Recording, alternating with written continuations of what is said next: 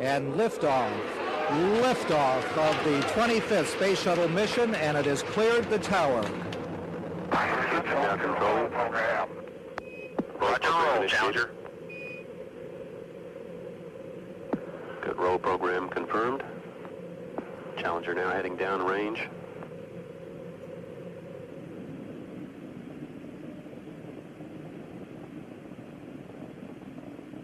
Engines beginning throttling down now at 94%. Normal throttles for most of the flight, 104%. We'll throttle down to 65% shortly. Engines at 65%, 3 engines running normally, 3 good fuel cells, 3 good APUs.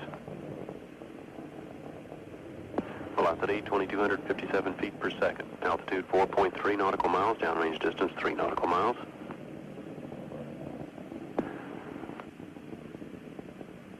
Engines throttling up, 3 engines now at 104%. Challenger, go at throttle up. Challenger, go at throttle up.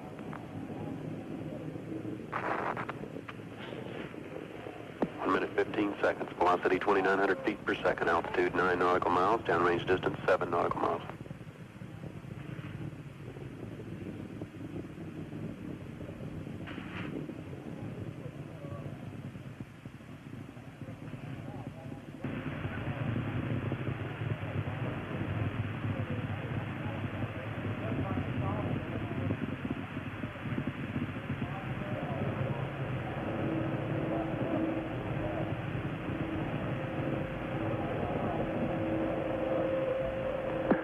Flight controllers here looking very carefully at the situation. Obviously a major malfunction.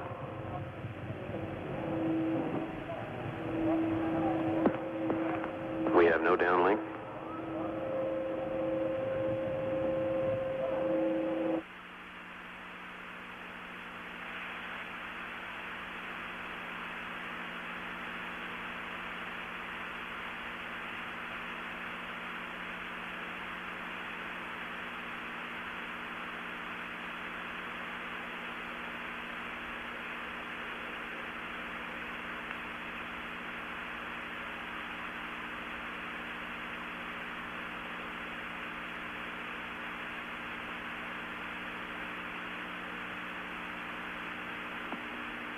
We have a report from the flight dynamics officer that the vehicle has exploded. Flight director confirms that. We are looking at checking with the recovery forces to see what can be done at this point.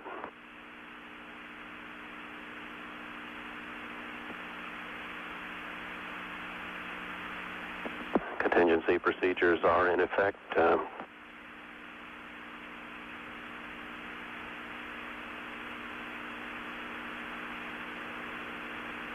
We will report more as we have information available. Again, to repeat, we have a report relayed through the flight dynamics officer that the vehicle has exploded. We are now looking at all the contingency operations and awaiting word from any recovery forces in the downrange field.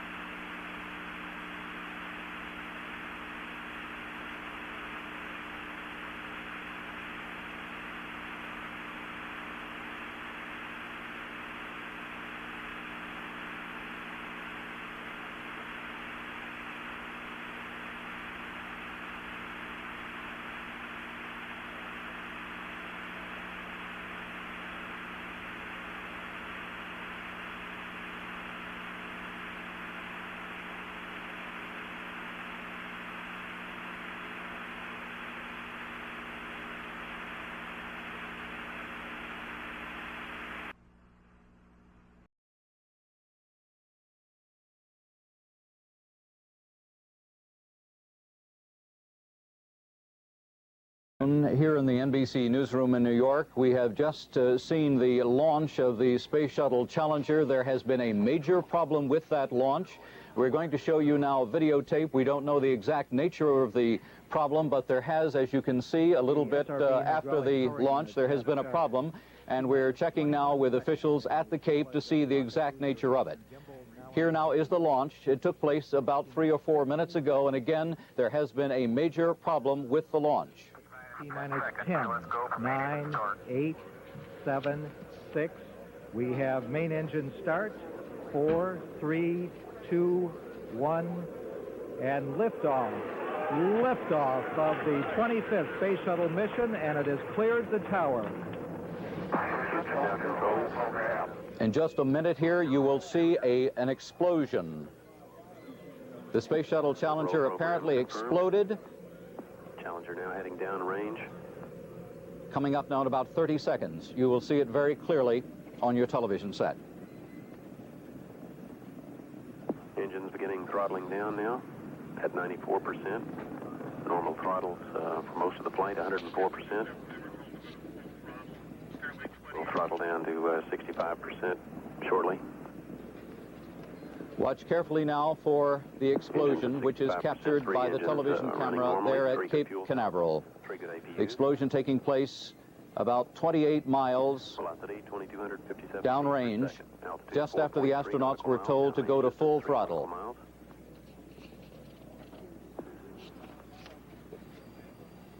Engines throttling up, 3 engines now at 104%. Challenger, go at throttle up. There is the explosion. 1 minute 15 seconds, velocity 2,900 feet per second. We have no indication at this hour of the fate of the 6 crew members, along with Christa McAuliffe, the school teacher who is taking this flight. This is the first failure of this kind in 56 U.S. man in space missions. There you can see the contorted configuration of the contrails. One of them is the capsule itself. The other, we think, is the solid rocket booster. Again, there has been a major problem, an explosion, with today's launch of the Space Shuttle Challenger. It was delayed for several hours because of cold weather and some icing down at the Cape. A major malfunction is what they're calling it. Again, we have no word on the fate of the crew members, but it does not look good.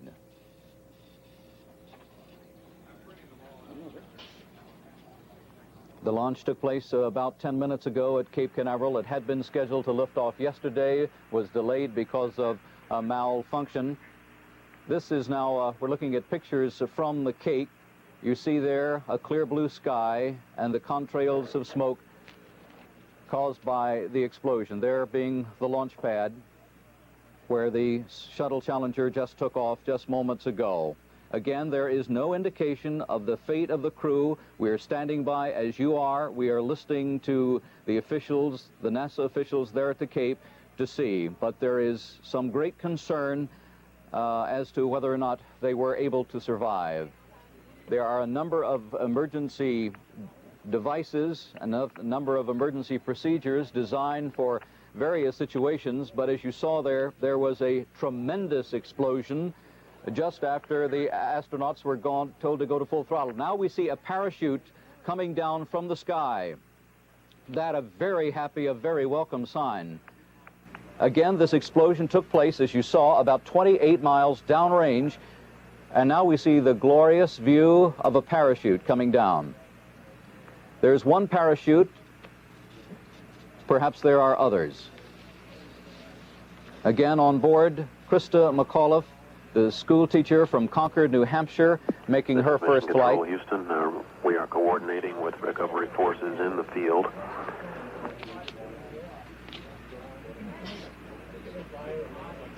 Range safety equipment, recovery vehicles intended for the recovery of the SRB in the general area. Those parachutes believed to be paramedics going into that area. Well, they cleared that up. We were hoping at that point the parachutes were from the crew members of the Space Shuttle Challenger. We are now told they are paramedics. Apparently normal ascent with the data coming to all positions being normal up through approximately the time of main engine throttle back up to 104%.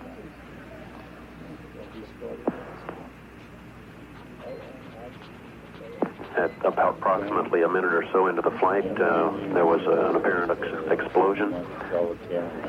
The flight dynamics officer reported that tracking reported that the vehicle had exploded and impacted the water in an area approximately located at 28.64 degrees north, 80.28 degrees west. Recovery forces are proceeding to the area,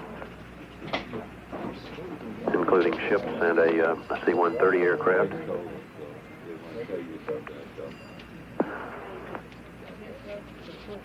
Flight controllers reviewing their data here in Mission Control. We will provide you with more information as it becomes available. This is Mission Control, Houston. And the word there from Mission Control that the explosion aboard the Space Shuttle Challenger occurred a minute or so into flight, about 28 miles downrange. That the vehicle then impacted on the water, some at least at one point about 28 miles out to sea from the Cape. As the controllers at NASA said at Cape Canaveral, it was a normal launch until about a minute into the flight when there was that terrific explosion. And at this point, we certainly have no word on the fate of Christa McAuliffe, the schoolteacher on board, or the other members aboard the Space Shuttle Challenger. We just know nothing now. There was hope, as we saw a few minutes ago, when we saw that parachute in the sky, but we were informed by NASA that that parachute was paramedics who are now at the scene there of the impact into the water, and they were bailing out to do what they can. Again, this is the first time there has been such a situation in all of the manned space flights. There have been drills and rehearsals for emergencies such as this, but when you have such a terrific explosion, it's a very, very difficult situation. Word now from NASA is that one of the ship's two solid rocket boosters apparently detonated, causing that explosion about a minute into the flight. Steve Nesbitt, the spokesman for NASA, said, "We have a problem.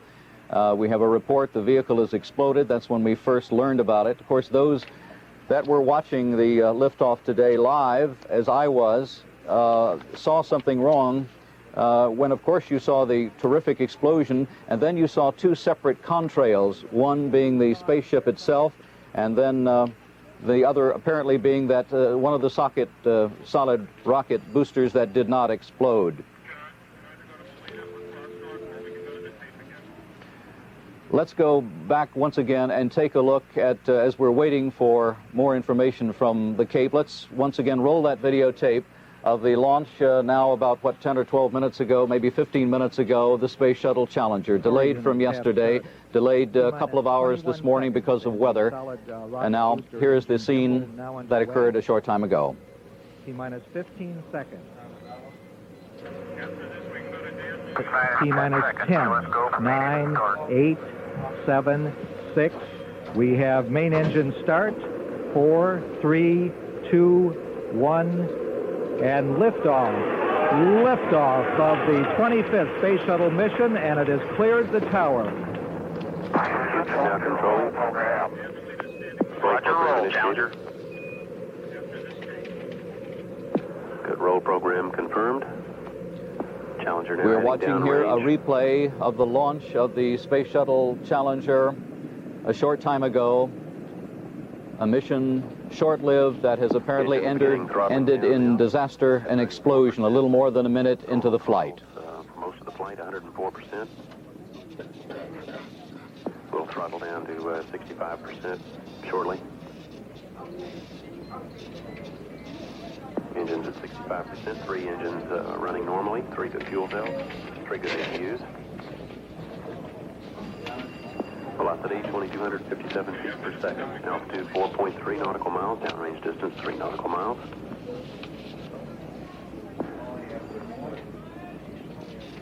Engines throttling up. 3 engines now at 104%. Challenger, go at throttle up. Roger, go to throttle up. And there we see the explosion just after NASA told the astronauts aboard the Shuttle Challenger to go at full throttle up. And there you see the strange configurations of the smoke and the burning shuttle. This is the 10th flight for the Shuttle Challenger. And again, the first time there has been an accident of this type after the launch from the Cape. Let's go now to the Houston Space Center, the Johnson Space Center in Houston, and correspondent Dan Molina. Dan, what information do you have? What can you tell us there?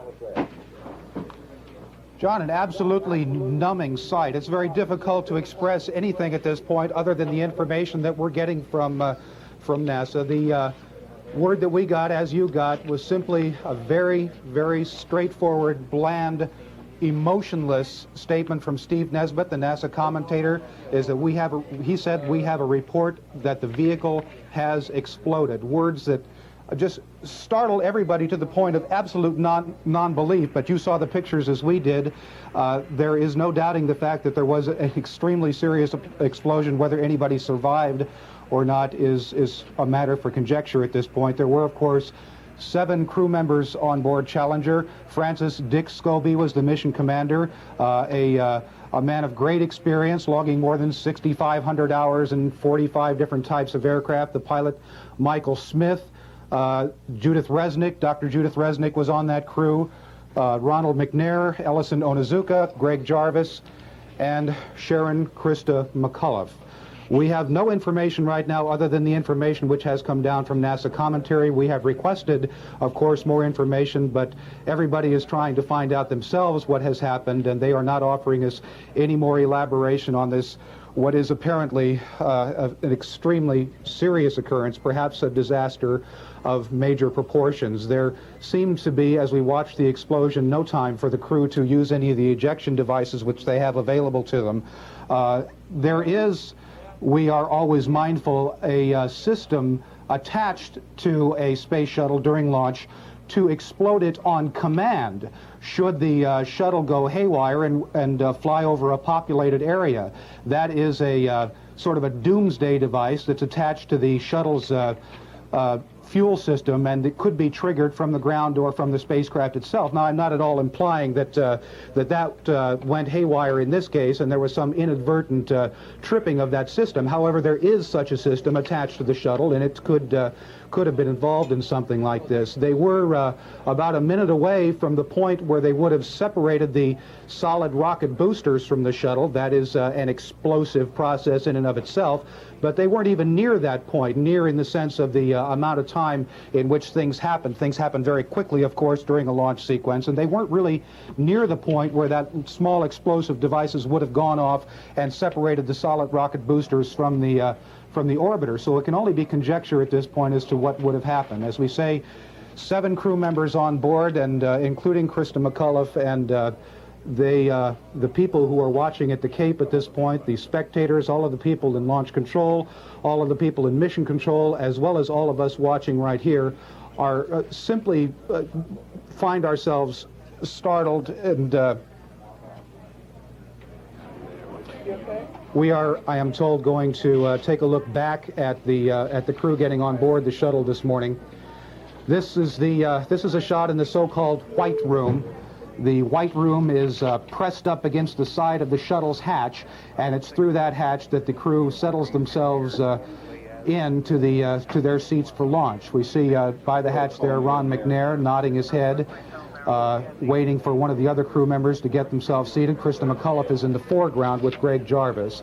She, at that point, obviously happy, eager. It looked this morning as though things were running along smoothly. There was a delay because of ice that had built up on the outside of the shuttle. It was extremely cold in Florida last night, and icicles built up at various points along the shuttle. The only concern about that, however, was that icicles might break off after launch and perhaps damage the thermal protection tiles on the shuttle. There was no thought at all that ice, as was the concern this morning, could have had any sort of impact on the shuttle that could have caused an explosion of this magnitude. It would be very difficult for ice to have that kind of effect, and so that, at least at first glance, would seem to be something that didn't enter into their calculations at all. This was Christa McAuliffe waiting to get her helmet on, and she was presented with an apple from one of the ground control team members as she very happily looked forward to the launch this morning. And nearby, about 3 miles away in the VIP viewing area, her husband, Stephen, who is an attorney in their hometown of Concord, New Hampshire. They have 2 children, Caroline, who is 7 years old, if I recall correctly, perhaps 6, and Scott, who is 9. All of them viewing in the VIP viewing area not far away. That, I believe, in the foreground now, you're just beginning to see Judy Resnik, Dr. Resnik, of course, a space veteran. Christa laughing, as they all were this morning. It seemed, even though they had a launch delay this morning, they were all in such good spirits as they got set to board the Shuttle Challenger. It seemed the launch control teams and everybody involved seems to have a feeling when the launch is going to go. Delay after delay, of course. The last flight, we had the feeling that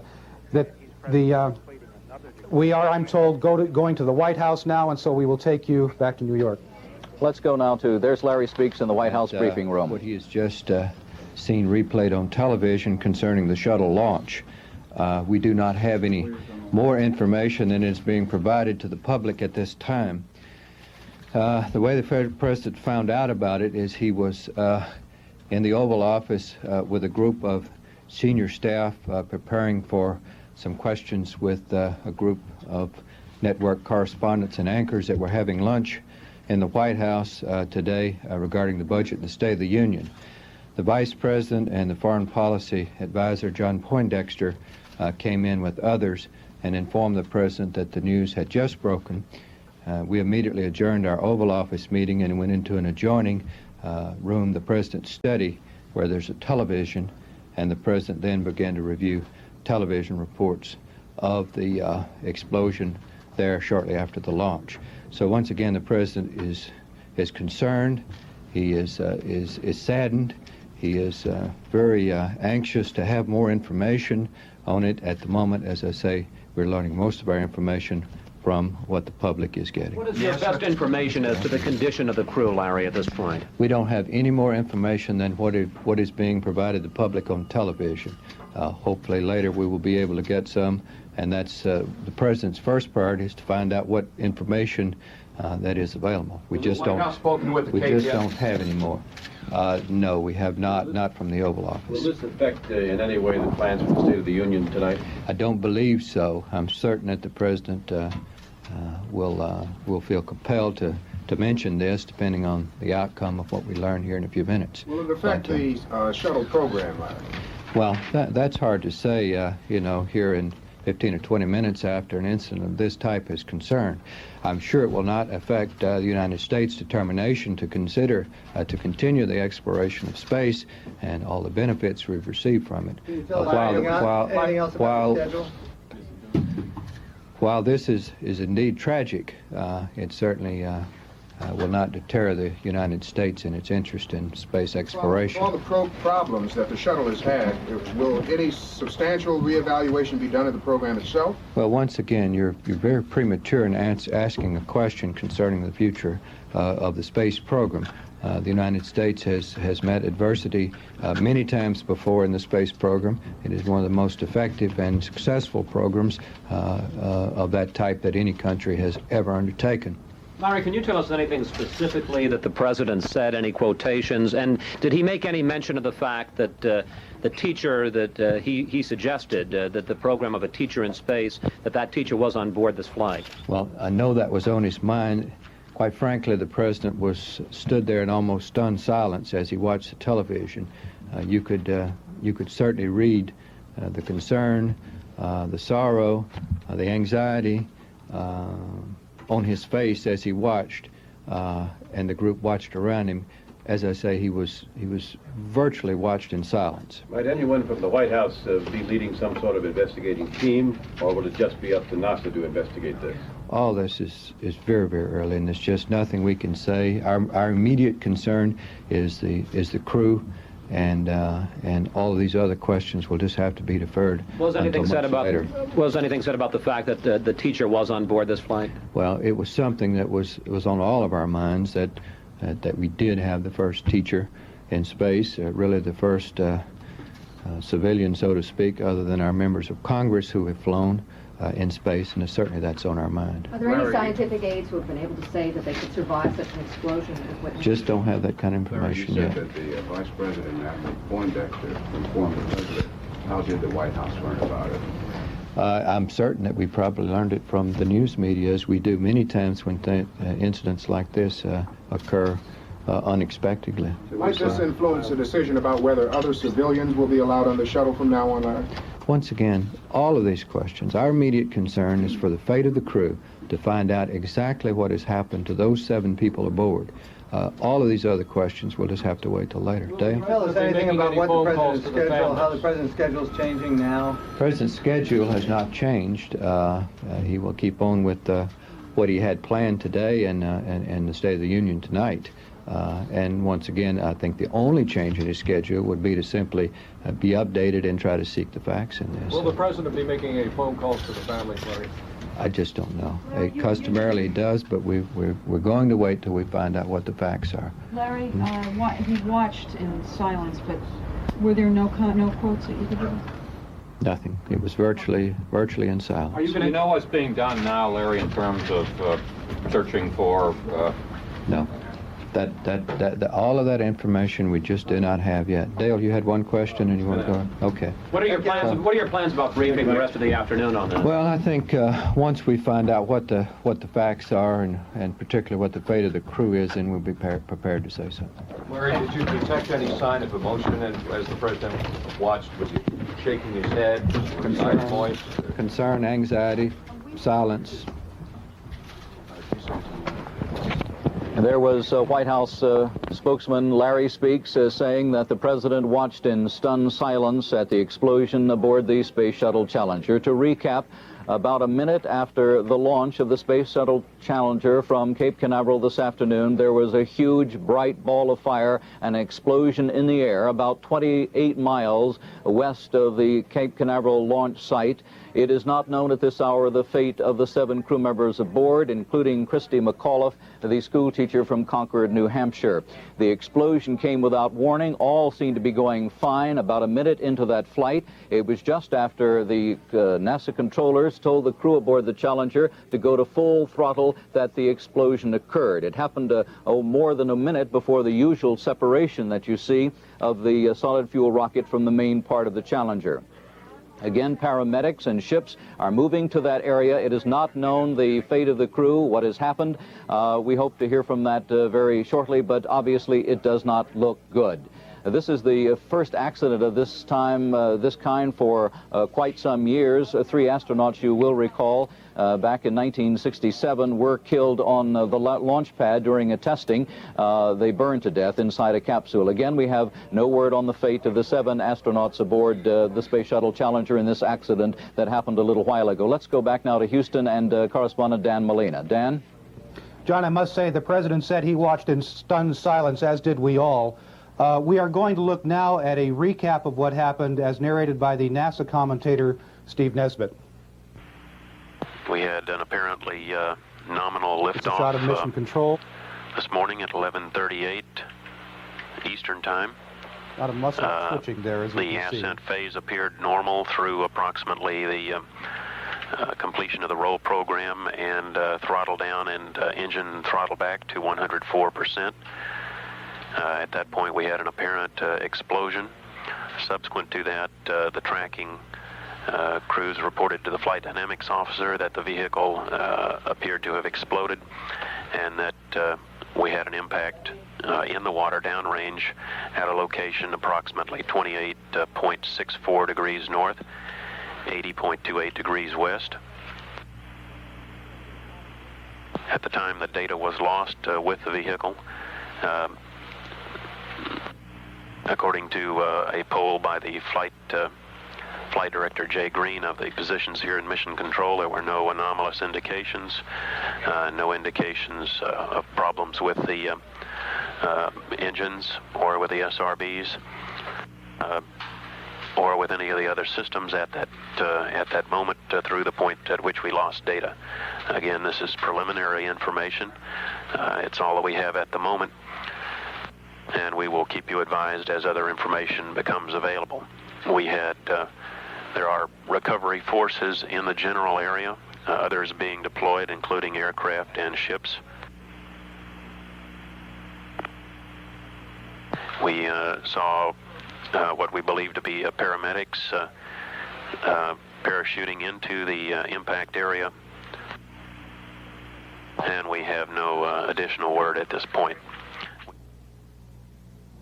Looking at that picture of Mission Control that you were seeing, I could notice up in the back of the room a gentleman by the name of Eugene Kranz, the Flight Operations Director.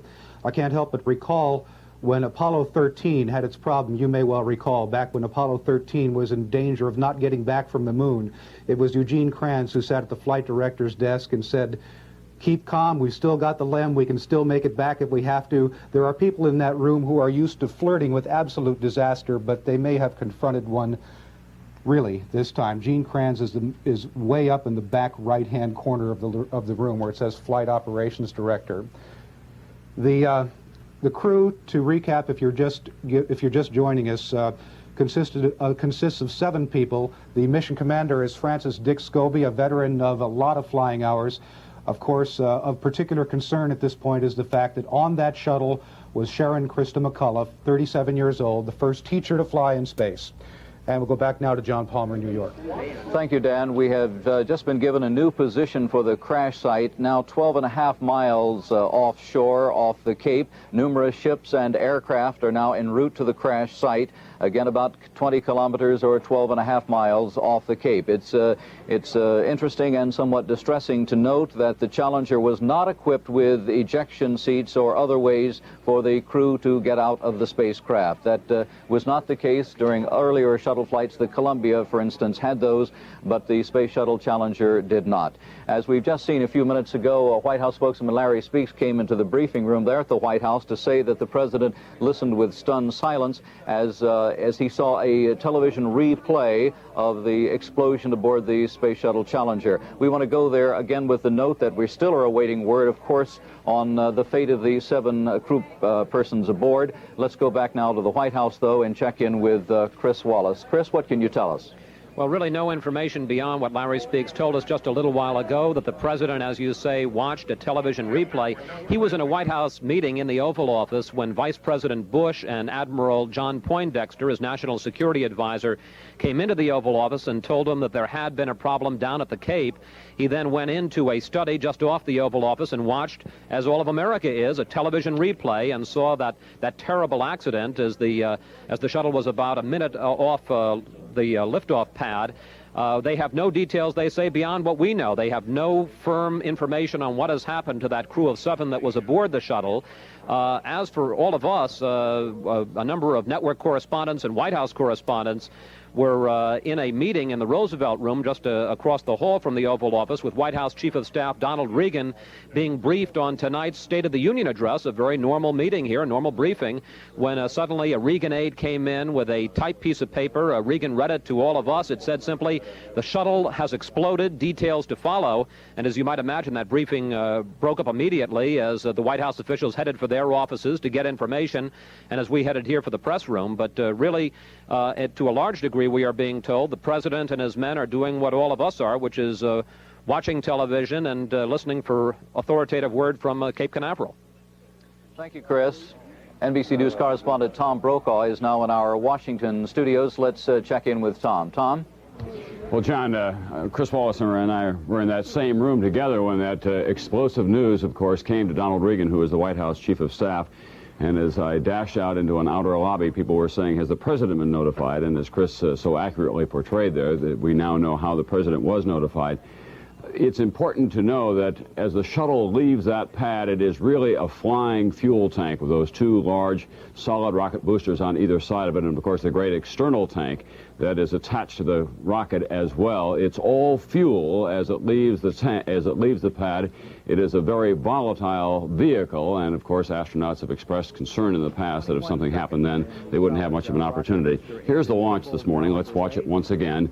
The grim reality of a major tragedy this morning at Cape Canaveral, the launching of the shuttle. T-minus 10, 9, 8, 7, 6. We have main engine start. 4, 3, 2, 1, and liftoff. Liftoff of the 25th Space Shuttle mission, and it has cleared the tower. Everything looked normal at this point, and as a matter of fact, NASA officials say there were no anomalies, nothing to indicate that anything could go wrong as it headed downrange.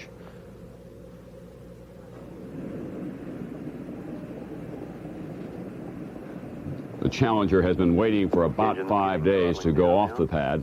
This would have been the 6th day. A number of problems, some of them weather-related. Problems with the door yesterday, but nothing to indicate the enormity of the tragedy that we're about to see here. Engines at 65%, 3 engines running normally, 3 good fuel cells, 3 good APUs. Velocity 2,257 feet per second. Altitude 4.3 nautical miles. Downrange distance 3 nautical miles.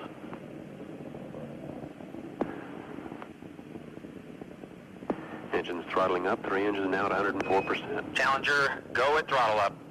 Challenger, go at throttle up.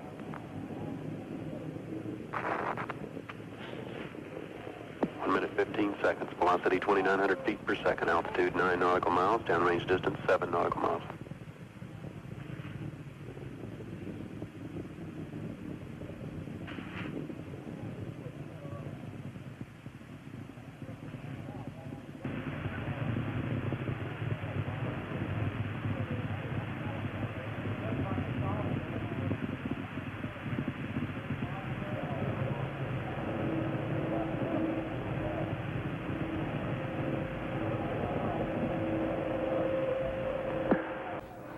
Here looking very carefully at the situation.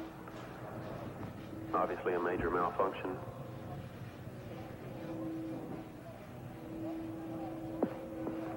We have no downlink. Obviously a major malfunction. That's the understatement of the year, perhaps, as this shuttle blew up as it was attempting to go into space today about 2 minutes downrange. At one point we heard that it was 4.5 miles high at that point. There were no ejection seats whatsoever. There was no way for those astronauts to escape. There's been no confirmation on their fate, but of course it looks very much as if there was no hope whatsoever for that 7-person crew, including 2 women, and that includes the school teacher, Christa McAuliffe from Concord, New Hampshire. Her school students and other students at that school today were assembled in an auditorium to watch all of this, tragically. And of course, the teachers began to suspect that something was wrong when they saw what we all saw, and they herded the kids back into the classroom. It will be a dark memory for them. Days, and her crewmates treat her like one of the gang. This was a little trek up to break the sound barrier with Dick Scobee, her mission commander.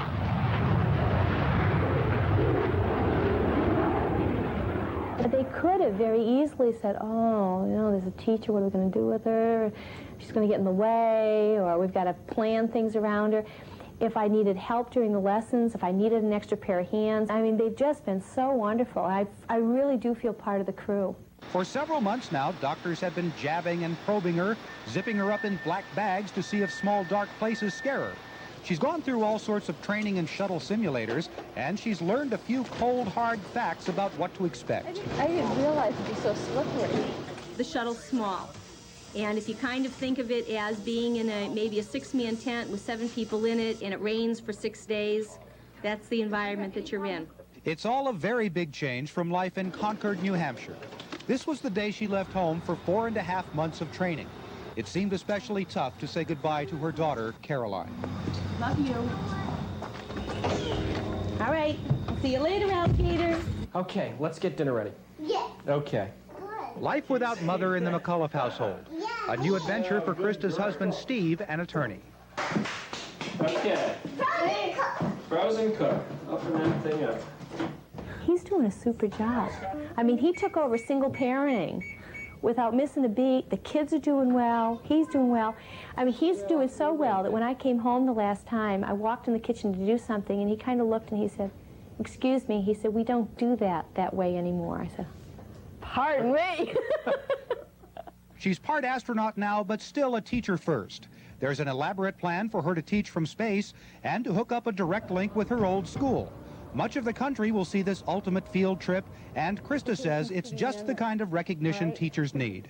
And because they feel so good about themselves and the morale is high, I'm hoping that other people are going to look at that and say, they do a very important job. She'll earn a place in history when Challenger lifts off. She'll be a celebrity for a while. Then it'll all be over. Christa McAuliffe will be back in New Hampshire, back in her classroom, but she'll always be known as the teacher in space. Dan Molina, NBC News at the Johnson Space Center, Houston. And it now appears, of course, that Christa McAuliffe could very well be remembered as a teacher who died in space. We have no confirmation of that, but there is no indication that there is any life that has been spotted among that 7-person crew today. McAuliffe's husband, Stephen, and her 2 small children, Scott and Caroline, were among the spectators at Cape Canaveral today to view the launch, what looked perfect for about 2 minutes, and then tragedy struck. The ramifications of this tragedy we can't yet realize, of course, this early on, but of course it is an enormous tragedy for the McAuliffe family, for the families of the other astronauts. It throws into grave doubt the future of the Space Shuttle program, which has been troubled recently. And of course, NASA will come under a great deal of criticism for this public relations effort that it has been making to get regular citizens into space. There's been a program for journalists that is now under consideration. Recently, Congressman Bill Nelson of Florida completed a trip. Before that, Senator Jake Garn of Utah went up. This program for teachers was announced by President Reagan during the course of his presidential campaign in 1984. Some people believe that it was an effort to win both the support of teachers and women, in that a woman teacher was picked for the experience. He said, in his defense, that he thought it would be an effort to share the space program with the children of this country so that teachers could share their educational skills after they have completed this trip.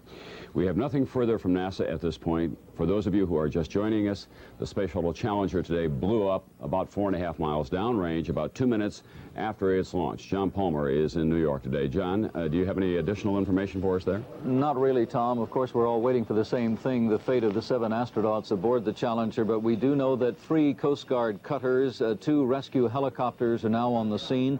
The area where the splashdown took place, at least we don't know how much of the Shuttle Challenger was intact when it went into the Atlantic Ocean, but that position is given anywhere from 12.5 to perhaps 28 miles off the shore. There are no U.S. Navy ships, we are told, in position there, but again, 3 Coast Guard cutters and 2 rescue helicopters. And a little bit earlier, we saw that parachute in the sky. That was one of the paramedics bailing out there over the scene. Again, as Tom said, and as we have heard several times now, the explosion took place about a minute and 15 seconds to be exact into the flight. All appeared to be going well, and then there was that tremendous, brilliant flash, the explosion, and we had 2 contrails, one going one way and one the other, one apparently the solid rocket dropping into the sea, the other the Space Shuttle Challenger. Earlier this morning, the delays were caused by the freezing conditions down in Florida. There were icicles, some people said as long as 2 feet, hanging from parts of the spacecraft, and there was a condensation problem, and they were a little bit afraid, and they delayed because this, they thought, might cause a problem of chipping of some of those sensitive tiles on the spacecraft if they should break off during the launch procedure. Well, the NASA officials talked this over for some time and decided to go ahead with the launch, that they didn't think that would cause any particular problem. Here is a picture of the crew, the 7 astronauts aboard the Space Shuttle Challenger. Of course, the most celebrated passenger there is the civilian, if you will, the school teacher, Christa McAuliffe of Concord, New Hampshire. And there were a lot of reporters were up there this afternoon, of course, for the launch. They were in the high school auditorium with the students as they watched their teacher take off. And then, of course, as all of us that were watching noticed that there was something wrong, there was an explosion. The school officials didn't know what had happened, but they knew something had happened, and they suggested that all the reporters leave and all the students go back to their classes, and that's what happened. There is Christa McAuliffe, the school teacher, who is taking her flight. She was going to to conduct 2 one-hour or so classrooms from space and be talking back to kids in classrooms all over the United States. The other crew members aboard that flight, along with Christa McAuliffe, the commander, was Francis R. Scobee, 46 years old. The pilot was Michael J. Smith, age 40. Judith Resnik, also on board, age 36. Ronald E. McNair, 35. Ellison Onizuka, who is 39. And Gregory Jarvis, who was 41. That's Gregory Jarvis, 41. All in all, 7 astronauts aboard the Space Shuttle Challenger. And again, Tom, we're just waiting here, as you are, for some word as to the fate of those aboard the Space Shuttle. Thank you very much, John. I can talk at some length about Judy Resnik, one of the astronauts that was aboard this ill-fated shuttle this morning. She was one of the first astronauts assigned to NBC News when we first began covering this program. She was a determined and enthusiastic young physicist who maintained her enthusiasm for the space program even through some long delays. As a matter of fact, I had a note from her recently inviting me to come down and watch this launch because we've had a kind of a running joke about the delays in the Shuttle Challenger and in the Shuttle program. Judy lives in Houston, Texas. She's given over her life to the space program, and it appears today that she may have, in fact, given her life to the space program. She was one of those people who worked in anonymity, really. She was not the first woman to go into space. That was Sally Ride, but Judy Resnik was right behind her, and she's a payload specialist. She has been living in Houston outside the Space Center now for about the past 10 years, going to work on what is a really trying routine for these people who are involved in the space program. It's not all the glamour of the launch day. Long hours, sometimes 7 days a week, training in programs for which we may not think as civilians that there will be any payoff, but they know that ultimately that they will learn from it. So it's an enormous tragedy for all the families of all the astronauts who are involved, not just the McAuliffe family. Dan Molina now is at Houston. Do we know any more down there, Dan, at the Johnson Space Center? Tom, we're just getting a little bit more information. We are told that there is a recovery force in the area. They are correcting the distance that Challenger was downrange when it exploded. They are saying it was 18 miles downrange now. They are saying that there was no, quote, anomalous information coming into Mission Control at the time that the explosion occurred. That, of course, translates to nothing wrong, apparently. It occurred the explosion, that is, occurred shortly after what is known as throttle up to 104%. They throttle up the engines to 104% of their capacity. That is a normal procedure during launch. And it was at that point that the explosion occurred. Mission Control here in Houston has complete control of the launch sequence from the point where the shuttle clears the tower, which is about 7 seconds into launch. So all of the information, all of the telemetry comes into here at the Johnson Space Center. They are studying it now. They are telling us nothing more than they couldn't see anything wrong at the time. Obviously, a complete evaluation going on here and at headquarters in Washington, D.C. Aside from that, Tom, we have no further information for you now. I think it might be useful if we showed a NASA animation of what is supposed to happen under normal circumstances now. During a routine separation, what happens is that those 2 large rockets on either side of the shuttle slide away from it. And the big external tank, which is now orange-colored at the back of it, that just breaks up. What is supposed to happen is that those 2 external rockets slide away, and the big external tank breaks up, and then, of course, the shuttle itself goes into orbit. It's really a flying airplane with 2 short wings on it. Let us show you now a NASA animation of what is supposed to happen on a normal launch.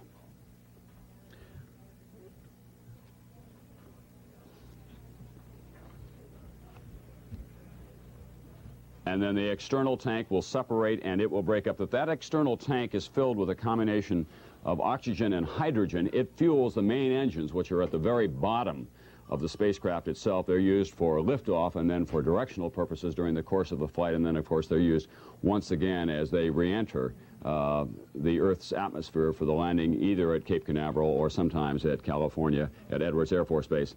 At the Jet Propulsion Laboratory today in Pasadena, California, NBC News space correspondent Roy Neal, who has watched a lot of these, and he has watched a lot of, or too many tragedies over the years as well. Roy?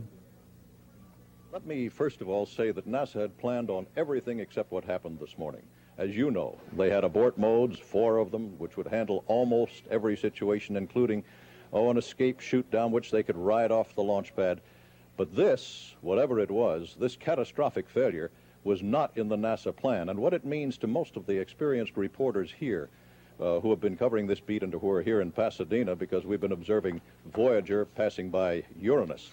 What it means to most of the reporters here is NASA now has to go back to its drawing board. First, it has to find out what happened, and after that, in addition to finding out what happened, what do they do to fix it?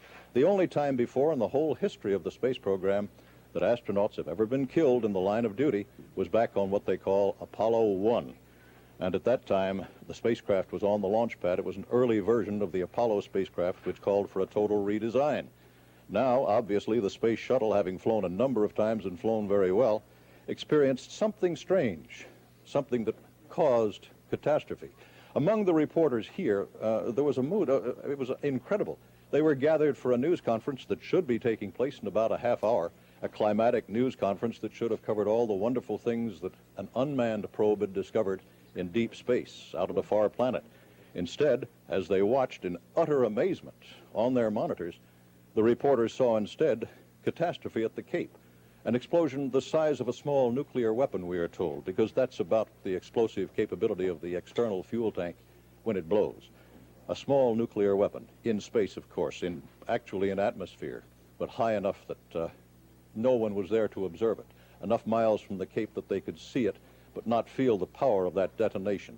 There was one chute that was seen, but the observers also know there were no chutes for the crew. No chutes, no escape tower, no way out for this kind of failure. Instead, the only chutes on board were to bring down the solid rocket boosters. And one of them did indeed deploy, and presumably there's a solid rocket booster somewhat burned out somewhere out there in the Atlantic Ocean. But as far as the crew is concerned at this writing, it would seem totally hopeless, and NASA obviously has suffered a tremendous tragedy with the catastrophic failure today. Tom? Right, wouldn't you think that the shuttle program now is just going to be on hold for an undetermined number of months? They've had a number of difficulties with the launch of this vehicle before today because of not just weather, but they had problems even with the door handle yesterday. Don't you think that there probably will be a congressional demand and a public demand that the shuttle go on hold for a while until they get it absolutely trouble-free? I would think, Tom, were you and I running the program, that's exactly what we'd do. Settle back, figure it out, determine what has to be done, then do it, and then start all over again.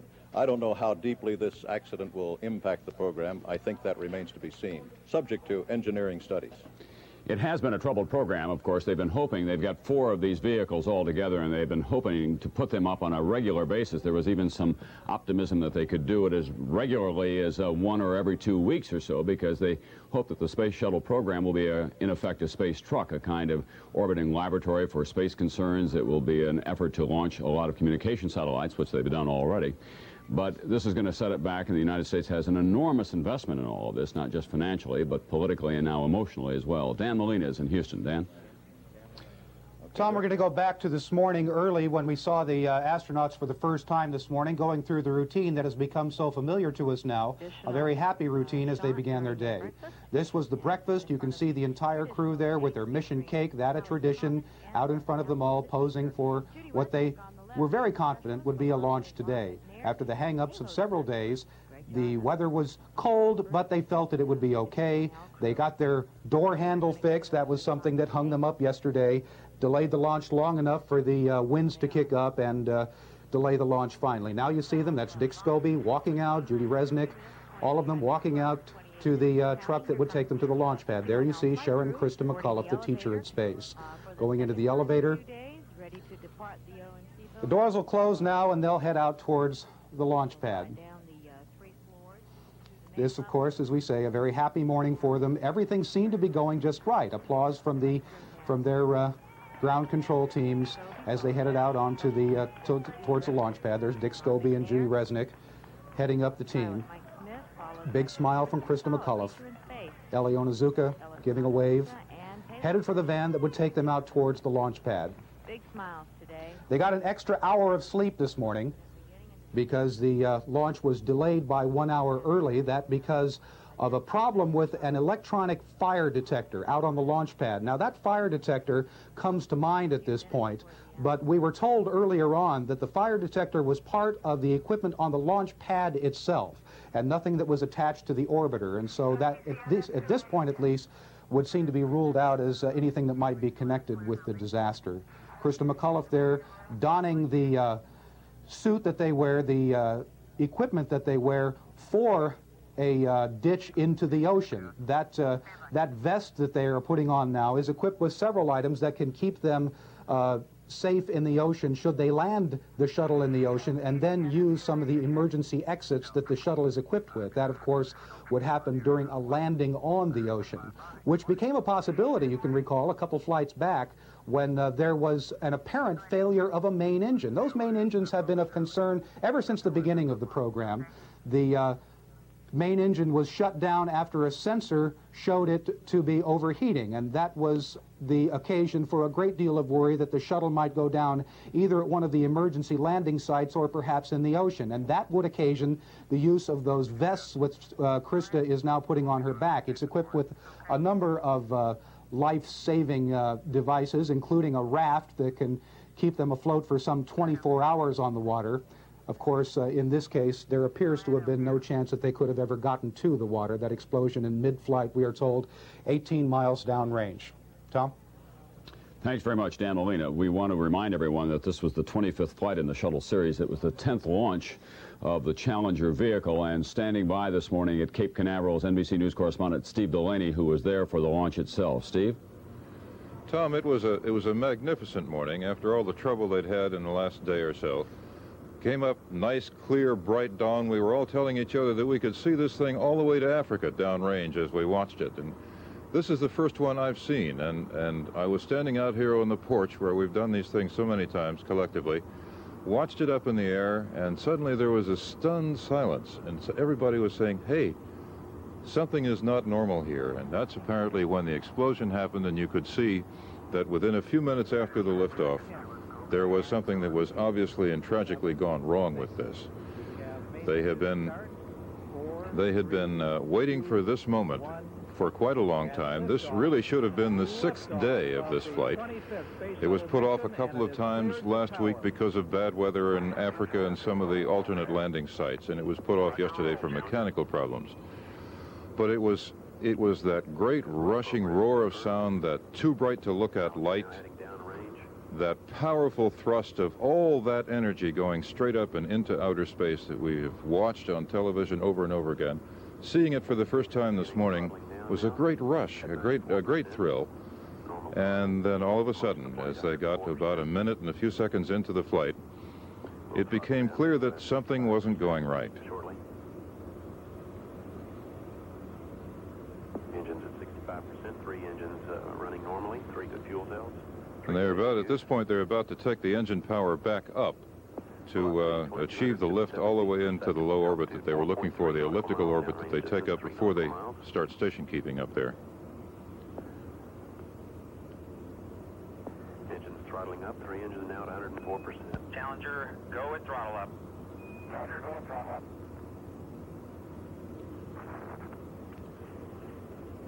Tom, it wasn't that visible from the ground, but at this point it was very clear. People were gasping, and you can see the two sides of the debris going out, almost looking like a pair of cow's horns, each curving in a different direction. Nobody was quite sure what we were looking at that point. Yeah, Steve? Except it was very clear that something was awfully wrong. Yeah, the only thing that looked to be intact, to my naked eye at least, was one of the solid rocket boosters that seemed to be going off in one direction. But everything else seemed to have been virtually destroyed by the magnitude of that explosion at what appeared to be the base of the rocket. Of course, it's back there that the main engines are located. And that's where all the energy was being burned, and I think I heard somebody from the mission control in Houston say a few minutes ago that it was just after the 3 main engines to burn that this happened, and absolutely without warning. There was no anomaly, as they say. There was no indication here or from the things that the controllers were saying that anything was happening other than a great, dramatic, beautiful liftoff, as we've seen so many times before. Can you tell us a little bit about what's going on there right now in terms of the crowd? Are people sticking around? That it's always a big attraction in Florida, of course, but a tragedy of this scope. Are people staying around to hear what the final answer is, or are they just drifting away, Steve?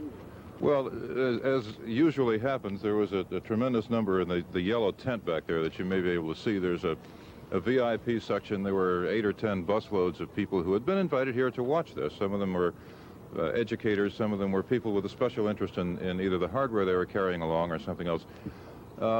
as soon as this happened, of course, we all got so busy that we didn't really notice what happened to them, but they're not here.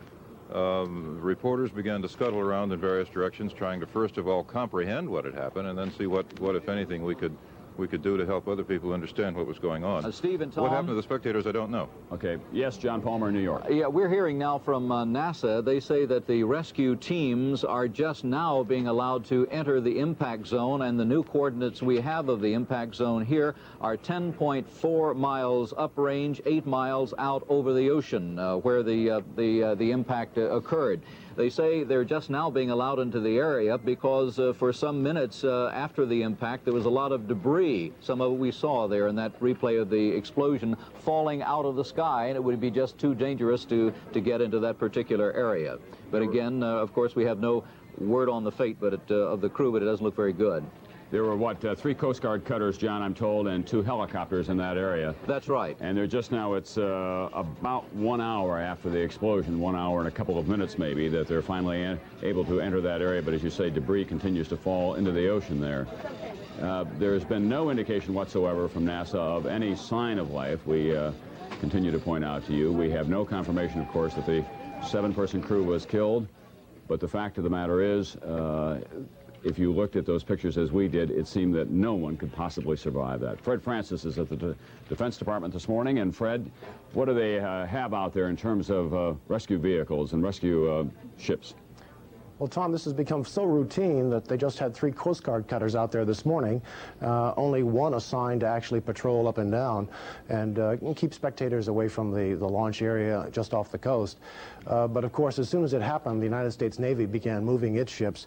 And right now, we're told that a U.S. Navy hydrofoil, the USS Pegasus, is about 30 minutes from the scene and heading full speed in that direction, along with the U.S. Navy frigate, the USS Underwood, and that's about an hour and 20 minutes away. But Tom, I must tell you that within seconds of watching that explosion here at the Pentagon with several Air Force officers, they did not know what happened, but they were very certain that the devastation of the explosion, one man said, nobody survived that. So what they're going to do now is actually look for pieces, pick up all the pieces that are possible in that area. And as we saw it shower down, it's going to be quite a wide area of picking up debris. Fred, also the shuttle, of course, has military applications. The United States military has hoped to use it for a variety of mostly classified purposes thus far. My guess is that this will put everything on hold in terms of the shuttle program, not just for civilian purposes, but for military purposes as well. As you were talking with those Air Force officers, do they have any thoughts on that? Well, that has been a long-running controversy here at the Pentagon. Many in the Air Force want to have the expendable launch vehicles used without the shuttle to put into orbit reconnaissance satellites and communication satellites. They don't feel, and they've not felt for a long time, that the shuttle has been reliable enough to put up those time-urgent satellites that the United States so depends on. And of course, this will fuel that controversy. Many in the Air Force will say we have to go to the expendable vehicles.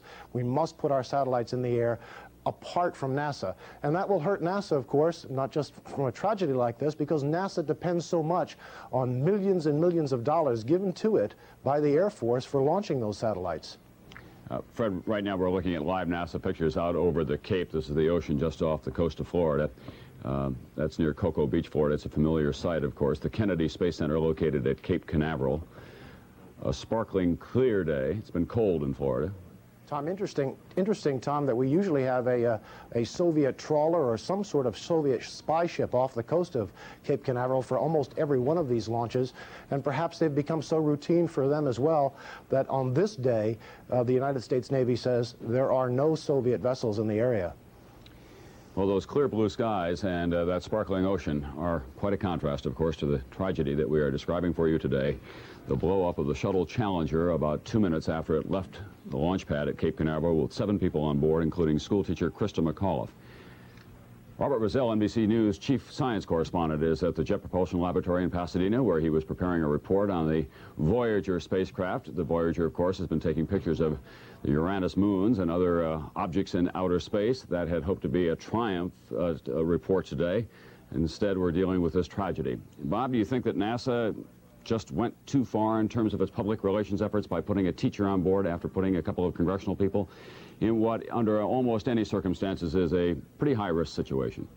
It certainly is. In fact, I think I could inject a personal note here, because the commander of that mission, Francis Scobee, who was known as Dick Scobee, as you remember, Tom, on the earlier space missions, we always had an astronaut who was our advisor, and Dick Scobee was one on the first mission where Sally Ride flew, so he was with us for a long time, and I got to know the man very well.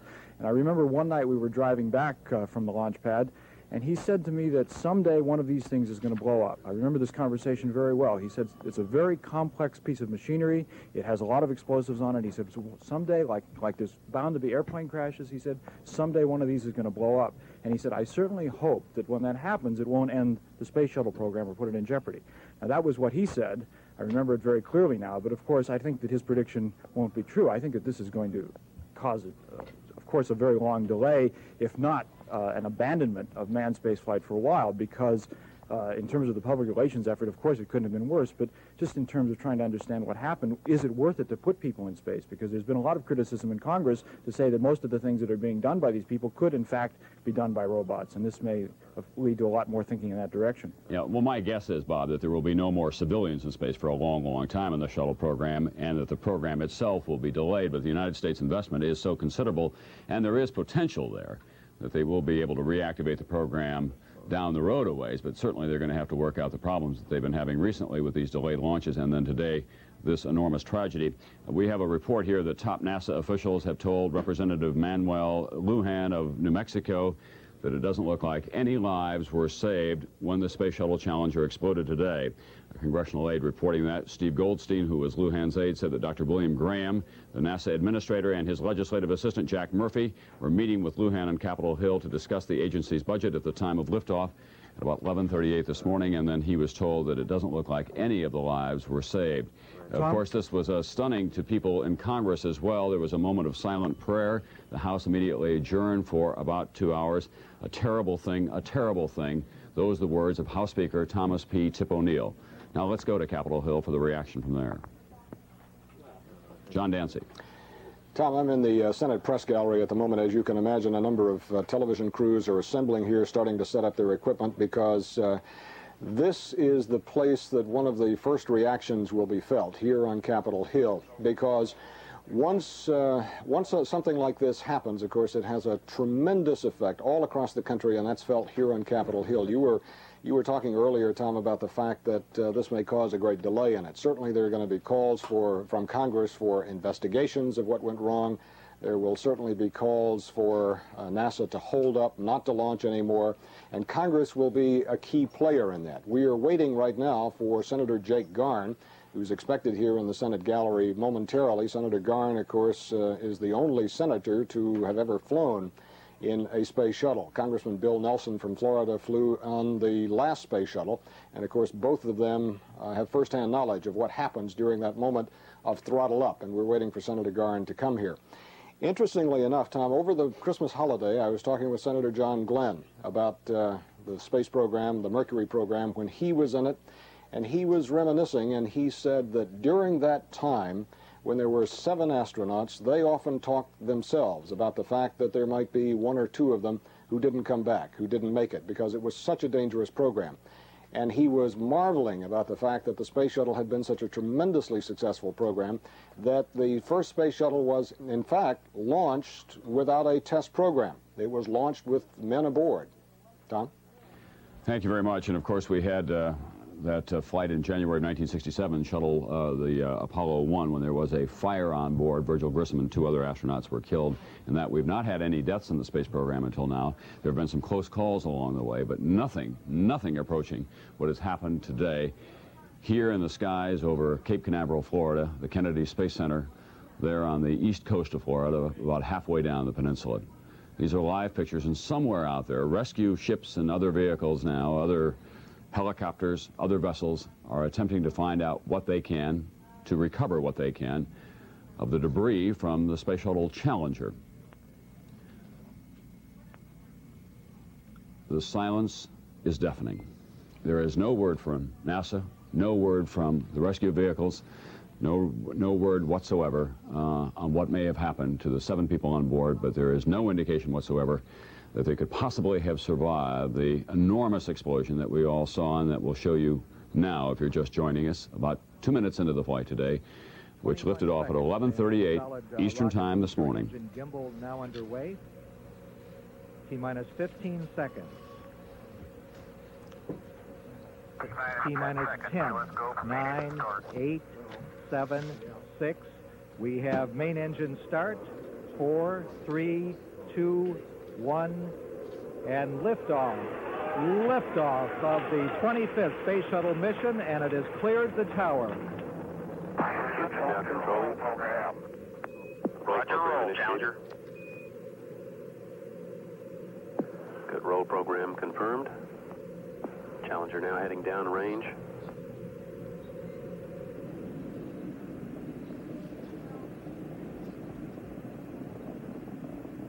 Engines beginning throttling down now at 94%. Normal throttles for most of the flight, 104%. We'll throttle down to 65% shortly. Engines at 65%, 3 engines running normally, 3 good fuel cells, 3 good APUs. Velocity 2,257 feet per second. Altitude 4.3 nautical miles. Downrange distance 3 nautical miles.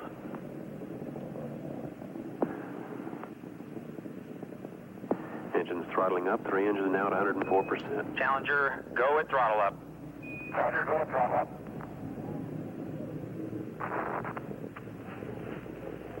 1 minute 15 seconds. Velocity 2,900 feet per second. Altitude 9 nautical miles. Downrange distance 7 nautical miles.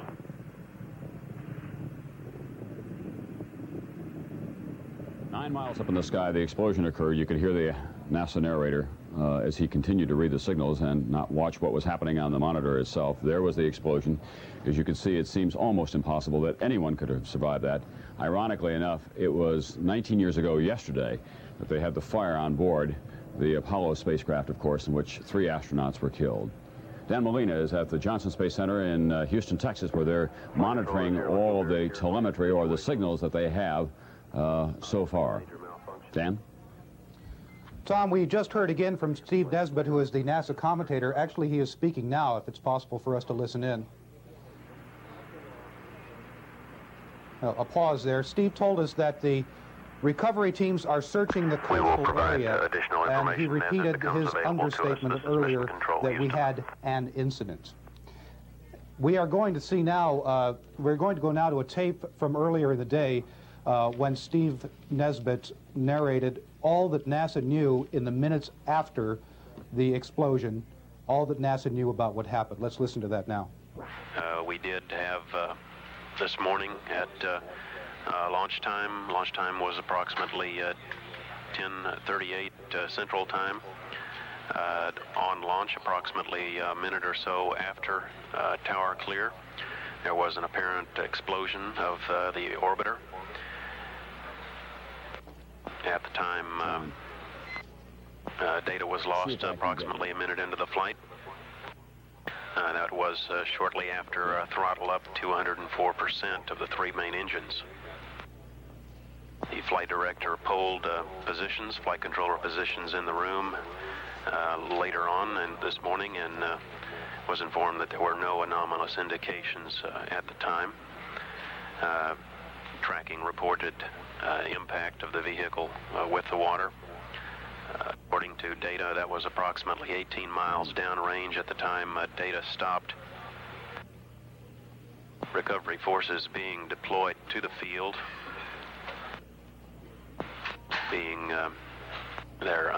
were unable shortly to enter the specific area because of a continuing falling debris, and at about this time are being admitted to the impact area. Contingency procedures are in effect, and following those procedures, all of the data available in mission control from the flight at the point or up to the point of the incident, data is being secured and will be carefully evaluated. We have no additional information at this time, and we'll keep you advised as other details become available. This is Mission Control, Houston. And as we say, there has been very little substantial information to add beyond that since the incident happened. These, the first apparent deaths in the space program since the deaths of Ed White, Roger Chafee, and Gus Grissom on the Apollo 1 launch pad many years ago. Tom, I must say that I was hearing Bob Bazell and you and some of the other gentlemen talking about the impact of this on the U.S. space program. It's well to remember how much of the U.S. space effort has been invested in the shuttle itself, and that has been another of the criticisms of it through the years, is that we are shoving so much into the space shuttle program, leaving very little left for anything else. The space shuttle program is essential to the space station program that is planned, both the NASA space station and a private space station that is planned for the next several years. It's essential to interplanetary exploration that's scheduled for later this year. It is the focus of the U.S. space program. And so now we find that whatever happens to the shuttle program, whatever its fate after this tragedy, it will affect most of the rest of the U.S. space shuttle program as well. Tom? Even before today's explosion, of course, as you indicate, there were all manner of criticisms of the space shuttle program, whether or not we had invested too much, whether or not it was appropriate for the United States to be involved in a governmental way with private enterprise and the launching of satellites, whether or not we could ever pay for the space shuttle program. There were some very ambitious plans at the very beginning for launching, as I said, on a regular basis. So far, they have not panned out. The military use of it, some people indicated that the domestic side of the budget was paying for what was ultimately going to be a military vehicle of one kind or another for the launching of secret weapons or secret satellites. So today's tragedy will bring all that sharply into focus, and we will have, my guess is, a national forum now examining what has gone wrong with the space shuttle program and what the future of it ought to be. It was at about 9 miles up in the air today when the space shuttle program came apart, literally in the skies, and apparently 7 people were killed. Once again, videotape of that tragic moment.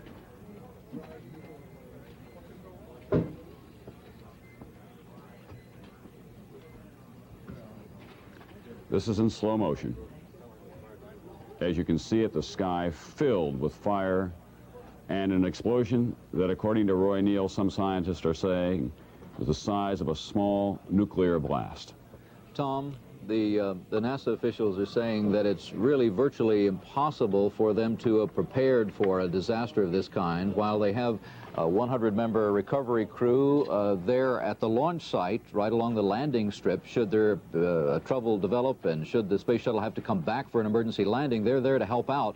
But there's really nothing that they can do out over the open sea except have ships in position and try to get there and pick up the pieces and see what they can do well after the fact. Yeah, John, what they have is, in effect, plans prepared in case there's something minor that goes wrong, and that airplane, the space shuttle, and that's really what it is, has to make a quick return and make a landing back once again at the Kennedy Space Center. But nothing to prepare for an explosion of this kind, a tragedy of this scope, because there's no way that you could get out of that. Even if you had parachutes, you're at 9 miles up.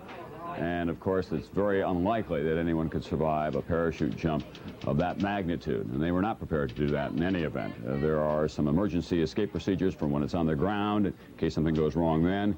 There is, as I say, there are some prepared emergency procedures for if something minor goes wrong and they can return. And then they have what they call a once-around procedure. If something goes wrong and they don't get into the orbit that they want to, they can land in Spain or they can land in California, different places. But nothing to deal with an explosion of this kind today, because there seemed to be nothing left of the spacecraft itself. We're told that at the time of the explosion that Dr. William Graham, who is the administrator of NASA, was on Capitol Hill. He was getting ready to meet with a congressman and talk about NASA's budget.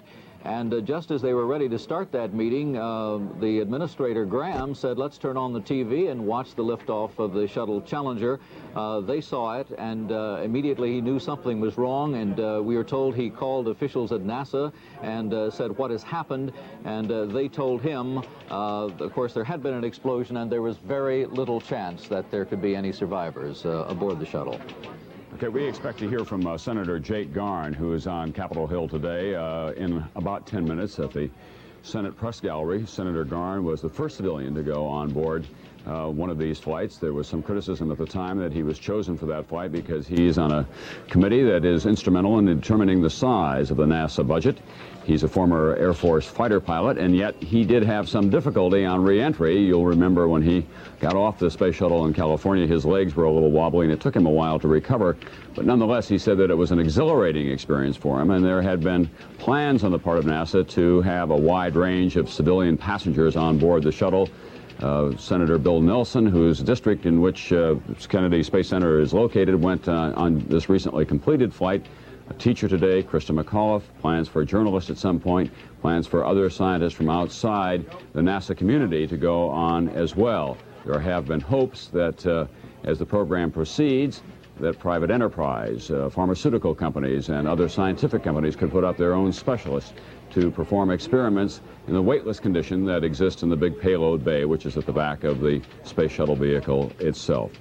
We are now coming up in about 1 hour and 20 minutes after the explosion. Still no confirmation of the fate of the 7 people on board, but to repeat once again, there is no indication whatsoever that any of them could have survived that explosion. Steve Delaney is at the Kennedy Space Center, Cape Canaveral, Florida now. Steve? Yes, Tom. In terms of looking ahead at where NASA goes from here, it was probably also a good idea to look back a little bit, because this was the 25th lift. This was the 10th time for the workhorse of the fleet, the Challenger. And they had accomplished a great number of things. They had laid to rest, by putting civilians up in the air, they had laid to rest some of the mystique that was built up around the early NASA astronauts. You no longer had to be a test pilot. You no longer had to be a specialist in one sort or another. You could be, and today was, for the first time, included in the crew, an ordinary citizen. And we're looking at pictures now that indicate how difficult it is going to be to find and recover and make sense of what happened this morning. The pieces, they say, have still been raining down from the sky. They came from a long way up. The smaller ones, the ones that are made basically out of scrap sheet metal. The heavier pieces, they gave us an impact time and point a long while back. Not very, in fact, the heavier pieces, Tom, seemed to come down almost as fast as they went up, which was quite fast indeed. NASA does have a helicopter, which is part of the coverage pattern that they have for showing us the pictures of the launch early on, and that camera is now out over the search area taking a look, and there's just an awful lot of blank space out there, and the chances of finding anything that would tune up the hearts of people who are worried about the crew are pretty remote.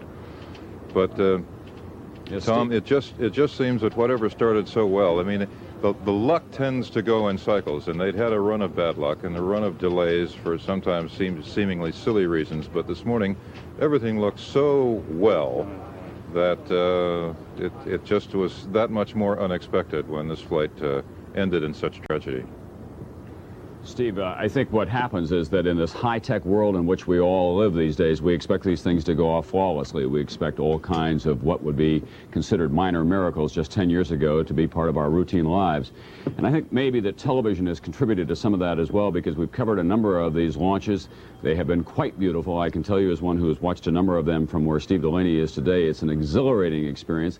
It seems as if nothing can go wrong. After all, we're putting a 37-year-old woman school teacher on board the space shuttle. There's a lot of excitement about that. Well, that's what I meant about... But it's a very complicated piece of machinery, and it is highly volatile. Well, it certainly was this morning. Christa McAuliffe was selected, as you recall, over about 11,000 other applicants, all of who wanted to get in on this program. There have been 1,400 or so journalists who have submitted their names in a deadline that recently passed to be the first professional storyteller to go into space and turn around and come back and try to increase the knowledge of what's been going on. They used to say about astronauts that they were very good pilots and not very good poets, but the idea was to try to make the kind of magic that the space program had become more available to people who had no special training as perfect physical specimens or test pilots. A long way between a 37-year-old lady school teacher and the kind of people who we had with the Glens and the Shiraz and the first crop of astronauts who flew the Mercury program out of here so many years ago. Steve, we have the first reaction from Nancy Reagan, who was watching, it turns out, the launch of the shuttle this morning in the private quarters of the White House, and one of her spokespersons said that Mrs. Reagan's reaction immediately was, "Oh my God." She watched in shocked disbelief, we're told. She said that she would start praying for some thread of hope. Tragically, as well, not only were 1,200 students of Concord High School, where Mrs. McAuliffe taught, watching this on television today, but at the Cape itself, her family was assembled. Her husband, Stephen, and 2 small children, a boy and a girl. Young Scott and Caroline were there watching, too.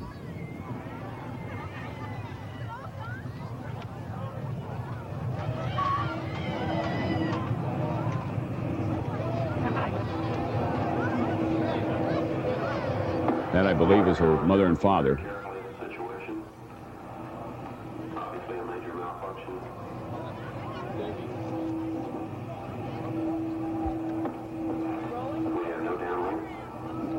They appear not to know quite what's going wrong.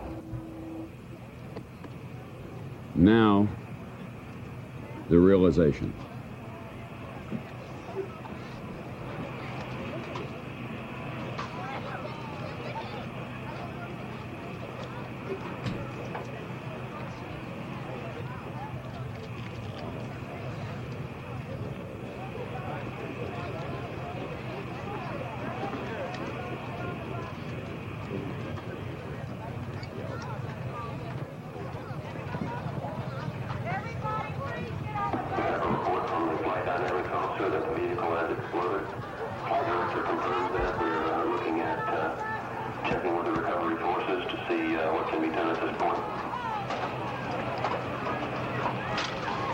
McAuliffe's parents watching today at Cape Canaveral. You could hear the NASA commentator in the background say there's a major malfunction. Now I think it is beginning to dawn on them that something terribly is wrong. You can hear another NASA official in the background saying, "Let's get out of this area."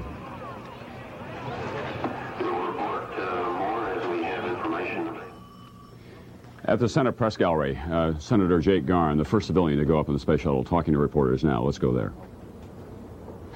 All right. Reaction to what happened today? Well, it's very difficult for me to talk about it because these were my friends. Mike Smith, the pilot, was my mother hen the first month that I trained. They assigned him to me, go to my classes and help brief me. And I don't know of any time that I have been more shocked or more moved than when my first wife was killed in an automobile accident. And so it's been very, very difficult for me this morning.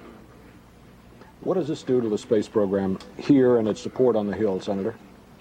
Well, I have great confidence in the space program. I think it's a remarkable system, and I think we should push ahead after we have determined the cause. Obviously, we should not fly until we have determined the cause of this particular failure. But I think we need to look at all of the successes, the remarkable safety record that the space program has had, the benefits that come from it, and the crew members that I knew so well. I would expect that they would want us to go ahead with the space program after we have gone through the proper investigations and analysis and know what happened. How should we go about investigating this?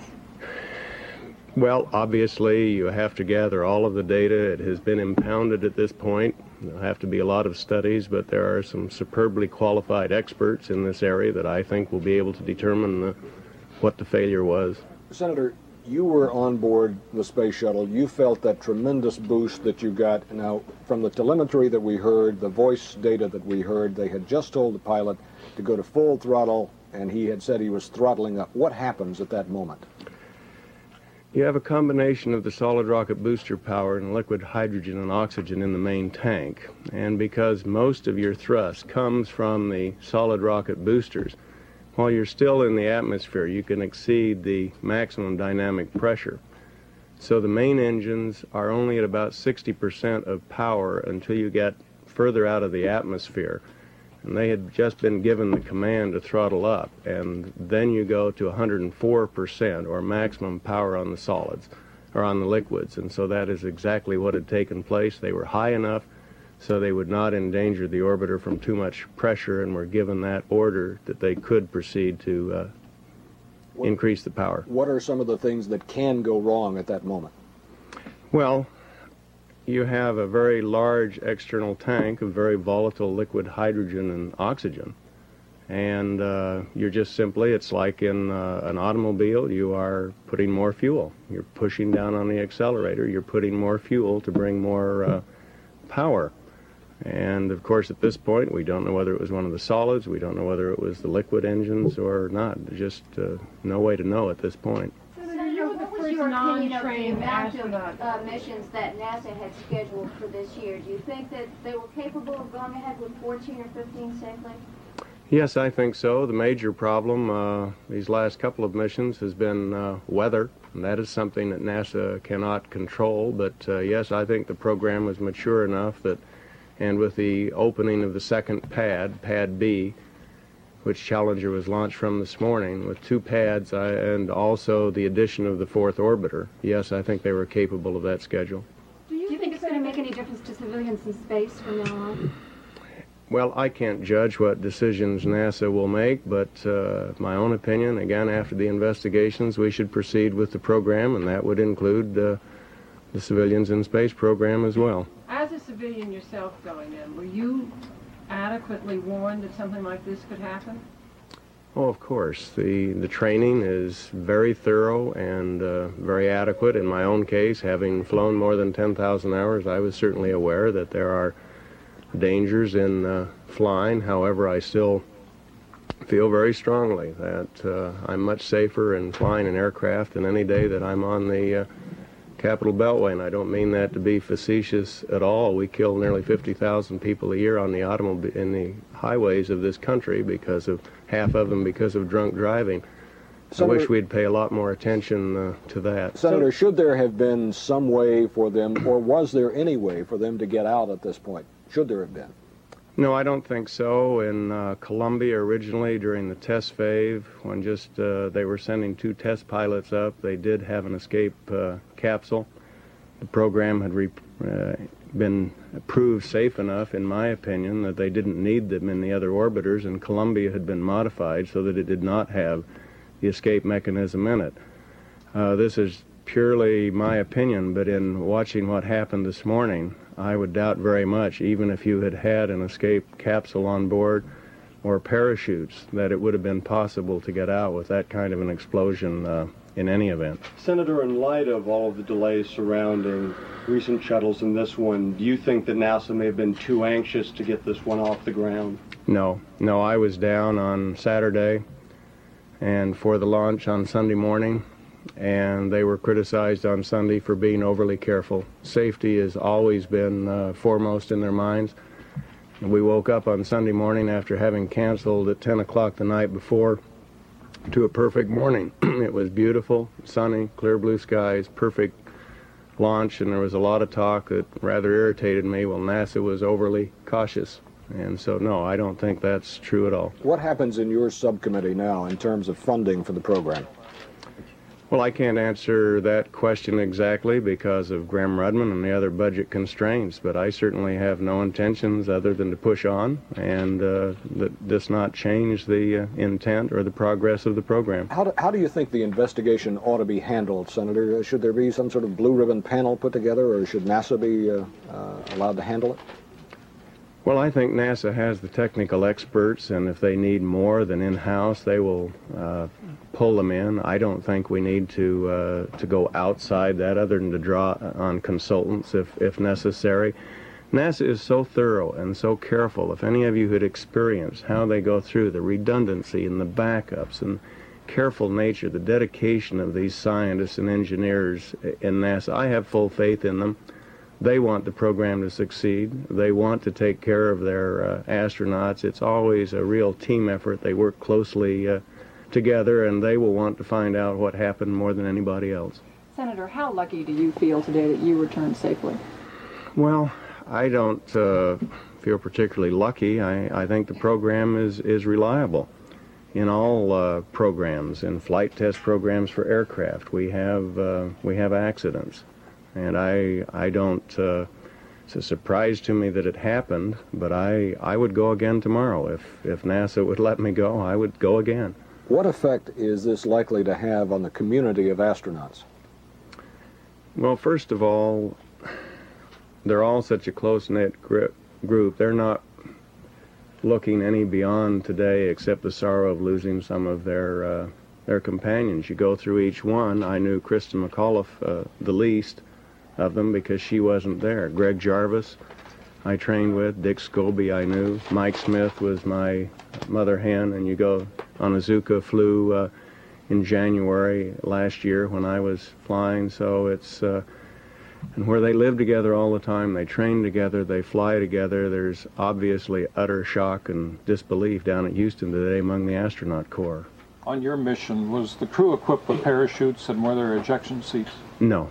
No, only Columbia had them at the beginning of the mission, just during the first, I don't remember, 3 or 4 missions.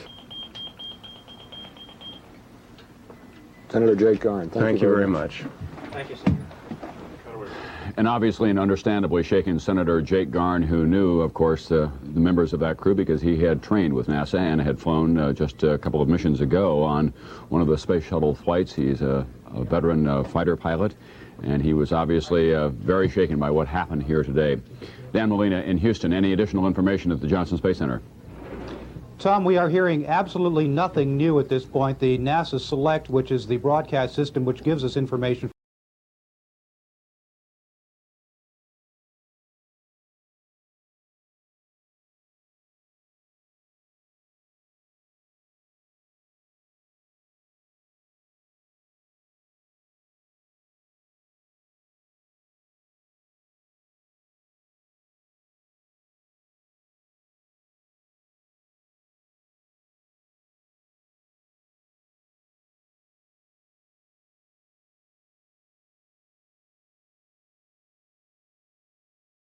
get into their proper telemetry for flight.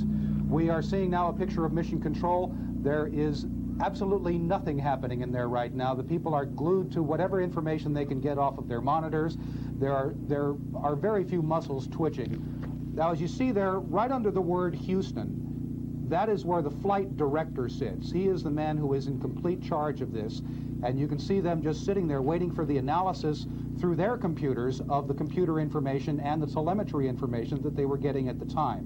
Behind the flight director is seated the flight operations director. He is the man that communicates with the NASA administration during these launches. Yeah, Dan, if you were listening to Senator Garn, as I know that you were, it does appear that what happened is they went to full throttle to 104% on those main engines at the back of the spacecraft that are fueled by that big external tank. That's the orange tank that you see, 560,000 pounds of oxygen and hydrogen, as they push down, in effect, to go to full throttle as they were lifting off into their orbit, they hope. That appears to be the moment when everything went wrong, when the explosion had occurred. And, of course, if there was any malfunction whatsoever, that big external tank is a bomb, in effect. And that's really what it is. It's a huge external tank filled with a highly volatile material. And it appears that's when things went tragically very wrong indeed. Yes, Tom, indeed. As we were hearing from Bob Bazell and Roy Neal earlier on, the astronauts knew, they all know that something like this was possible with the shuttle. When you talk to them privately, anywhere along through the Space Shuttle program, they would tell you something big is going to happen one day. If it's not a main engine, something serious is going to happen, and we know it, and we're willing to take the risk, Tom. All right, thanks, Dan Molina. Now to the White House and Chris Wallace, who has been able to talk with President Reagan. Chris? Well, Tom, the President came into the Roosevelt Room across the hall from the Oval Office just a few moments ago to give us his thoughts about this tragedy. He said that he had no more information than we did, hard information as to what had gone on down in at Cape Canaveral, but all indications seemed to be, and the way both he and his top aides were talking, was that as if they believe that all 7 of the people on board the shuttle are dead. Let me give you some of the questions and answers in a brief on-the-record, off-camera session that the President had with reporters.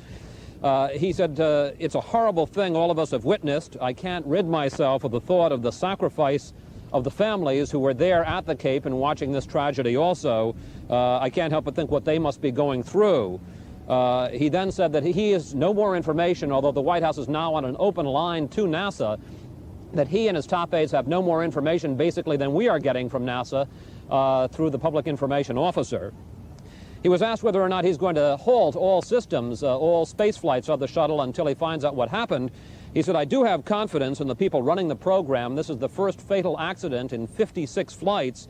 Obviously, we want to find out what happened, and so that it won't happen again, and I'm sure that there will be no more flights until the flight controllers are absolutely certain of what went wrong and how to repair it.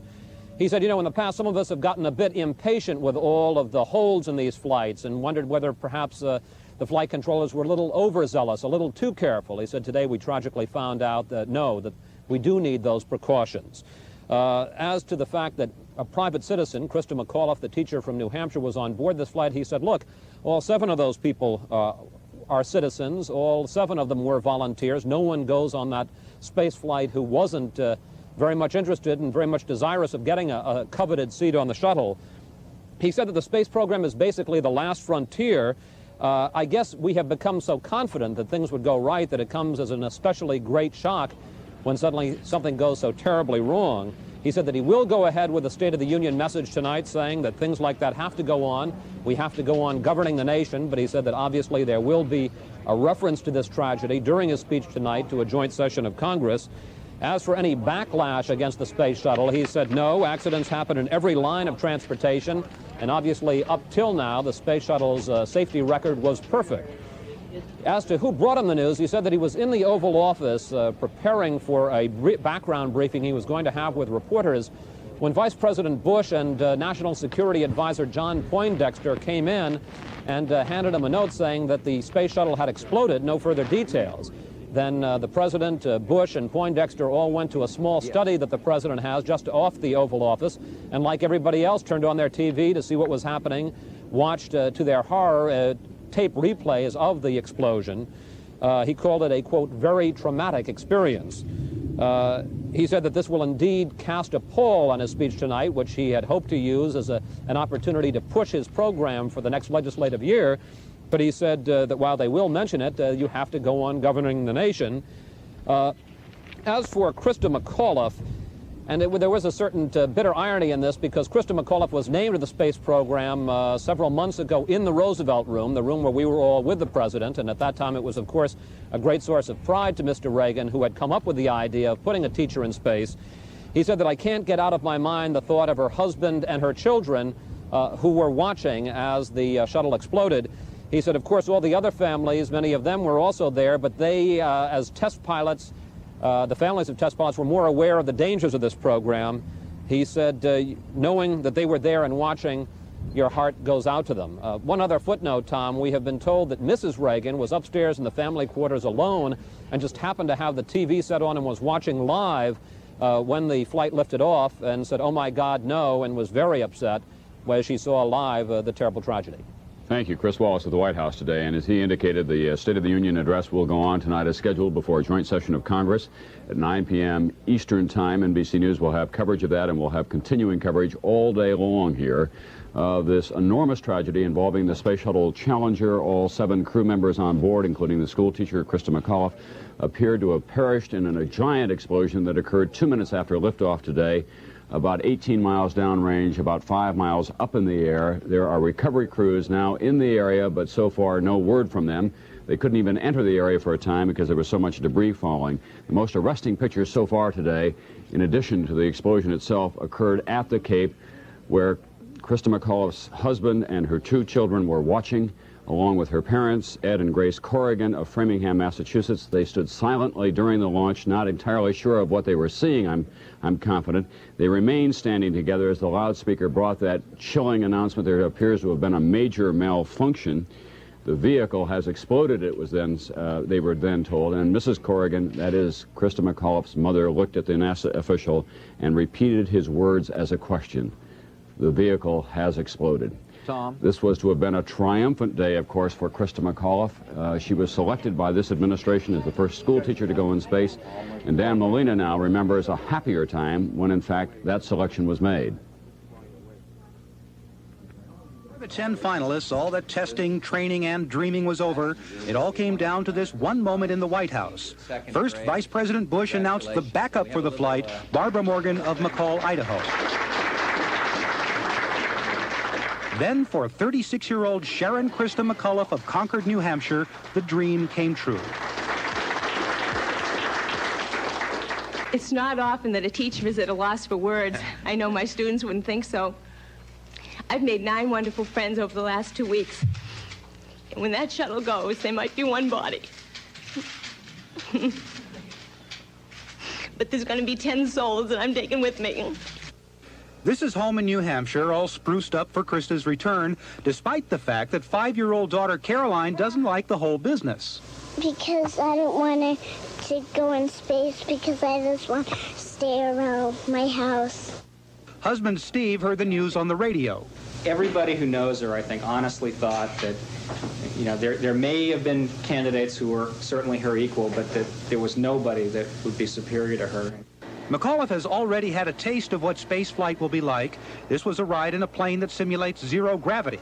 She'll now go through 114 hours of intensive training. That's, of course, a fraction of what astronauts go through, but enough so she can get along as she takes the flight and records her thoughts in a journal.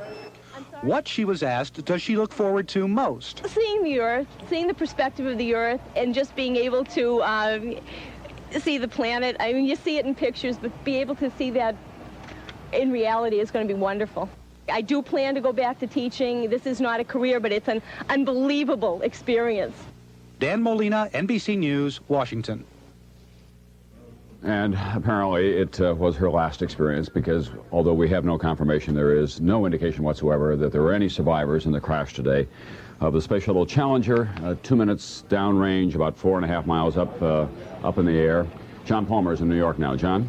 Yes, Tom, some of the first rescue teams have apparently arrived on the scene or very near the scene where there was the splashdown of at least the large pieces of the Space Shuttle Challenger and the rocket boosters.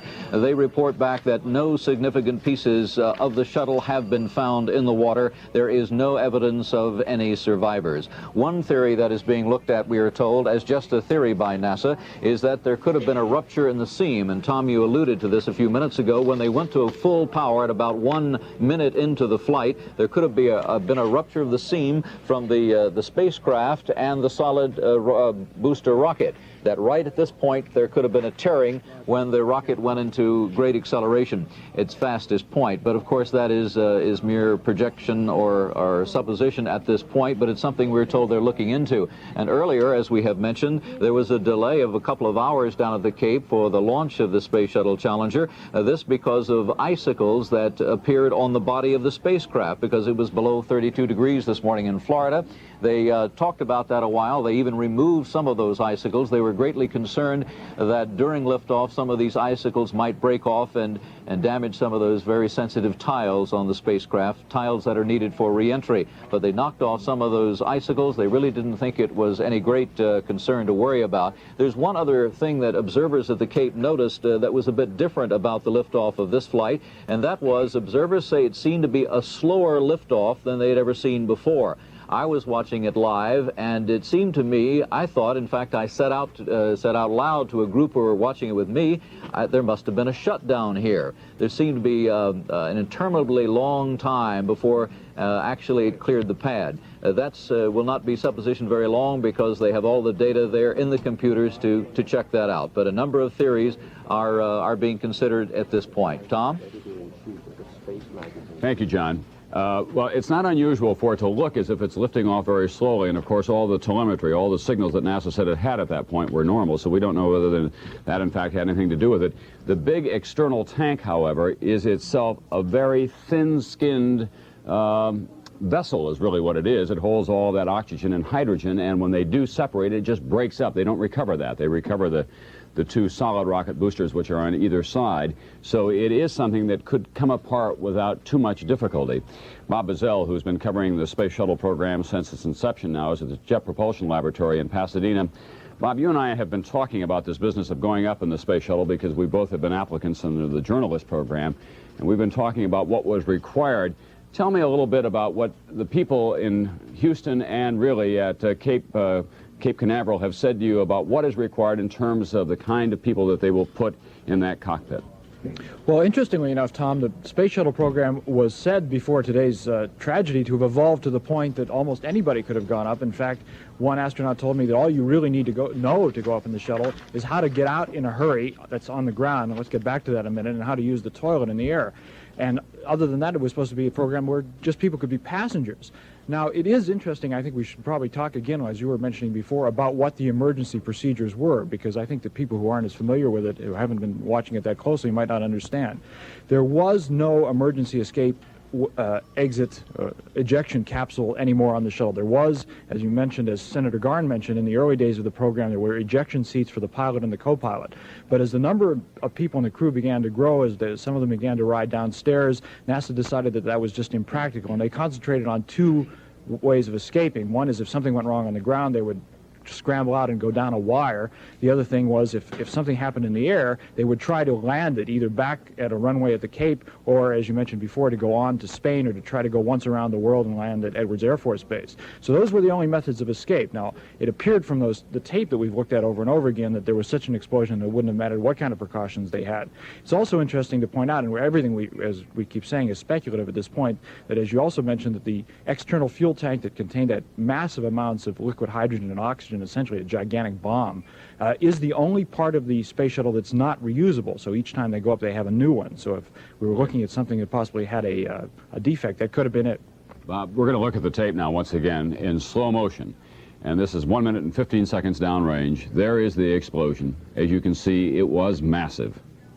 It's very difficult to see from the extent of the explosion what might have been involved, because obviously the flames just encompassed everything. You see one of the solid rocket boosters going off to the right, Bob.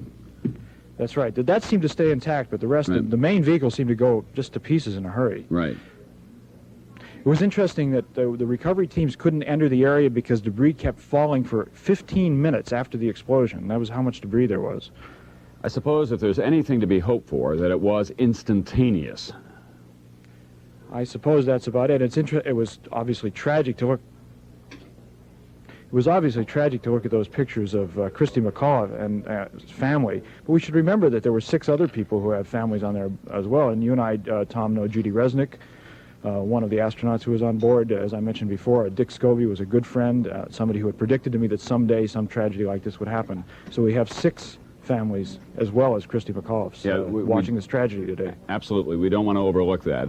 These are, on the other hand, people who know the risks as they go in. They go in as volunteers, and they are taught what the risks are as they go along. There is the crew that you saw today with Dick Scobee in the middle, and it is a tragedy of enormous proportions. There are just too few ways to say it, frankly, except in our own minds. We've all watched this space program for 25 years now, and we've had just 3 deaths prior to this, but now it appears that 7 more today, and it is something in which our national pride is all wrapped up in one form or another, and of course we do feel an attachment to these people, not just to the school teacher, but to the astronauts. They're part of America's folk heroes at this time in our lives.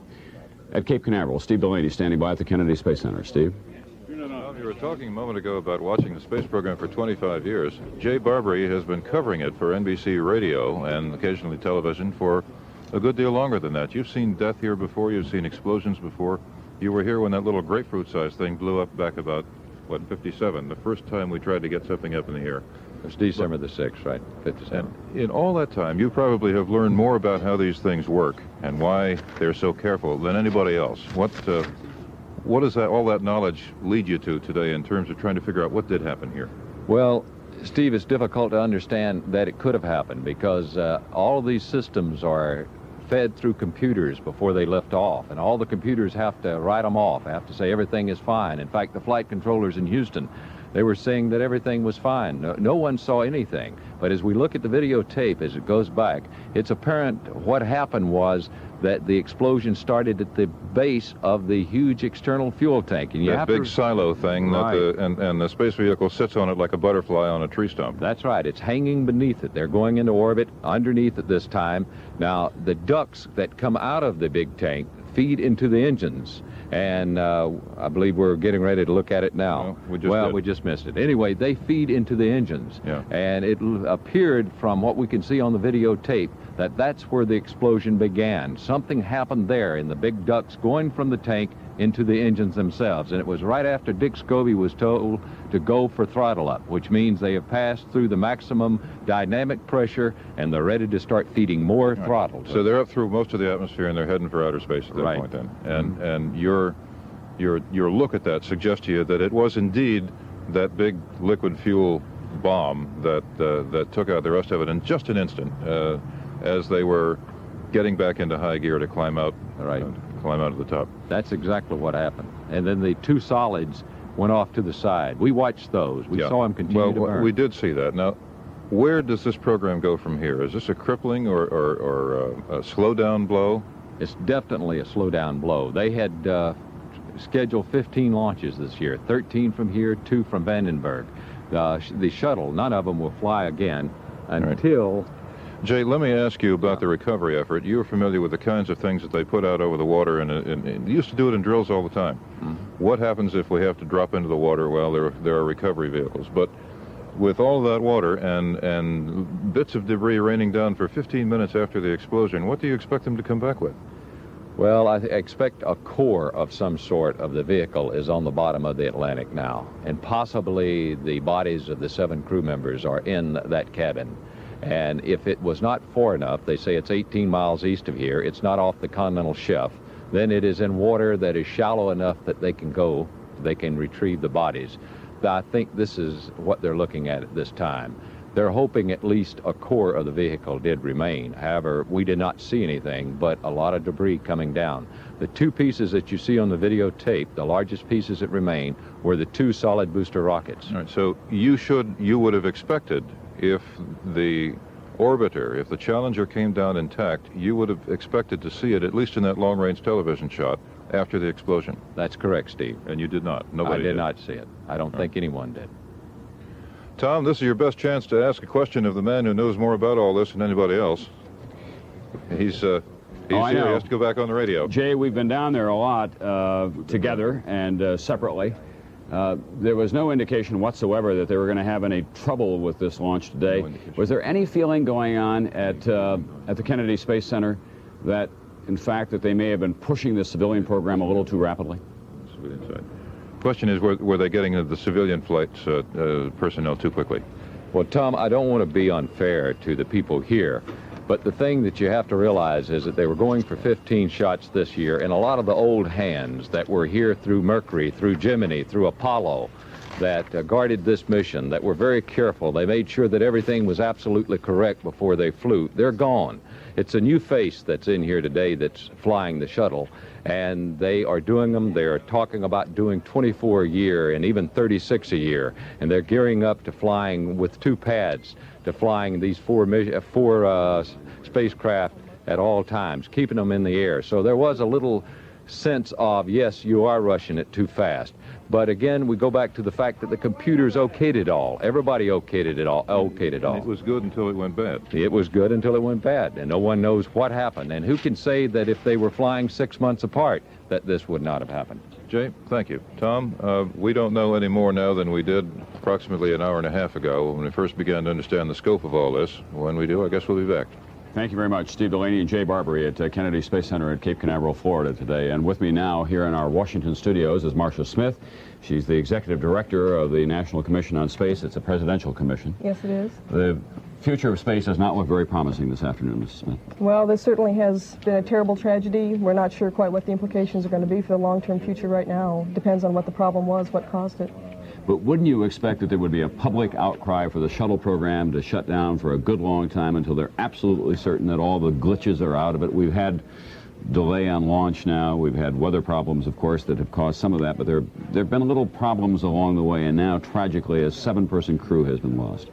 I hope that there is not a national outcry to shut the shuttle program down, and I'm quite confident that NASA would not launch again until it was quite certain that there was no danger to its crew. So I think that NASA will follow the procedures that it has established for these types of tragedies, as they did at the Apollo fire back in 1967. I'm sure that it will be quite a long time before we see another shuttle launch, but I hope that the public does not suddenly turn against the manned space program. Conceptually, has the United States had too much of its investment in the shuttle program and not enough in other space programs? As you well know, there are people who are interested in space saying too much money is being spent on the shuttle and not enough on other scientific research programs. Well, actually, the percentage of the space science budget, which is the people who normally complain about that are the space scientists, and the percentage of the space science budget relative to the rest of the NASA budget has actually remained fairly constant throughout the entire history of the space agency. Now, that's beginning to change now because the operations costs of the space shuttle have become so large and space science programs are now getting cut back. But I don't think it would be fair to say that too large of a percentage is being devoted to the manned program. We are in a numbers crunch in terms of the budget in this country right now with Graham Rudman and other programs coming along to cut things back. The space shuttle program was supposed to be self-sustaining at some point. That is, that private enterprise would be able to carry the load because of the experiments that were conducted in outer space. That now has been delayed. So there's going to be a real budget crunch, isn't there, for the space program? It's unclear. A lot of the budget costs in NASA's budget are for operating the shuttle. If we don't have shuttle flights for a year or so while they're investigating this accident, then that money, it may go into redesigning whatever piece of equipment went wrong on this flight. But it could be, in that sense, you know, as terrible as this was, that may be one result of it, that NASA does not have to spend so much money on shuttle operations in the near-term future. I would not think that that would last very long, however, so I don't think it will have much effect on the split between the unmanned and the manned programs. Do you think that as a society that we've just become too sanguine about space and space launches, that we think that nothing can go wrong because they always seem to go right? Well, I think that NASA has a very impressive record on manned and unmanned launches, and perhaps we become a little too complacent. These things are dangerous. The astronaut crews certainly recognize it. It's a risk they're willing to take. Marcia Smith, thank you very much for being with us. Thank you. It's hard to know at this time, of course, what the political fallout is likely to be, but my guess is that one result of this explosion today on the shuttle program is that the critics of the President's Strategic Defense Initiative, the SDI or Star Wars program, will use this as one more example of just how wrong things can go in space, and that you can't count on a Star Wars or SDI kind of program as a fail-safe defense against an incoming nuclear attack. So that will be part of the equation as well. Here's what happened today, about 1 minute and 15 seconds at about 5 miles up, a downrange about 18 miles from the Kennedy Space Center. Here is the launch once again. For those of you who are just joining us, solid rocket booster engine gimbal now underway. T-minus 15 seconds. That's the external tank, the orange tank that you see in the background, and we believe, based on our own speculation, that that may have been the source of the problem. It fuels those engines. Those are the main engines at the bottom of the spacecraft, which is a kind of engine with an airplane with short wings. Everything is normal here. The 25th Space Shuttle mission, and it has cleared the tower. Challenger. Good roll program confirmed. Challenger now heading down range. I'm waiting to get the rest and the insurance. Engines beginning throttling down now. Those are the solid rocket boosters, the long white rockets on either side. They are supposed to separate, and then they are recovered via parachute, and the plane, the space shuttle itself, goes on into orbit under normal conditions. Engines at 65%, 3 engines running normally, 3 good fuel cells, 3 good APUs. APUs are auxiliary power units. Engines at 65%. 57 feet per second. Altitude 4.3 nautical miles. Downrange distance 3 nautical miles. Now he's going to tell them to go to full throttle, and that's when it happens. Engines throttling up. 3 engines now at 104%. Challenger, go at throttle up. Challenger, go at throttle up.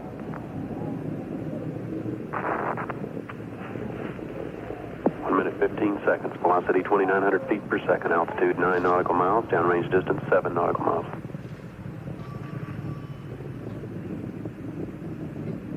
And there it was. An eerie, tragic beauty in the skies over Florida today. Tragedy of enormous proportions. 7 people killed, we believe. Their families obviously deeply affected, as is the nation, as is the space program. Here it is in slow-mo. It's hard to imagine that anyone could have survived that. The only solid piece of debris we see is the solid rocket booster off to the side. There were no astronauts in that, of course.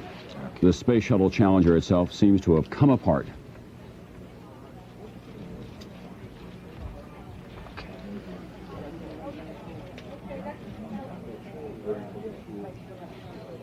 Debris fell into the ocean. Recovery vessels were quickly in place, but they couldn't enter the recovery area because the debris continued to fall. They're there now. We have not heard how they're doing at this point. We do expect Senator John Glenn in the Senate gallery within 5 minutes or so. Of course, Senator Glenn is a veteran astronaut. He was the first American to make an orbital flight of the Earth back in the early days of the space program and the Mercury capsule. John Palmer is in New York with additional information for us. John? Yes, Tom, the Soviet news agency TASS has now made mention of this, just one line on it. The U.S. Space Shuttle Challenger exploded shortly after takeoff today. There is no comment. The Soviet Union, of course, is the only other country that has sent people up into space, and the Soviet Union has, of course, reported the death of 4 Soviet cosmonauts. Prior to today, 3 American astronauts had lost their lives. There is this word, according to a spokesman for Lloyd's of London, all of the crew members of the shuttle flights are offered the opportunity for life insurance, written by Lloyd's of London, and a spokesman for Lloyd's of London says that only one of the astronauts, and that was Christa McAuliffe, the school teacher, took advantage of that life insurance. She took out a policy of $1 million on her life. She, along with the other 6 members of the Space Shuttle Challenger, now presumed to have been lost shortly after 11:30 this morning, when the Space Shuttle Columbia exploded about a minute after launch from Cape Canaveral. Let's go back now to Washington and Tom Brokaw. Tom? Thank you, John Palmer. There is a problem, and we hope before the afternoon is out to deal with some people who will be here to help you as you deal with your children. We hope to have a child psychologist, because a lot of children have been watching the space program, including the students of Christa McAuliffe. Now at the Senate Gallery on Capitol Hill, Senator John Glenn. But the people that were on the flight today carried our hopes and dreams along with them, and they'll live forever in our memories. And I guess that's the best tribute we can give to them. Our prayers, our sympathy, our condolences go out to their families and friends, and I guess that's about all we can say about them right at this time. It's been an amazing success story up to this very tragic accident today. I think this was, what, the 56th or 57th manned mission, where we're dealing with new complexities and speeds and powers that man has never used before. And we had hoped to push this day back forever, but that was not to be, and we all, I guess, intuitively knew that. So today we don't want to repeat, that's for sure. Senator, what effect does this have on a space program or any sort of flight test program when something like this happens? Oh, it delays things, of course, because there will be a very complete investigation. Our view of what happened this morning would be only speculation at this point, although the very slow-motion pictures I saw on one of the channels a little while ago seemed to show the first light coming out of one of the solid rocket cases. Whether that'll turn out to be the cause of the difficulty or not, I don't know. But I wouldn't think that this was, what it'll do to the program or how much it'll be set back will be dependent on the investigation. Was NASA trying to push too hard on this, Senator? No, I don't think so. If there's one thing NASA has not done all the way through, it is take a chance on cutting corners. And we've grown accustomed to success. And it's been an amazingly successful program so far. I remember one of the TV commentators, I won't say which network, but one morning talking about when there was a delay, commenting, when are we going to get turn this turkey into an eagle? We'd become so accustomed to getting these things off on time that safety was obviously being, at least in that commentator's mind, was being given short shrift. Why aren't we running these things like a regular airline schedule?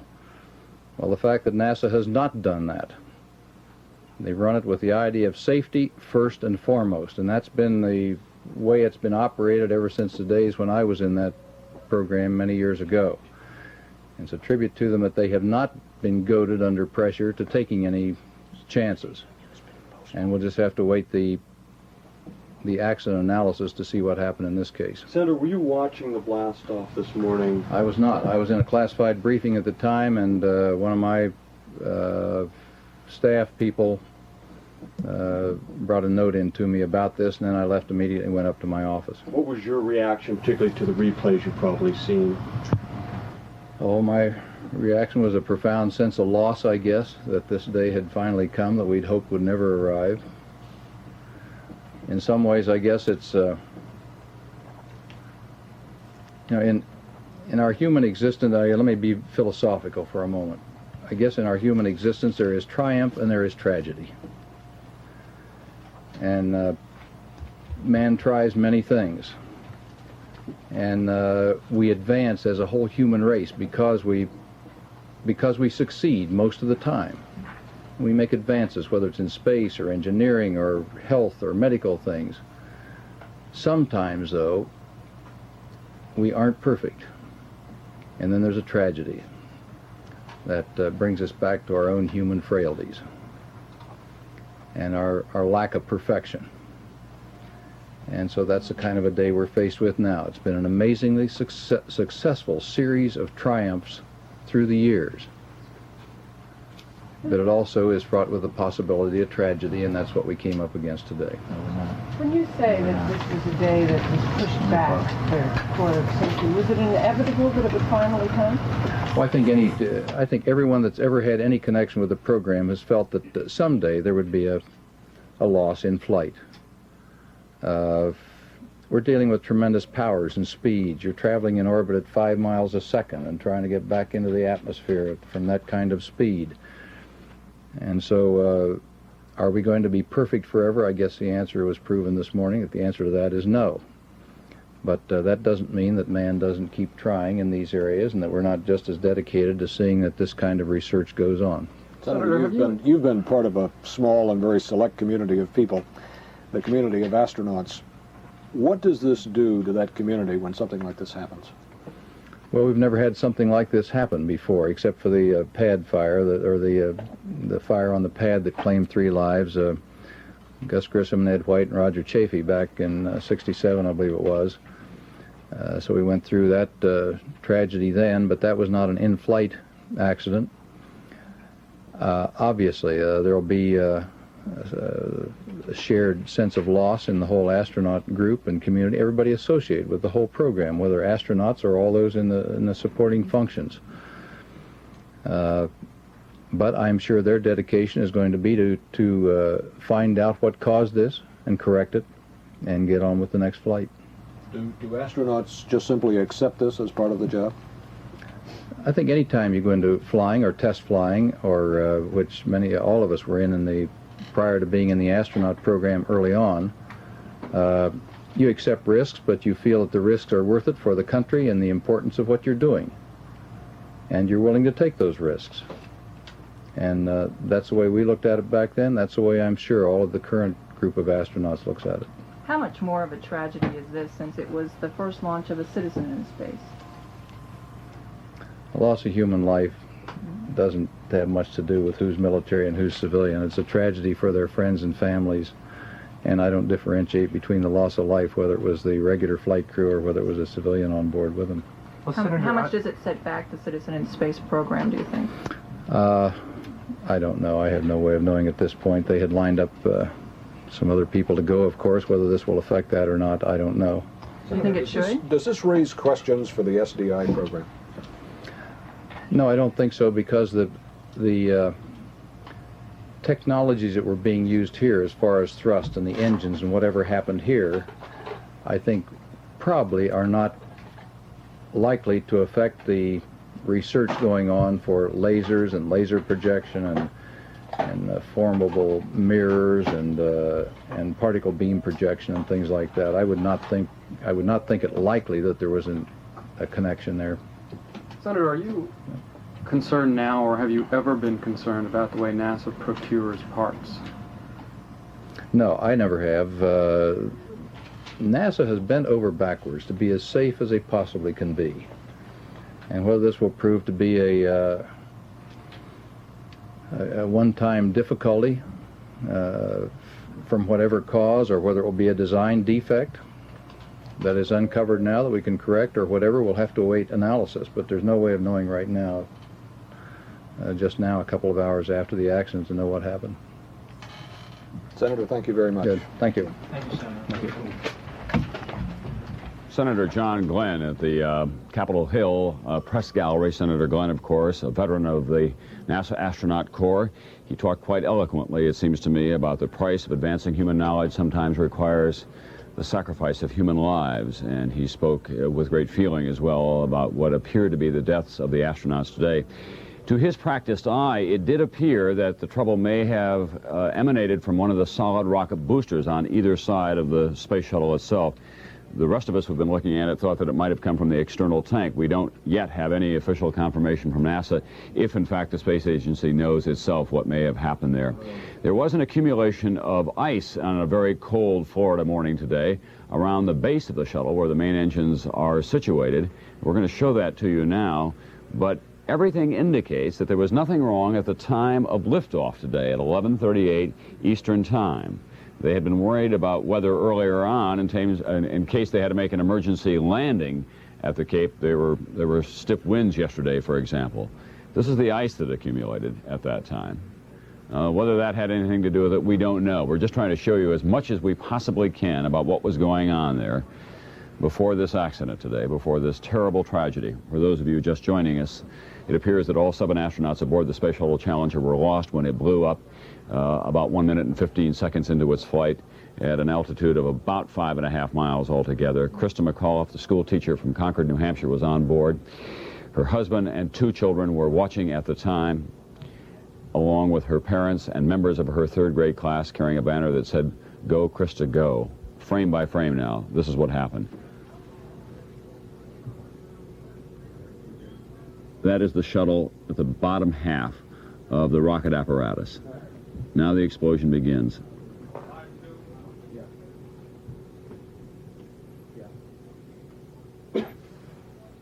It's very hard to tell, but it does seem to me that it did not happen within that solid rocket booster on this side of the spacecraft. It could have happened, of course, on the other one. But there is the possibility as well that it might have happened with the external tank. That is the big tank, and we're going to repeat some of this for those of you who are watching us continually here, because we know that people are just joining us along the way. But that big orange tank is, in effect, a bomb. It is a large vessel carrying 560,000 pounds of highly volatile oxygen and hydrogen. It feeds the fuel to the main tanks, which are at the bottom of the space shuttle itself. And as they went to full throttle, from 65% power to full throttle, 104%, it was very shortly after that that the explosion occurred. So it does appear that there may have been some connection between going to full throttle and the explosion itself. And given the size of the explosion and the fact that we saw one of the solid rockets peel off to the side, it appears that that's where it may have happened. At the White House now, Deputy Press Secretary Larry speaks. Postpone the State of the Union address that was scheduled for this evening. He will address the Congress and the American people on next Tuesday. The President, in addition, has asked the Vice President to go immediately to Cape Canaveral's Kennedy Space Center, along with the acting NASA Director, Bill Graham. The Vice President will carry with him the President's personal concern for those courageous Americans who were aboard the Space Shuttle. In addition, the President will speak to the American people from the Oval Office later this evening regarding this tragedy. The President, since learning of the tragedy shortly before noon, has conferred with Don Regan, who in turn consulted with Speaker Tip O'Neill and Senate Majority Leader Bob Dole. They concurred in the President's decision to delay his State of the Union. A few moments ago, the President met in the Oval Office with NASA Director Graham and instructed him to fly to the Cape with the Vice President to begin an effort to find out the cause of this tragedy. And then the President said to go forward with the nation's space program. The President said, and I quote, "These people were dedicated to the exploration of space.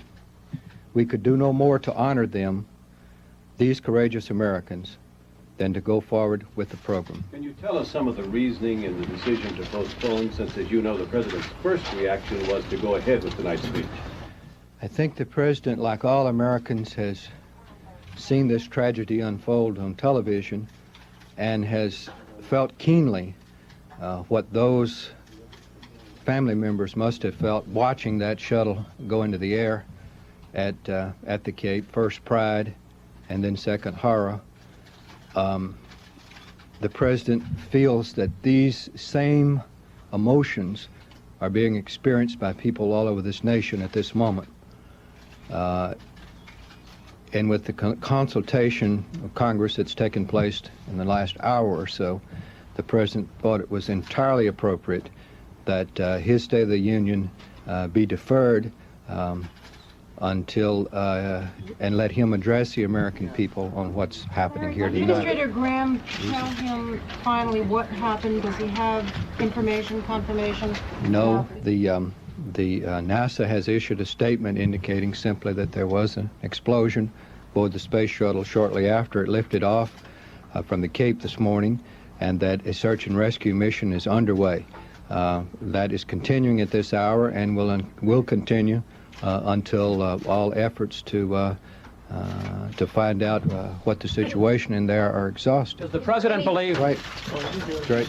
Larry, is the President also going to cancel his State of the Union activities for the balance of the weekend? What time is the other remarks tonight? The President will, will for the balance of the week continue on his previously announced schedule, with the exception of those activities which were designed as a follow-up to the State of the Union. They will be rescheduled for next week. The time of the address to the nation has not been determined, pending definite word from NASA about the situation. HHS, Treasury, and the high school he is not going to visit now. That's right. Larry, Larry, can you let's tell go us, one at a does time. the President have any plans to travel or attend any memorial service for the... Well, at the moment, the NASA is still conducting its search mission there, and of course there's been no memorial service set.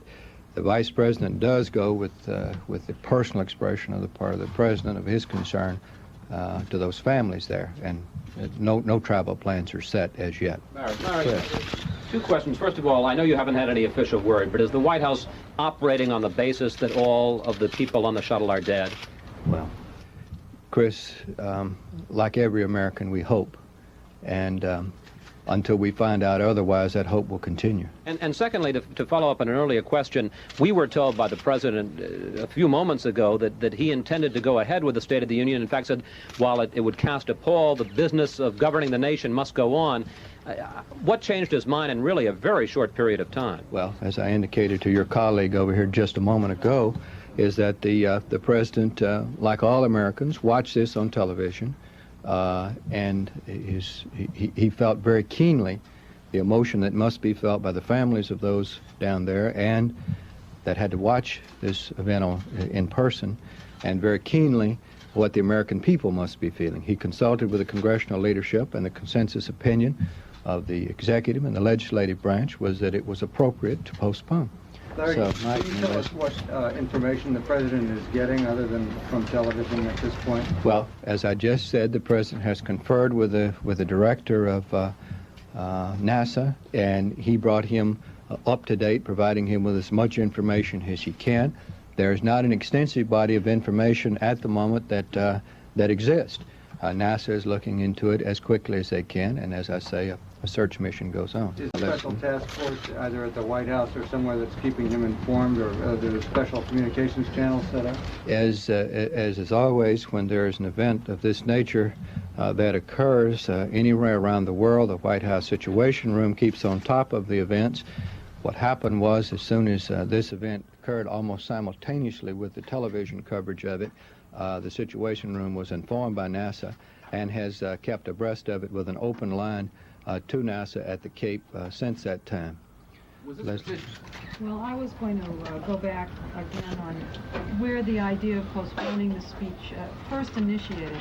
Did the President initiate Yes, the idea? the President initiated the idea of postponing the speech. Larry, will the shuttle program be suspended at least until the investigation is through? Those determinations have not been made. The President indicated to Bill Graham that he should find out the cause of it and then proceed. Now, exactly how that dovetails with future flights will just have to be determined as a result of what NASA determines in their investigation. Also, on the consideration of whether any civilians will be permitted to continue on shuttle flights, is that also part of the investigation? Well, to echo the President's words that all of these people were Americans. They were all interested in space. They all came first with courage, and second in a spirit of volunteering for this mission. And whether that there'll be any change in that, I don't know. But at the moment, I don't think there's any inclination. Joe? Has the President attempted to contact the family members of anyone who was on the The President has not yet done that, no, except to send the Vice President in expression of his concern. Is there any feeling here that NASA was pushing too hard? There was a very ambitious program. Was it 15 launches for this year? I think NASA has a very good record of safety and a very cautious human approach to space exploration, and they have taken those precautions. This is a tragedy of major proportions and one that concerns us all. But for the moment, there is no finger pointing at NASA as far as their safety record. Well, the question arises particularly because in recent launches there have been some glitches that have come up. As you know, they had a problem with the door, the hatch on this, and their drill wouldn't work and all of that. Does that not give the impression that they may be pushing too fast? I can't make that judgment from here, but I think if you would look back at other space launches in the Mercury and Apollo program, you would find that there have been postponements. These not because of glitches, but because of an extensive safety program that finds these glitches before launch. Can you be more specific about what the Vice President will be doing later today specifically, and also the postponement on the State of the Union pushed back the schedule for the budget and other things that were scheduled for next week? The Vice President's schedule, once he arrives at the Cape, has not been determined, since it's just within the last few moments that the President has asked him to go down. Well, what's his specific charge? I mean, when his specific charge, once again, is to express the President's concern to the families and to accompany the Director of NASA down to the Cape in order to see that the President's directions for an immediate look into the tragedy, into the explosion, is accomplished. Is he overseeing an investigation into this? I don't think that you can say that yet, Norm. I think this matter is entirely in the hands of the NASA people at the present time, and I don't know of any. There's no further planning beyond that. Question on the budget, that has not been determined. It would be my inclination to say that the budget will probably go up on Wednesday, with the State of the Union on Tuesday. I think the Graham-Rudman law requires that it go up by February 5th, and that they will do. Andrew, and then I'm going to go all the way to the back and work forward. I just want to follow on Norm. Is it the President's view that perhaps an independent investigation outside of NASA is what is required on the pacing of the program? And I think everyone is leapfrogging well ahead of events at present. This tragedy is now only hours old. You have a series of actions taken by the President, including a charge to the Director of NASA to find out what happened. And until we do some preliminary studies, none of these questions have answers. So, Pat? Has the decision been made to have the President officially disclose tonight in his speech what happened, or will we continue to get details from NASA throughout the day, or are they going to hold the President's speech? NASA will continue to keep you abreast of everything as they know it, as they always have through the entire history of the American space program. So, John? Larry, you made a point of saying early on that there would be no greater way to honor those who apparently have died in this mission than to continue on with the space program. Is this a deliberate effort to try to counteract any feelings against the program because of the tragedy? John, the only deliberate effort we're making at the moment is to show our deep concern, our deep emotion, and our desire that America continue in the space program. That's our entire motive, lock, stock, and barrel. Joanna? Larry, has the President expressed any rue or regret about his proposal to send civilians in space? The President is obviously concerned about every person that he, as the chief executive officer of the government, he as the President directs. He directs people every day, either directly or indirectly, to conduct missions on the part of the government, the military, NASA, and those. It's a fact of life when the man sits in the Oval Office. He has to make these decisions. And I have not heard him express any regret. Concern, yes. Deep emotion, yes. Sorrow, yes. But regret is not that. It was the decision made, as he said. These individuals are all Americans, and they're all believers in the space program, and that's what's in his mind. So, Walter? Larry, does the President plan today to speak with any of the relatives, family of any of the... That hasn't been determined yet, no. Frank? Can you give us any indication as to what the First Lady was doing at the time that this information became available and what her reaction was? I don't. We can check with her office, if you will, and see what we can get. Because the Europeans are able to put up satellites in with unmanned vehicles, doesn't this accident argue per se that unmanned vehicles are a preferable way to put up satellites in orbit? Once again, you know, I have been a silent observer of the space program and not one that's actively involved, and I'm not competent to answer that. As you recall, the President made the decision to send a teacher into space. Can you tell us on what he based that decision and who suggested the timing and when the time was right for that mission? Well, Mike, I don't want to come down hard on you, but what's in the President's mind right now is to find out what happened and to show those families of those people that he's concerned.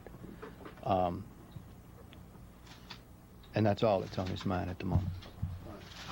Are you operating on the assumption that this is the result of some technological problem, or has anyone suggested the possibility it might be an act of terrorism?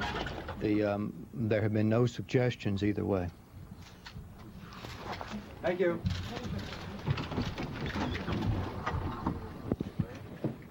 Larry speaks in the White House press briefing room, just completing that live briefing to reporters who are assembled there. He made several major announcements. The President's State of the Union address tonight has been postponed until Tuesday of next week. The White House saying that the President initiated that decision. We also had word from Capitol Hill that both House Speaker Thomas P. Tip O'Neill and the Senate Majority Leader Robert Dole of Kansas concurred in that decision, that there were efforts being made up there even before the White House came to its decision that they ought to, in fact, postpone tonight's State of the Union address. The President, however, will address the nation tonight from the Oval Office. The time, as of now, undetermined. As soon as we have that time for you, of course, we'll bring it to you. Vice President Bush and the administrator of NASA will be dispatched to the Kennedy Space Center at Cape Canaveral, Florida today, where they will be the President's personal representatives to determine what has happened there.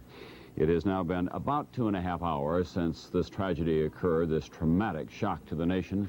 7 astronauts apparently lost in a gigantic explosion about 5 miles up in space, about 1 minute and 15 seconds after the launch of the Space Shuttle Challenger today. It was witnessed by the parents, the husband, and the children of Christa McAuliffe, who is the school teacher, of course, riding along today, and apparently she has been lost. Also, members of her 3rd grade class were there with a banner that read, "Go, Christa, go." In Concord, New Hampshire, the high school had been assembled in an auditorium, 1,500 altogether, to watch on television this launch. And across the country, for that matter, young people have been watching what happened today, and it's bound to have a traumatic effect on youngsters as well as those of us who are grown-ups and think that we are used to the unexpected in life and find out that we are not. To help us deal with all of that now is Dr. Ravenscroft, Ken Ravenscroft, who is from Georgetown University. He's a child psychiatrist. Dr. Ravenscroft, as the parent of youngsters, what would I say to them tonight as we discuss this around the dinner table? Well, I think one of the major things actually is to find out, first of all, to let them know you're aware of what's happened, and then to find out from them what they've been through so far that day. Obviously, parents have to react. They're stunned, they're in grieving, they are having whatever range of reactions they're having. And I think it's healthy and natural to show that and to communicate it. Some care perhaps not to overwhelm, and to keep some reserve and attune themselves to exactly what their kids have been through that day. After the kids have seen this on television, we've shown it a number of times now because we have a rotating audience coming in and going out and so on. Would you as a parent say to your child, I just think you've watched it enough now and maybe it'd be a good idea to get away from the television set for a time? Well, I think that that overdoing it is going to take time away from perhaps what needs to be done, which is some containment and some support by the part of the parents. I think, though, it's not a time to get into major confrontations about something like this, but rather to be with them with what they're doing, but also to make it clear you're available to talk about it. This thing is going to unfold over several hours, days, and weeks, and there's no real predicting how any given child, because each child's a different age and a different person, how they're going to react. So the key thing is to find out how they're processing it and dealing with it in order to be able to respond to that. And should you share your own vulnerabilities, your own feeling of shock and grief as well? I think that's key.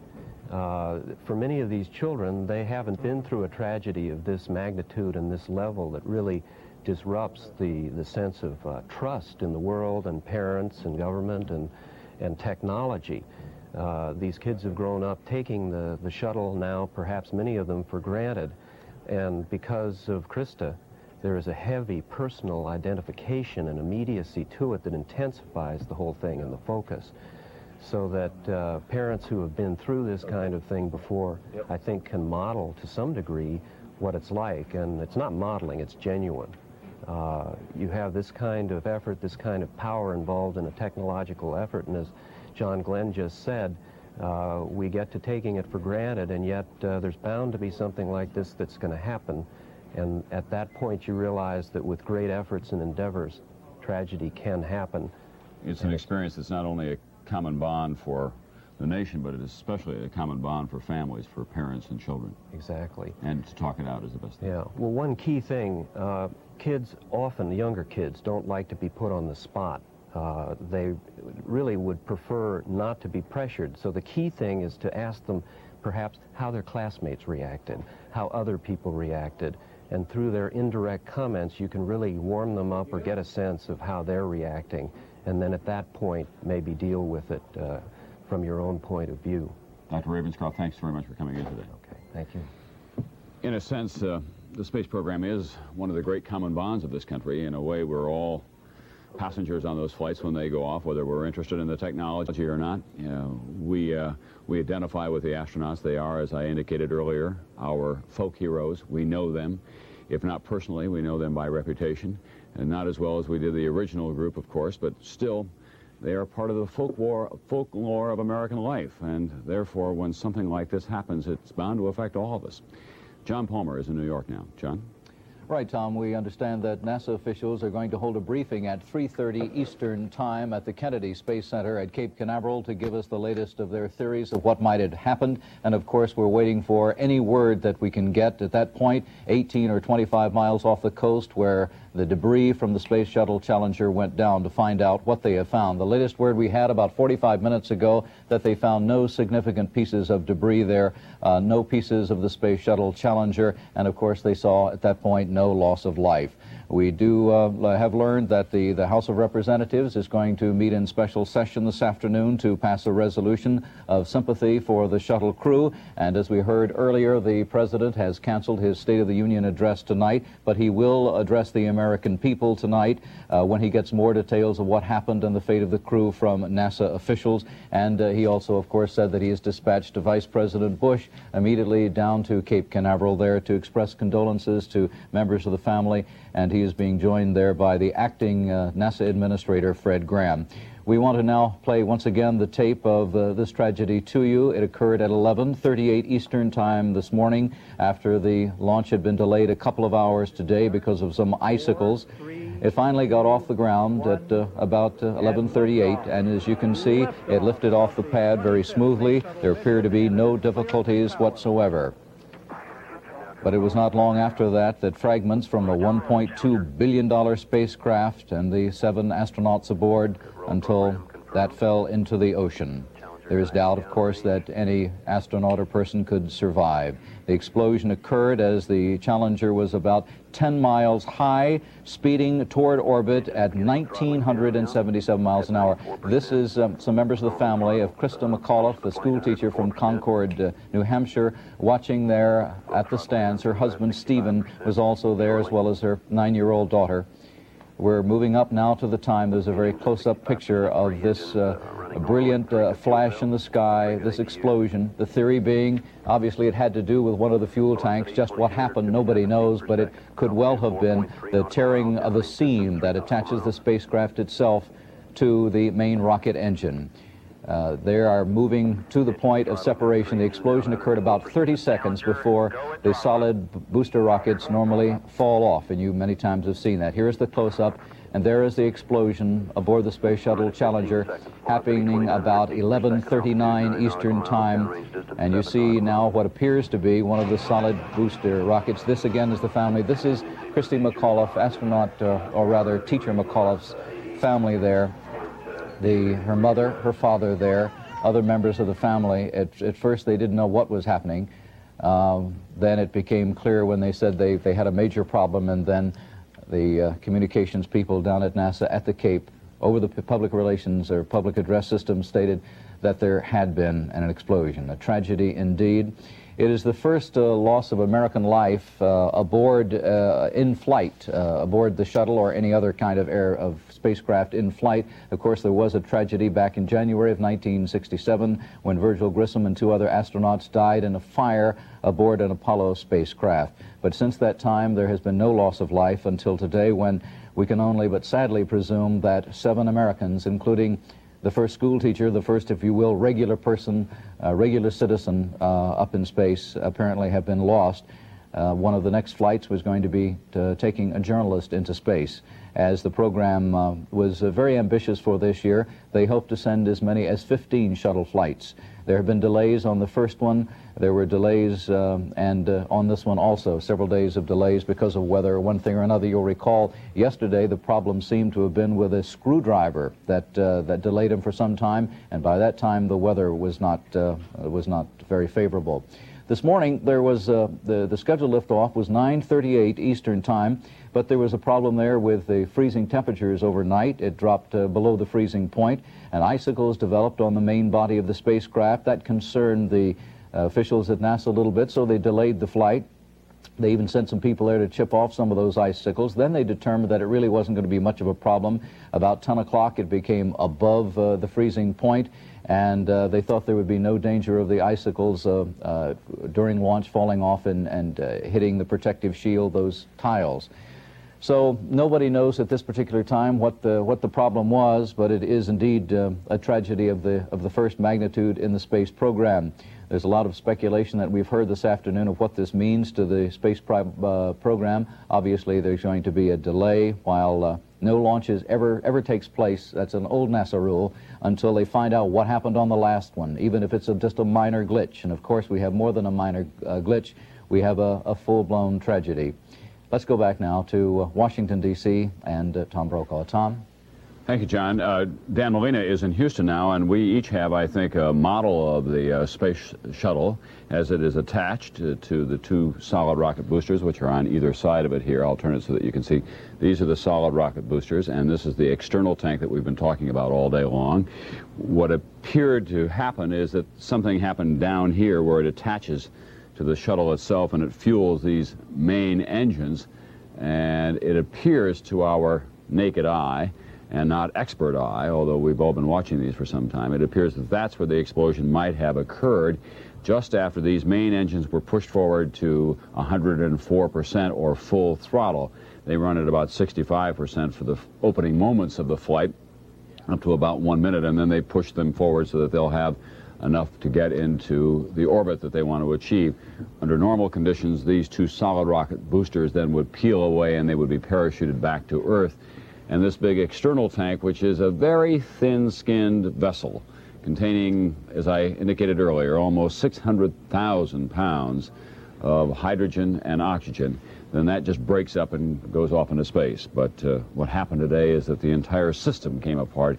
It exploded in a gigantic fireball. Dan Molina at Houston now, who's also, as I understand it, has one of these models.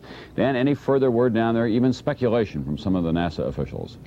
Tom, interestingly, I had a conversation by phone about 20 minutes ago with a man whose name is very, very well known in the NASA space program, Dr. Max Vauger. I know that name is familiar to you. Dr. Vauger is well known as the father of the space shuttle. Dr. Faget is retired from NASA now, but he was the chief designer of the space shuttle. I called him at his office. He now works for a private consulting firm, and asked him what he thought, what his first impressions were. He said that unless something shows up on long-range telescopes or on telemetry, we may never know what happened. And Dr. Faget said that that would be the worst thing of all, because there would be no way to push on from that point.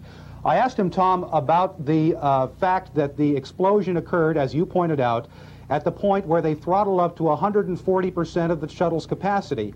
He then said, and perhaps it is a revealing comment, he said, yes, that is a glaring coincidence.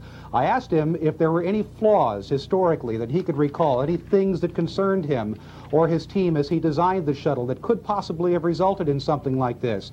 He said no, but he remembered again that happened, the explosion happened at the moment when there is the most pressure on the shuttle. He called it highly loaded at that point, the point when, if anything was to happen, it would be the most disastrous result, and that, of course, was a disastrous result that we have seen. The orbital flight testing program, that was the first 4 flights of the space shuttle.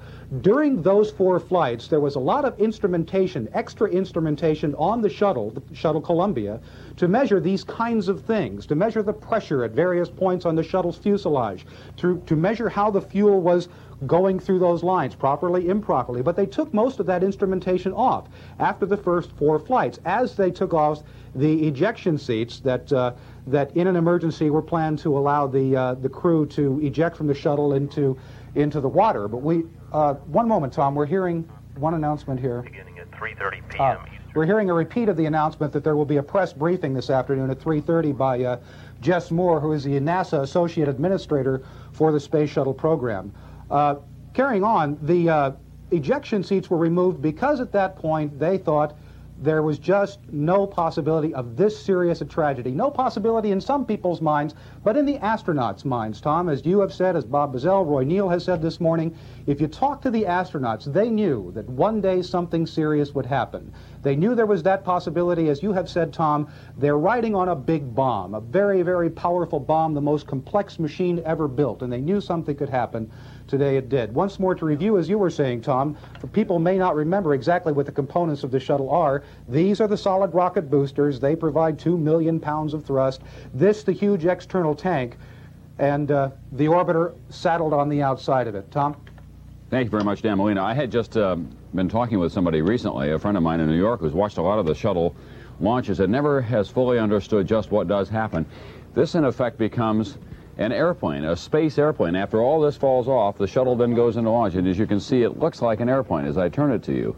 And then we see it land, often at Edwards Air Force Base in California, or at the Kennedy Space Center, as they're now attempting to do. And all of that airplane, and the crew sits right up here. It's a kind of a 2-stage cockpit. That airplane is attached to all of this fuel, and so it is a highly volatile operation. What is also a volatile operation today is the National Aeronautics and Space Administration, NASA. Its headquarters here in Washington, D.C., and Robert Hager is standing by there now. Bob? Tom, this is an auditorium here at the headquarters where the civil servants who man the desks at NASA gathered through the morning to hear this sad news from the Cape. They were stunned, they were shocked. As you said, the agency itself has been in some disarray. Their budget for ongoing projects coming in about $200 million less than they'd asked for. There were $480 million believed to be cut from the upcoming budget for the space station program, which the agency had hoped would be its next big project. James Beggs, the former administrator, is now on a leave of absence because of activities in a prior job when he was at General Dynamics and was a vice president there, and he's under indictment on a charge of defrauding the government, so he had to step aside.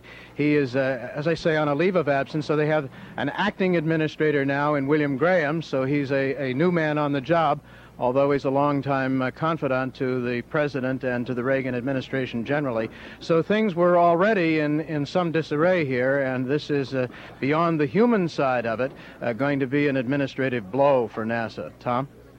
Thanks, Robert Hager, who is standing by in Washington and at the Jet Propulsion Laboratory in Pasadena, California now. NBC News Chief Science Correspondent Robert Bazell, who's been an applicant for the Journalist in Space program and has watched almost all of these liftoffs.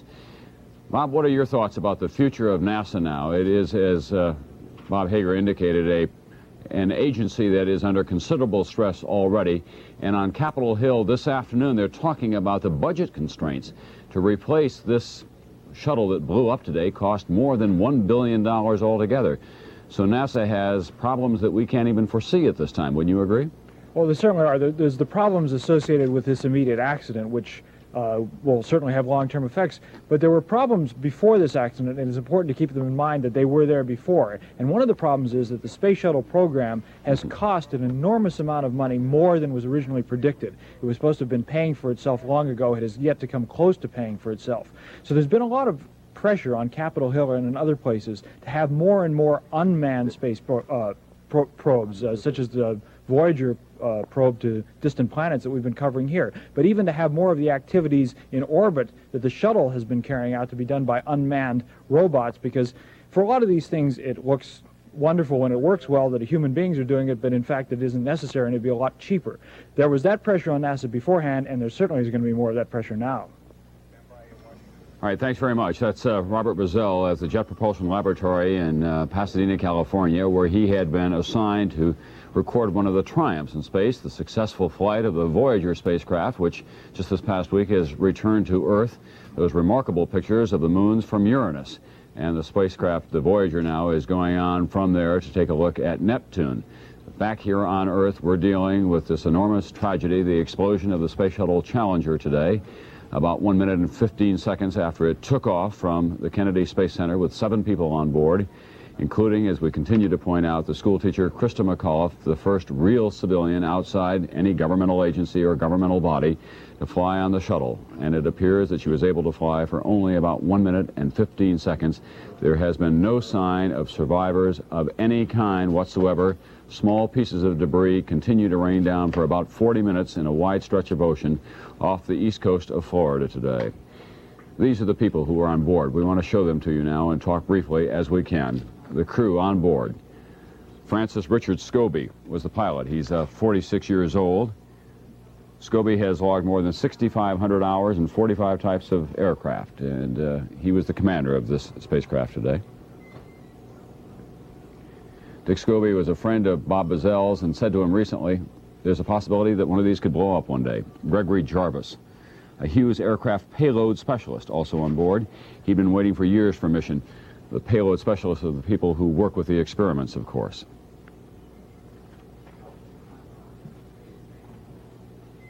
"41 years old.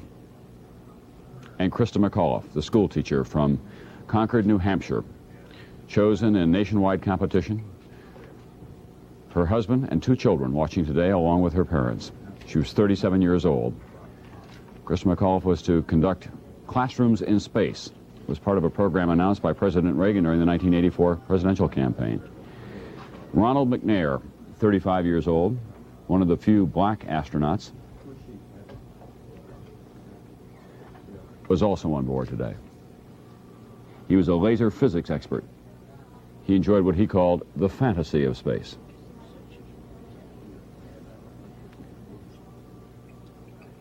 And this is Ellison Onizuka.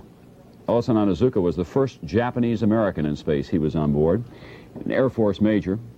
He was a flight test engineer who took part in America's first manned military space flight.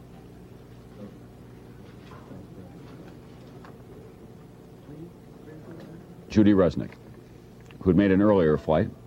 She helped pave the way for sexual equality for women in space. She was looking for a way to broaden her career as an electronics expert when she left her native Akron, Ohio, looking for the adventure of space. Enthusiastic. And this is Michael Smith, the 40-year-old shuttle co-pilot, a crack naval aviator and test pilot. He liked nothing better than an afternoon of quiet woodworking or a quick game of squash. He had flown 28 different types of civilian and military aircraft, logging more than 4,200 hours of flying time, including 3,900 hours in jet aircraft. The can-do crew of the Space Shuttle Challenger, now apparently lost in a tremendous fireball explosion out over the Atlantic Ocean off the coast of Florida. rescue crews continue to screen the area looking for whatever debris they can recover, any signs of life. So far, no word of any survivors. John Palmer's in New York. John? Yes, Tom, some stations along the line may be leaving the network to do local programming, but we will, however, continue network coverage of this tragic event.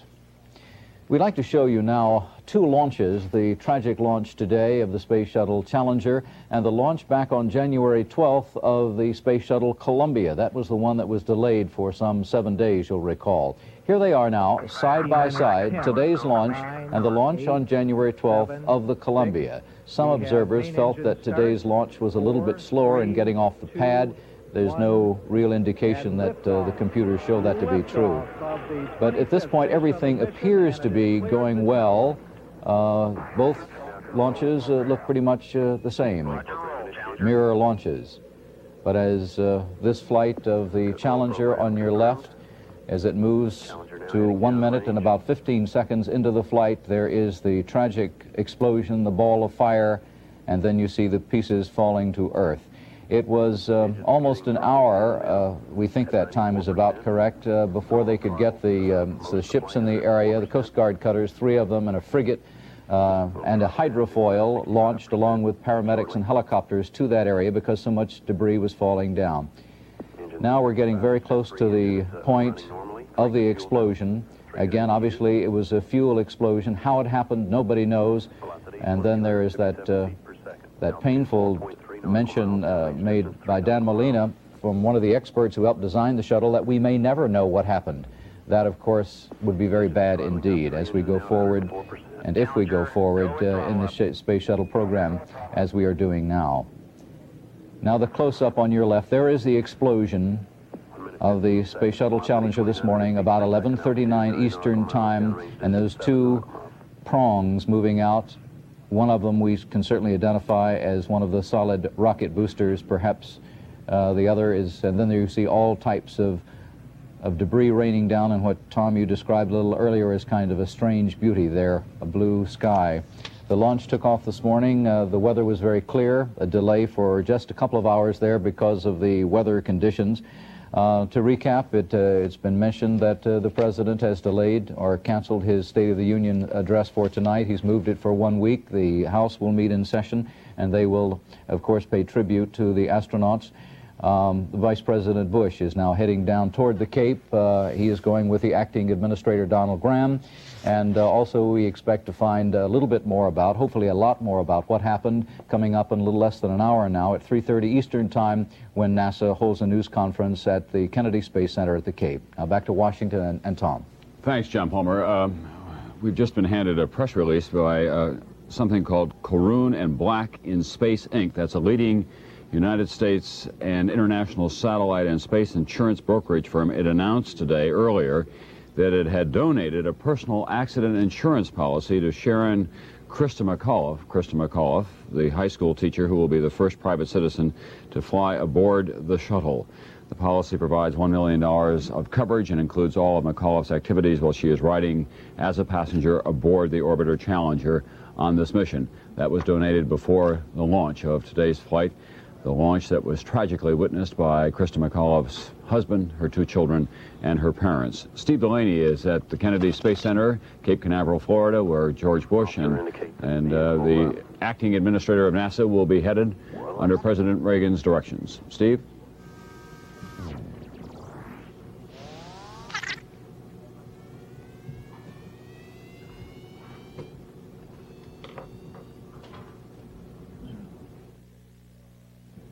Apparently we're having some audio difficulties, of course, with Steve Delaney, who's at the Cape.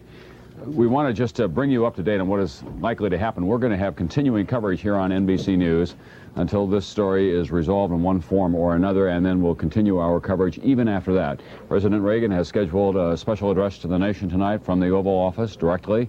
There has been a postponement of the State of the Union speech, which was scheduled before a joint session of Congress at 9 o'clock tonight, now postponed for 1 full week, as the enormity of this tragedy begins to unfold, really, for all of us, individually and collectively.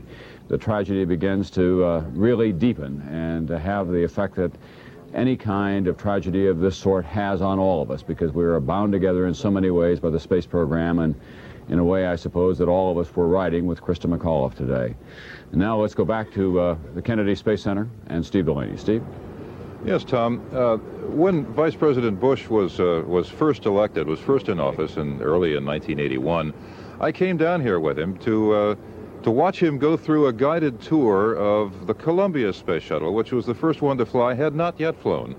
And he was met by astronauts Young and Crippen, who were the first crew, and they took him all over the thing. They walked him up the ramps, and they took him inside the control compartments, and they showed him the surfaces and explained to him what they were going to do. He's been closely associated with the space program ever since then, and was the one government official not too many months ago who was presiding over the ceremony in which Christa McAuliffe was selected as the first teacher to go into space, the first civilian, really, to go into space.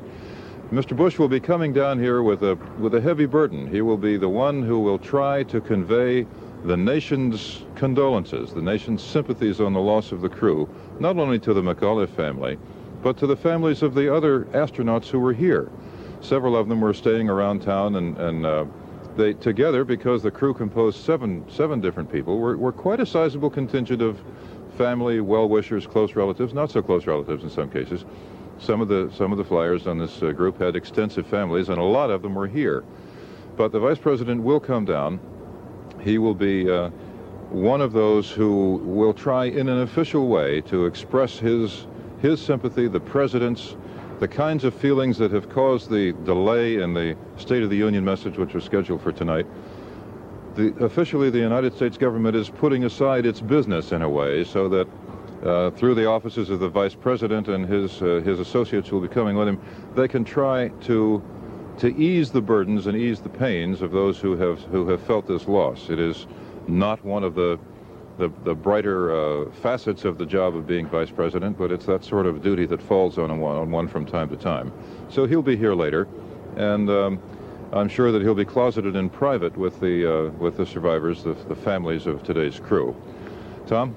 Very much. Steve Delaney at the Kennedy Space Center. We'll ask you to stand by there, of course, until we get any kind of an official word. And we do expect in about 45 minutes from now that NASA will have a press briefing at the Cape Canaveral at the Kennedy Space Center there.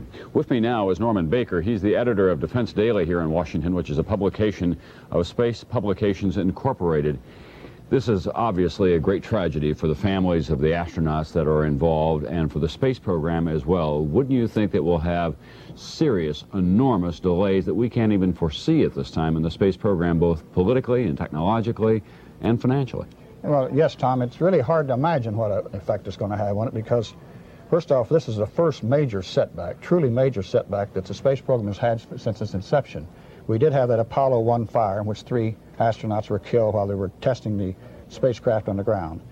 But all along we have felt that this shuttle was designed with a reliability factor that we could actually set it up almost as an airliner. This is why we had all the civilians going aboard. And I think it has really set in a state of shock for the space program to realize that we had forgotten really how dangerous the program really could be. You think that it was a mistake for NASA to have put civilians on board as early as they have? No, I really don't think so, although one failure out of 25 launches is not a very good reliability. There's something drastically wrong here, and it's going to take some time, I'm afraid, to find out what went wrong. And it was just 2 launches ago that we had some other indications of trouble with the main engine. Remember when when it shut down automatically and they thought that they may have to make a quick return? Well, yes, and you know, there's so many factors here, so many parts that can go wrong. And I'm afraid it's not going to be one of those flights where we find out what went wrong with this one and we go on with the next one. I think there's going to be a lot of questions raised politically by the Congress of the United States and by the American people. Is this thing really a reliable system? Or do we want to go on with this until we can find maybe a better system? Mr. Baker, that spacecraft cost $1.2 billion to build. It probably will cost, given the way things go here, about $1.5 billion to replace of some kind. This is a country that's operating under almost austerity conditions in terms of the federal government. Yes, this is true. Well, also it takes 1/4 of the space shuttle program out of existence. There's only 4 of those spacecraft. And we may decide that this is the time to start looking at the follow-on manned spaceflight program. I don't think anyone is going to suggest that we stop the space program. I don't think they're going to suggest that we stop the manned spaceflight program. but they're going to have to reorient this program. One thing that most people haven't talked about yet is our entire space program, the military as well as civilian, was going to depend on that space shuttle. You know, we had all of our eggs in that basket. All the eggs, including our Star Wars. Our Strategic Defense Initiative was going to plan on that. Which is the next point that I want to raise. Don't you think that the critics of President Reagan's SDI, Strategic Defense Initiative, the Star Wars program, will now have an open book from which they can criticize the president's plans to put that kind of a space defense out there? Well, they will have a position here. They can criticize it because it's like anything that's on the edge of technology. Something can go wrong. And I don't think, though, that this will really stand up because, as I say, we have to go ahead. Remember, the Soviet Union is developing a space shuttle of their own. It looks almost exactly like this space shuttle. And will they stop? I don't think so. It's just going to require a real close examination of how we're going into space. And we're going to have to shift, for instance, the Defense Department will probably have to shift back to expendable vehicles until this problem is solved, so that we can keep our security programs going. Do you know whether the Defense Department had some crucial missions planned for its own part of the Space Shuttle program that will now obviously have to be deferred? It'll all depend on how long it is delayed. Well, they definitely had some very high priority programs planned. There's no question about that. And, you know, they also had anticipated there would be problems with the Space Shuttle program, or either in scheduling or reliability problems, because they set up their own expendable launch vehicle program, which is now going through Congress getting approved. I'm sure they'll accelerate that so that they can continue with their particular spacecraft. Mr. Baker, thanks very much for joining us today. Certainly, thank you. All right, the editor-in-chief of Defense Daily, that's a publication of Space Publications Incorporated, talking about the cold, hard political and economic realities now of the space program in the United States as a result of this tragedy today. John Palmer, Studio 3K in New York. John? Thanks, Tom. You have raised there, and all day questions have been raised about what happened. Certainly, primary focal point, the fate of the 7 people aboard the Space Shuttle Challenger. What happened? Why did it explode a minute and 15 seconds? Well, a lot of these questions, all of these questions, are going to be put to NASA administrators and associates down at Cape Canaveral less than an hour from now at 3:30 Eastern Time, when they will hold a news conference and at least answer all the questions they can at that particular time. Earlier this month on the NBC Today program, Bryant Gumbel interviewed Christa McAuliffe, the private citizen astronaut aboard the Space Shuttle, the first private citizen and a teacher. They talked about how she felt and so forth. We have that tape now. We'd like to show it to you. It begins with the ceremony and remarks from Vice President George Bush when he announced that she was going to be the first private citizen to go up on the shuttle. And the winner, the teacher who will be going into space, Christa McAuliffe. Where's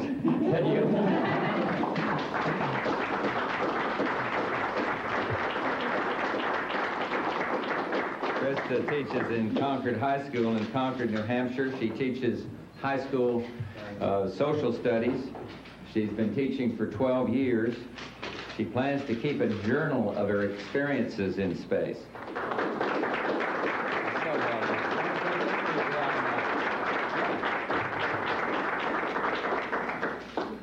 It's not often that a teacher is at a loss for words. I know my students wouldn't think so. I've made 9 wonderful friends over the last 2 weeks. When that shuttle goes, they might be one body. But there's going to be 10 souls that I'm taking with me. Thank you. Those 10 souls, of course, belong to Christa and the 9 other finalists who competed for that one special seat reserved for a teacher on next January's shuttle flight. Christa McAuliffe has joined us here this morning. Congratulations. Thank you very much, Bryant. Simple question, why you? It's really hard to say. There were 10 people. We were such a cohesive group, enthusiastic, really enjoying teaching, and I think any one of us would have done a really good job. I don't know what put me over the top, and I'm delighted to be here. When you first applied for this, did you think you had even a prayer? I really didn't. I was almost doing it kind of like when you play the lottery. If you don't play it, you don't win. Sure. And when I filled out that application, that's really how I felt. I figured there'd be at least 50,000 people across the country who would be slipping that into the mailbox around the same time. What about when you made it down to the last 10? Did you think then, maybe? Well, then the possibility became very real, and I really started to think what the impact would be on my teaching career and on my family. Yeah. But it was still really exciting. Has it all hit you yet? No, I don't think so. I still can't believe that I'm going to actually be going into that shuttle. It just really doesn't seem possible. Maybe when I'm on the launch pad it will. What are you most excited about? Seeing the Earth from that perspective of that small planet, you know, it's such a big place here, but being able to look at it from a new perspective, and I hope I can bring that wonder and that excitement back to the students. Maybe just a little bit of fright, too? Not yet. Maybe when I'm strapped in and those rockets are going off underneath me, there will be, but space flight today really seems safe. We had a good example of that when NASA shut down the last one through the computer because one of the backup systems wasn't working. You say it seems safe. A lot of people equate that with it also seems boring. Have you been one, have you been one who followed NASA efforts all along, long before? Oh, yes. Oh, yes. I can remember watching the Vanguards as they went like this, and I remember Alan Shepard's first suborbital flight, and it was really thrilling. I read where you said you wanted to demystify space. In plain talk, what does that mean? Well, we see the space program as a science or math or technological adventure right now. I want the students to get a little bit of ownership. I want them to feel that they're part of the space age because they're the future and their children or grandchildren are going to be pioneering that. So I really hope to bring an ordinary person's perspective to this. Have you heard from some of your students yet? Yes, I have. They've been dropping by the house, they've been sending me cards, they've been calling. That's been super. NASA, of course, has a selfish interest in all this. I mean, they want to build up public support for the huge outlays that are necessary to keep the program going. As part and parcel of being the first ordinary citizen, I mean, are you expected to be the ordinary speaker who's out there making speeches on NASA's behalf all along? That's going to come. Certainly will, but I'm also delighted that the teaching profession and students and the whole country is really going to benefit from this. We hopefully are going to know an awful lot more about what life is like aboard the shuttle. Yeah. You go up on January the 22nd. That's what the date is, yes, of 86, right now. and we're hoping that that'll be met. What are you most concerned about between now and then? Well, probably just getting my life in order. I do have a family in Concord, New Hampshire, and I have to get them set. I also want to make sure my replacement in school is going to be comfortable for next year. Any thoughts, however slight, that you might not measure up once it gets going? Well, one of the things that has been really surprising is all of the publicity, and I was saying to my husband the other night, it's almost like I'm reading about somebody else, you know? Well, it's a dream come true for you. Oh, it certainly is. Christa McAuliffe, congratulations. Thank you again. Good luck. We'll see you in January. Thank you. We'll take a break here. This is Today. The first private citizen astronaut, Christa McAuliffe, there in an interview, a tape-recorded interview with Bryant Gumbel on the Today Show some weeks ago, talking about how proud she was to have been chosen to be a part of this space shot, this tragedy. It's all but now impossible to think that she could have really survived the crash today, the explosion of the Space Shuttle Challenger, along with 6 of the astronauts, 7 altogether aboard the shuttle. Let's go back now to Washington and Tom Brokaw. John, that was such a poignant interview. You can see why she was so appealing and attractive to NASA. She was outgoing and enthusiastic, and of course she talked with great enthusiasm about the confidence that she had in the space agency itself. Today, that moment of triumph came for her and ended very shortly after liftoff, about 1 minute and 15 seconds, that enormous explosion, and as you indicated, no survivors. Christa McAuliffe and 6 other astronauts appear to have perished in that gigantic fireball about 5 miles up in space, 1 minute and 15 seconds after liftoff today. Dan Molina is at the Johnson Space Center in Houston, Texas now, where he's been keeping track of what information he can gather there. Dan? Tom, no new information. I must say it seems so sad and strange to glance up at some of the information readouts that we get from NASA here. There's an indication, MET, mission elapsed time. That's the time that the mission would have lasted had it gone on. Oh, you can see it on your screen there. 3 hours, 12 minutes, 16, 17, 18 seconds.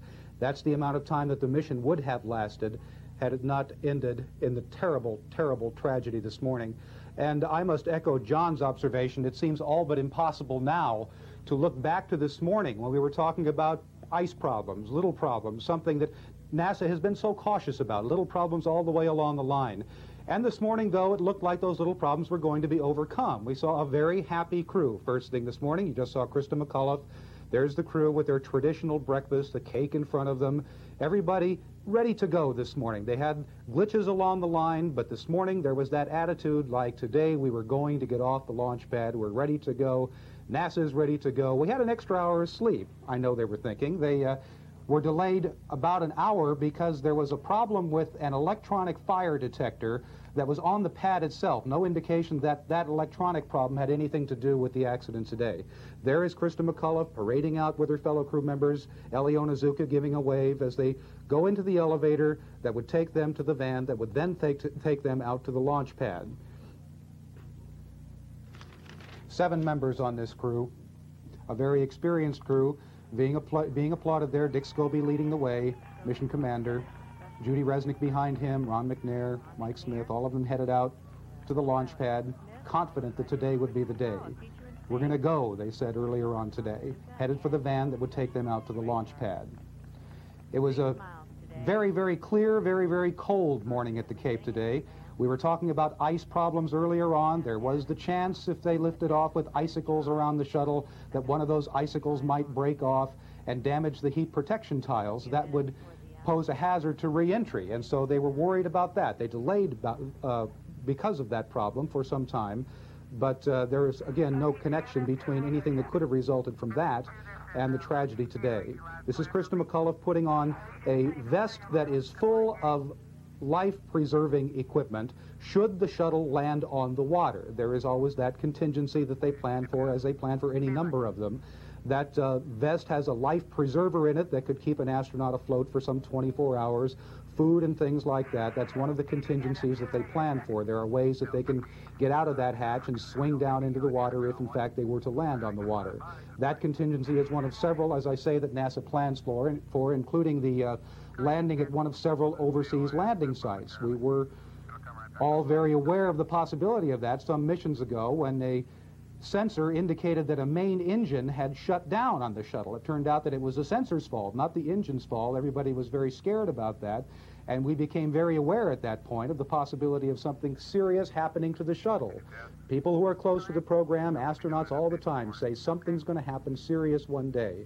But as you have pointed out, Tom, so many times this morning, and as so many observers have pointed out, it's become part of our lives. How could something happen to something that's as fun and as glamorous as the space shuttle? Well, today, obviously, it did. A tragedy of enormous proportions. Tom? Thank you very much, Dan Molina.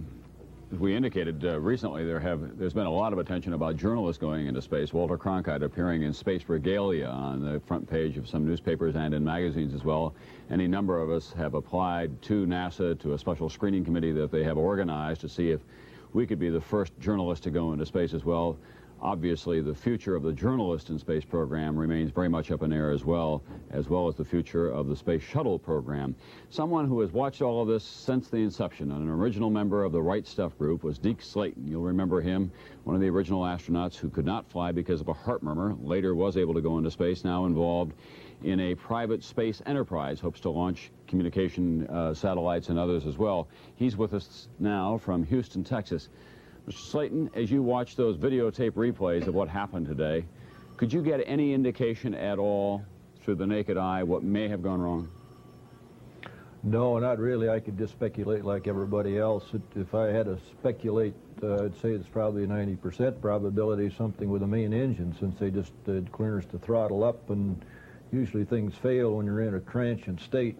Everything else was apparently stable, so if I had to hazard a guess, I'd say that would be the high probability, but that could be totally wrong, and it'll take a lot of numbers crunching and data analysis to really sort it out. Given the enormity of that fireball and what appeared to be the devastating effect of that on all of the equipment that may have been on board, will we ever know, do you think?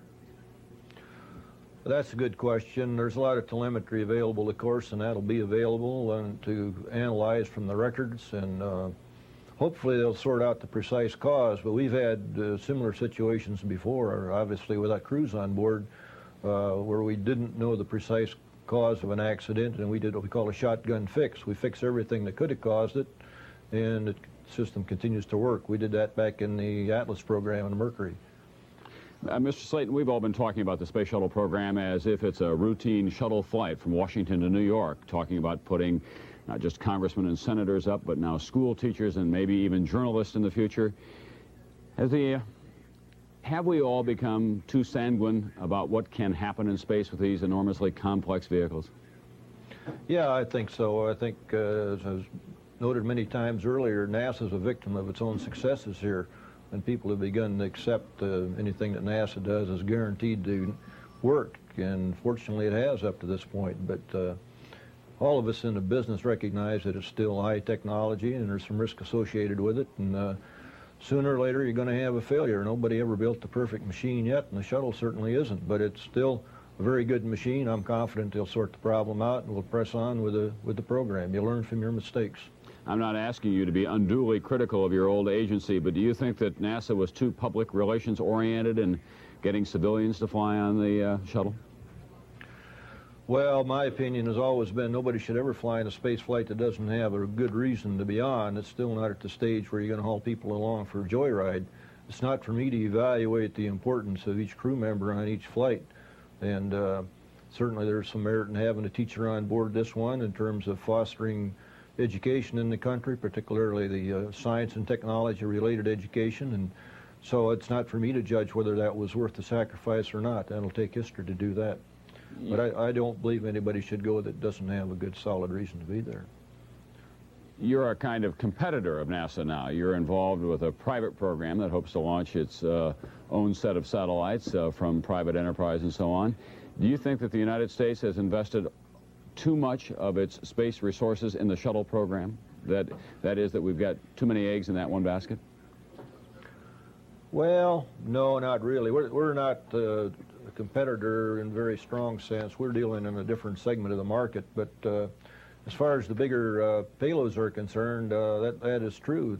The country has made a big investment in the shuttle, and that's considered to be the wave of the future, primarily because one envisioned being a reusable system that would be cheaper and more economic, and obviously things will happen in space faster if transportation up there is cheap.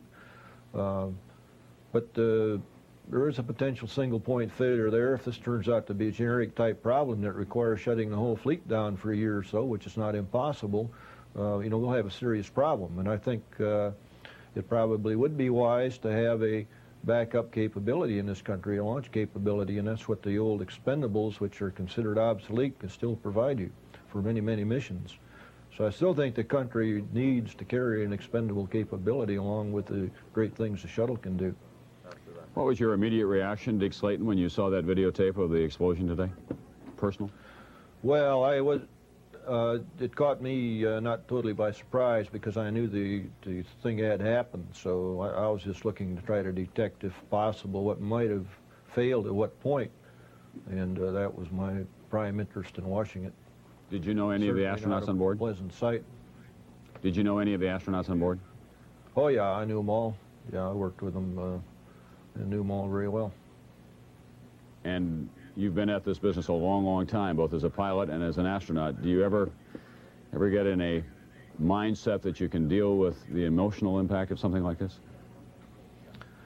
Well, sure. I've been doing it for about 45 years, so you don't ever get to the point where you enjoy it, but you got to learn to cope, and this is what goes with progress. Flight has always been a risky business. It'll always be risky, particularly the front end of it. And some things go wrong nobody has any control over, and when it happens, you've had a bad day, and you press on and make the best of it. And unfortunately, that's what happened here, but we'll learn from the problem and fix it and get on with it. Dick Slayton in Houston, thanks very much for being with us today. Thank you. I want to remind all of you that some stations now may want to cut away from our continuing coverage of this tragedy, the explosion on board the Shuttle Challenger today. You may want to return for your local programming. However, NBC News will continue its continuous coverage of this national tragedy here today. And what we want to do now is show you once again what happened today in the skies over Florida, just out over the Atlantic Ocean at about 1 minute and 15 seconds after liftoff of the Space Shuttle Challenger with 7 people on board. 4, 3, 2, 1, and liftoff. Liftoff of the 25th Space Shuttle mission, and it has cleared the tower. Roger, roll, Challenger. Good, roll program confirmed. Challenger now heading down range.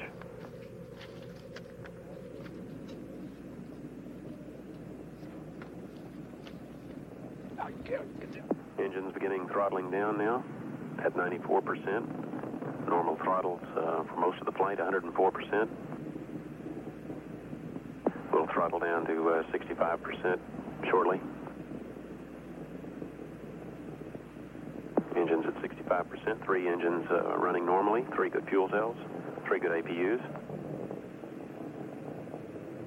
Velocity 2,257 feet per second. Altitude 4.3 nautical miles, downrange distance 3 nautical miles.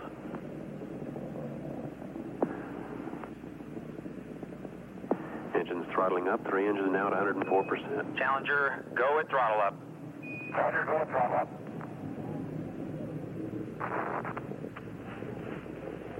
1 minute 15 seconds. Velocity 2,900 feet per second. Altitude 9 nautical miles. Downrange distance 7 nautical miles.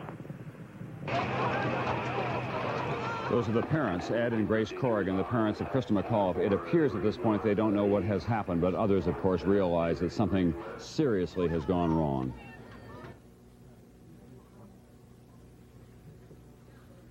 In slow motion now.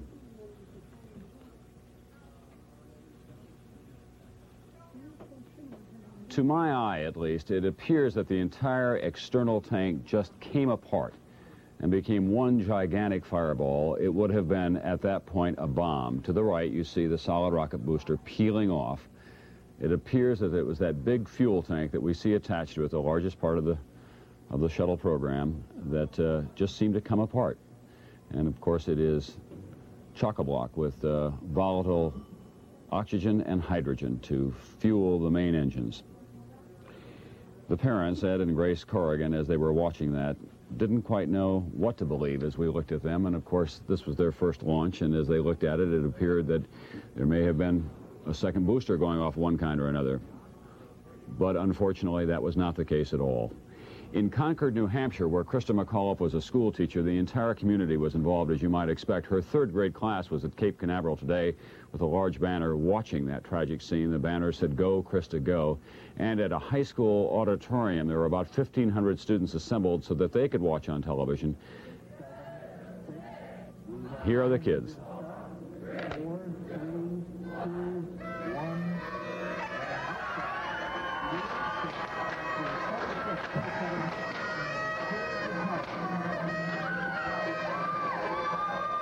The successful liftoff, lots of celebration.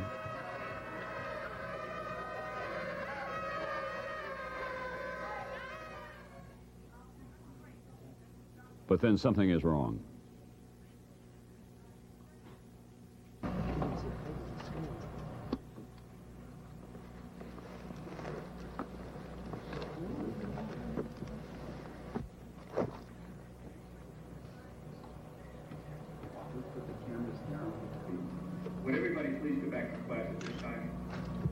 They were immediately sent back to their classes, stunned, as we all were, by what had happened.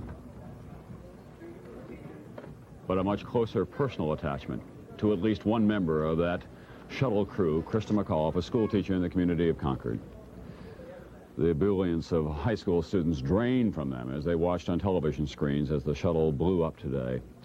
Sharon, Christa McAuliffe, and 6 other astronauts apparently have died in that gigantic fireball explosion. The crews continue to search the ocean with a variety of vessels and airborne vehicles, helicopters, and Coast Guard cutters are out there. They were kept from the area for some time because of the debris. Jay Barbee is a veteran reporter on these space programs. He's been down in Cocoa Beach, Florida since the very beginning of the space program. He was there today and he watched all of this as well. Jay?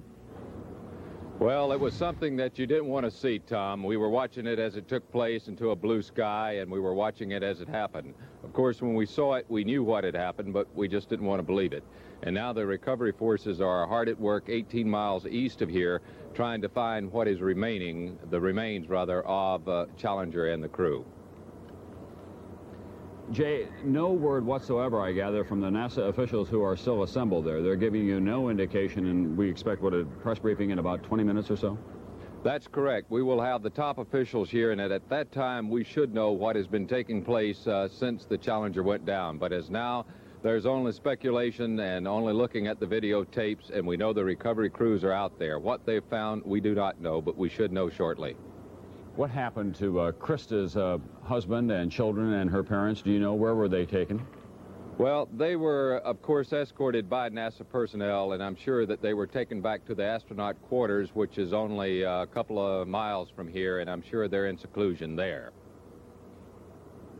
And as you looked at that videotape, as we looked at it together, what was your judgment, Jay? You've watched a lot of these go up, of course, and you've not seen anything quite like this before. But did it appear to you, as it did to me, that it could have been the external tank that went first? I don't think there's any question about it, Tom. I think you're absolutely correct. It was the external tank. Now, the question is, when they told him he was go for throttle up, he increased the throttle pressure, increased the thrust on the 3' engines. The question is, was there a flare back of the engines at that time? If there was a flare back, this could have erupted the external fuel tank.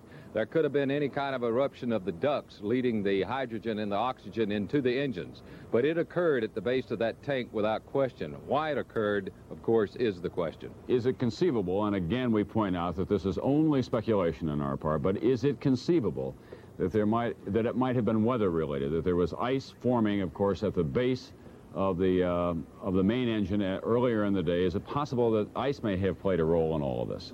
It's very possible. A chunk of ice off of the external fuel tank itself could have ruptured the ducts leading the fuel from the tank itself into the main engines. Another possibility are the wind currents at maximum Q. At that time, in the position that the spacecraft was in, the wind, the current there, could have had something to do with the flare back of the engines. No one really knows. There's a lot of things that you can speculate about, but what we do know, Tom, without any question, that explosion occurred in the external fuel tank where 500,000 gallons of fuel was located. That thing is 15 stories tall. So if you can imagine a 15-story tall building, something holding 500,000 gallons of fuel, then you can imagine what sort of explosion that happened.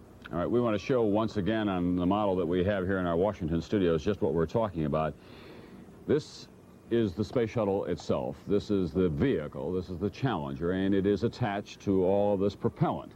These are the solid rocket boosters on either side. They develop 1 million pounds of thrust apiece, and as Jay indicated to you, in this large external tank, which originally was painted white, and then they removed the paint because they determined they didn't need it and they wanted to save the weight, this 15 stories high altogether, filled with oxygen and hydrogen, and it fuels the main engines, which are located at the very base down here of the shuttle Challenger, and the other shuttles for that matter as well. They're used on liftoff, and then they're used as well to get them into orbit. Then they're fired up once again when they come back into the Earth's atmosphere. You remember that phrase, MECO, that's main engine cutoff. They fire them up to about 65% on liftoff, then they go to 104% or even higher if they need to go into the orbit itself. And it was just at that point when they went past 65%, past 100%, full throttle, shortly after that, that this appeared to just break into flames. And then, of course, we saw that large fireball. So the indications are, at the outset at least, that it happened somewhere in here, possibly in these ducts. And as Jay Barbee indicated, there are ducts that lead from the external tank here back into the main engines. That's where it may have occurred. There's always the possibility that a number of other things could have happened as well that then triggered all of this fuel that is contained there. At any rate, it's like a giant rocket going off, a Roman candle, if you will, with 2 on each side and a much larger one in the middle. And people positioned right up here, 7 of them all together today, with no means of getting out of there once they have launched. That is, that there is no escape hatch of any kind, no ejection seat. And based on what we saw today, there was very little to eject from, tragically enough. To remind you, in about 20 minutes, we expect to have a press briefing from the officials at NASA at the Kennedy Space Center at Cape Canaveral, Florida. We may know more then. Of course, they have a wide variety of data, telemetry of all kinds, signals coming in electronically and otherwise. They'll be looking at that and analyzing it, if in fact they can. The entire country shocked by what we have witnessed here today. I'm sure that we're bound together in our common sympathy for the families of all the people who are involved. And there are grave political and economic questions raised as well. John Dancy is on Capitol Hill now, and he has the reaction of some of the principal players there. John? Tom, probably no program has enjoyed the kind of support that the space program has enjoyed throughout its history here. Through periods of budget austerity and financial crisis, the space program has continued to enjoy support from many members here. There is no indication that despite this tragedy today, it is going to have any less support. A number of members of Congress, both on the House and the Senate side, have been in the respective press galleries giving their reaction to what happened today. Let's start off with some of it. This was Congressman Manuel Lujan, who is chairman of the House Science and Technology Committee. He was with Dr. Graham, the NASA administrator, when it happened. We learned that there had been an explosion in the vehicle, and he said, "Oh my God, you know, what a terrible thing to happen," and was very visibly shaken and ran out of the office and went to his office. Well, it's very difficult for me to talk about it because these were my friends. Mike Smith, the pilot, was my mother hen the first month that I trained. They assigned him to me, go to my classes and help brief me. And I don't know of any time that I have been more shocked or more moved than when my first wife was killed in an automobile accident. And so it's been very, very difficult for me this morning. I don't think that it's time to start examining whether or not we continue with programs, but certainly, at least we ought to take a deep breath and step back before we go ahead with any further manned flights. Let me be philosophical for a moment. I guess in our human existence there is triumph and there is tragedy. And man tries many things. And we advance as a whole human race because we succeed most of the time. We make advances, whether it's in space or engineering or health or medical things. Sometimes, though, we aren't perfect. And then there's a tragedy that brings us back to our own human frailties and our lack of perfection. And so that's the kind of a day we're faced with now. It's been an amazingly successful series of triumphs through the years.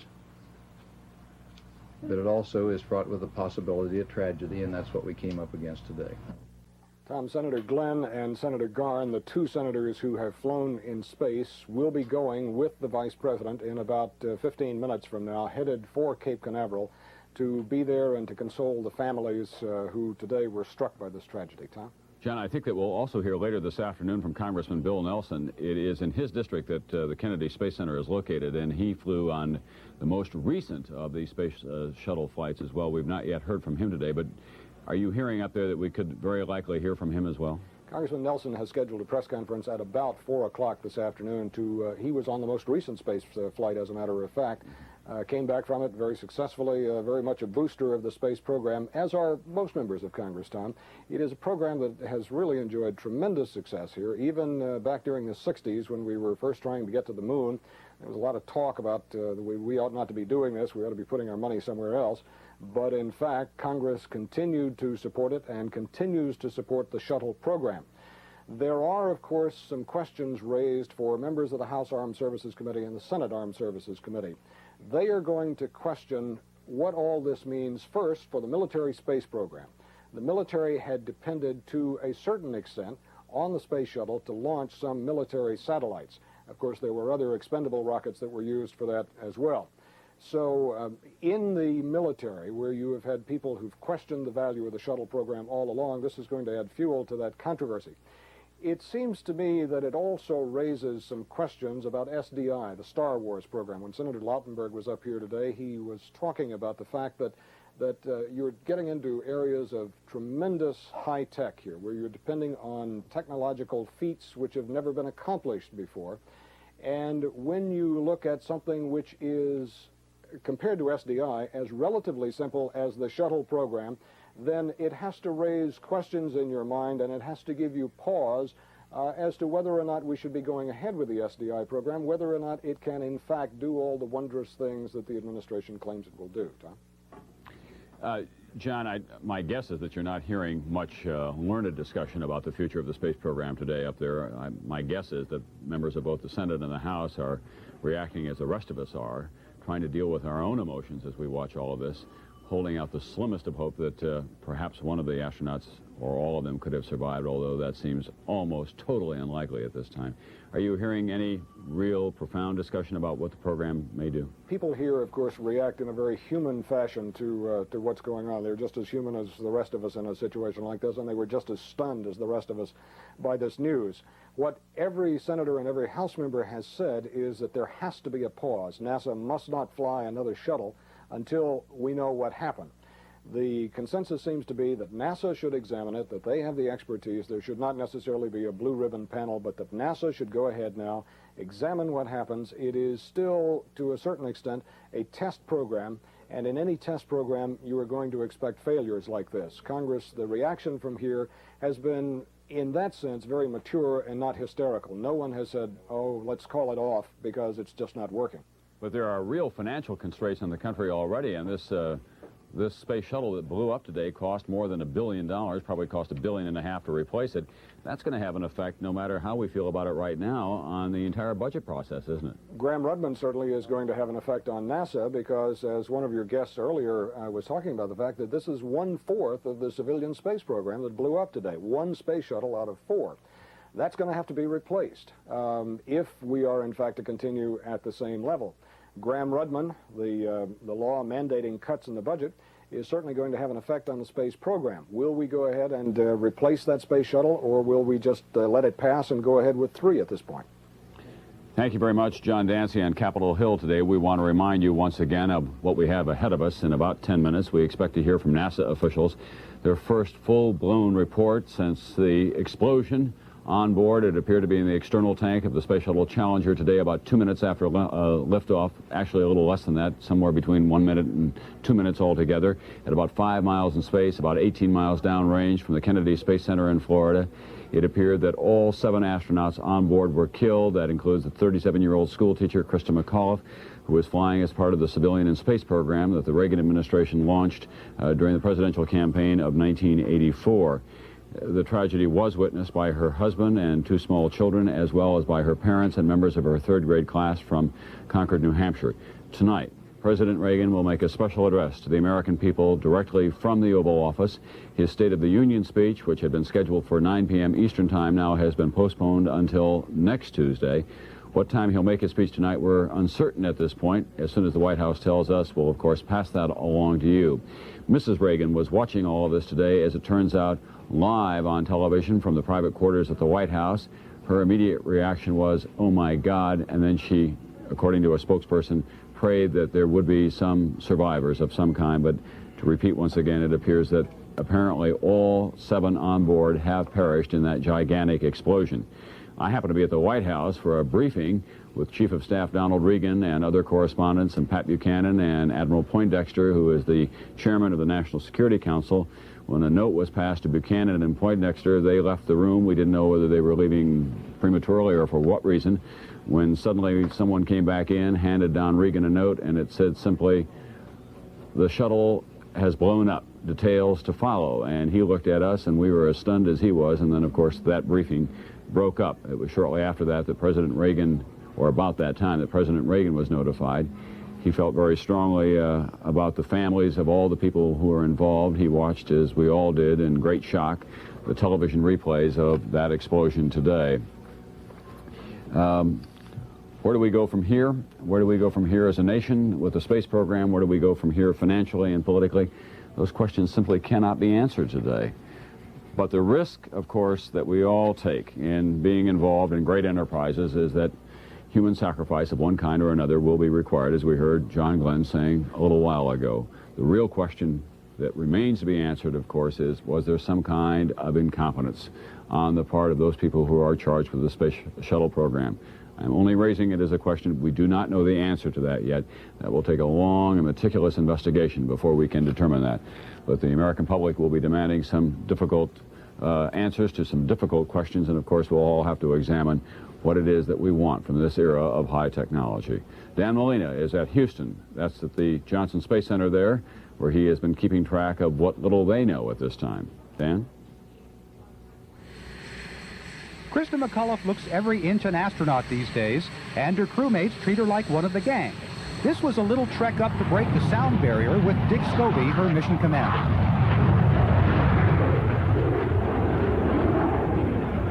They could have very easily said, oh, you know, there's a teacher, what are we going to do with her? She's going to get in the way, or we've got to plan things around her. If I needed help during the lessons, if I needed an extra pair of hands, I mean, they've just been so wonderful. I really do feel part of the crew. For several months now, doctors have been jabbing and probing her, zipping her up in black bags to see if small dark places scare her. She's gone through all sorts of training in shuttle simulators, and she's learned a few cold, hard facts about what to expect. I didn't realize it'd be so slippery. The shuttle's small. And if you kind of think of it as being in maybe a 6-man tent with 7 people in it, and it rains for 6 days, that's the environment that you're in. It's all a very big change from life in Concord, New Hampshire. This was the day she left home for 4.5 months of training. It seemed especially tough to say goodbye to her daughter, Caroline. Love you. All right. I'll see you later, alligator. Okay, let's get dinner ready. Yes. Okay. Life without mother in the McAuliffe household. A new adventure for Christa's husband, Steve, an attorney. Okay. Frozen cook. Open that thing up. He's doing a super job.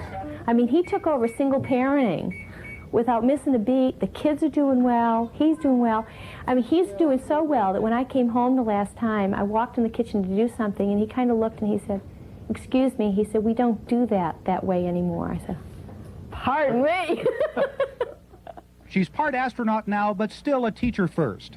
There's an elaborate plan for her to teach from space and to hook up a direct link with her old school. Much of the country will see this ultimate field trip, and Christa says it's just the kind of recognition teachers need. And because they feel so good about themselves and the morale is high, I'm hoping that other people are going to look at that and say, they do a very important job. She'll earn a place in history when Challenger lifts off. She'll be a celebrity for a while. Then it'll all be over. Christa McAuliffe will be back in New Hampshire, back in her classroom, but she'll always be known as the teacher in space. Dan Molina, NBC News at the Johnson Space Center, Houston. Now, of course, her legacy is tragically different. Vice President George Bush and a contingent directed by President Reagan now departing Washington, D.C. for the Kennedy Space Center at Cape Canaveral. John Palmer is standing by in New York, where he has a report for us on the weather conditions that existed this morning at the time of liftoff. John? Yes, Tom, our meteorologist here in New York, Joe Whitty, has done some checking. It was below freezing down at the Cape for many hours during the night, and it wasn't until about 10 o'clock mid-morning when the temperature rose above 32. The lowest temperature early in the morning just before dawn was 25 degrees, and that, of course, resulted in those icicles on part of the spacecraft and on the booster rockets, icicles that they knocked off and then after a while dismissed that as possibly being any kind of a problem. Another weather thing that is quite interesting, a phenomenon, is the jet stream, which normally, of course, is in the upper part of the United States, but we know of the much publicized cold weather in the last couple of days, and the jet stream dropped down as low as Florida, as low as the area around the Cape there, and winds at an altitude right here of 7 to 9 miles above the launch pad were 100 miles an hour. That's an unusual condition to have the jet stream moving that far into the south. Now, there are, of course, no definitive reports on the fate of the crew, but we all have been saying this afternoon, and it has been very much confirmed from the experts that it's pretty impossible that anyone could have survived that. We will know in about 6 minutes when NASA officials in Cape Canaveral come out and talk to reporters and answer questions. There are some unofficial reports coming to officials and NASA officials at the Cape indicating that they have found even no large pieces of debris, and certainly no sign of life at the impact zone, some 15, 18, or 25 miles off the coast out in the Atlantic from the launch pad. And now let's go back to Bob Bazell. Bob? John, I've been listening to what you were saying about the weather. That may have been an important factor, but NASA always has a plane that goes up above the launch site to measure the winds at different altitude. And one of the things that they're always concerned about is what they call wind shear, which is a sharp change in the wind direction. It's not so much the velocity at those upper altitudes that matter during a launch. It's sudden changes in the wind direction that cause even more pressure. And has been pointed out many times this morning The explosion aboard the Challenger occurred this morning at what the engineers call maximum Q, or maximum aerodynamic pressure, when the rockets are being pushed to their ultimate thrust and the greatest amount of stress is put on the shuttle. Now, during the 5th shuttle mission, Commander Vance Brand has said that at that moment he felt like the shuttle was about to fly apart, and some structural changes were made at that point, and they did not allow the rockets to be pushed as far as they might have been for a long time. Now, of course, all of this is speculation. We hope that in a few minutes, when Jess Moore, who's the head of the shuttle program, comes down to talk to us from Cape Canaveral in Florida, that we will have our first information from NASA. This is very important, because as long as we continue to speculate. But looking at the tape, it does appear that it occurred at a time when Dick Scobee, the commander, pushed to maximum thrust. There was a physical event going on at that moment.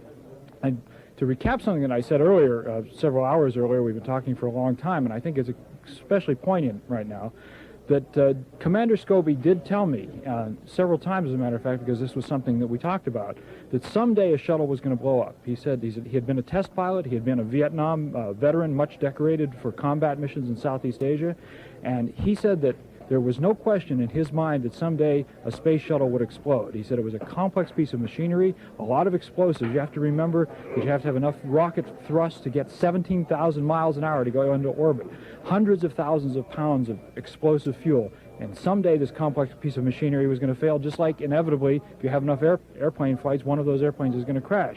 So that happened.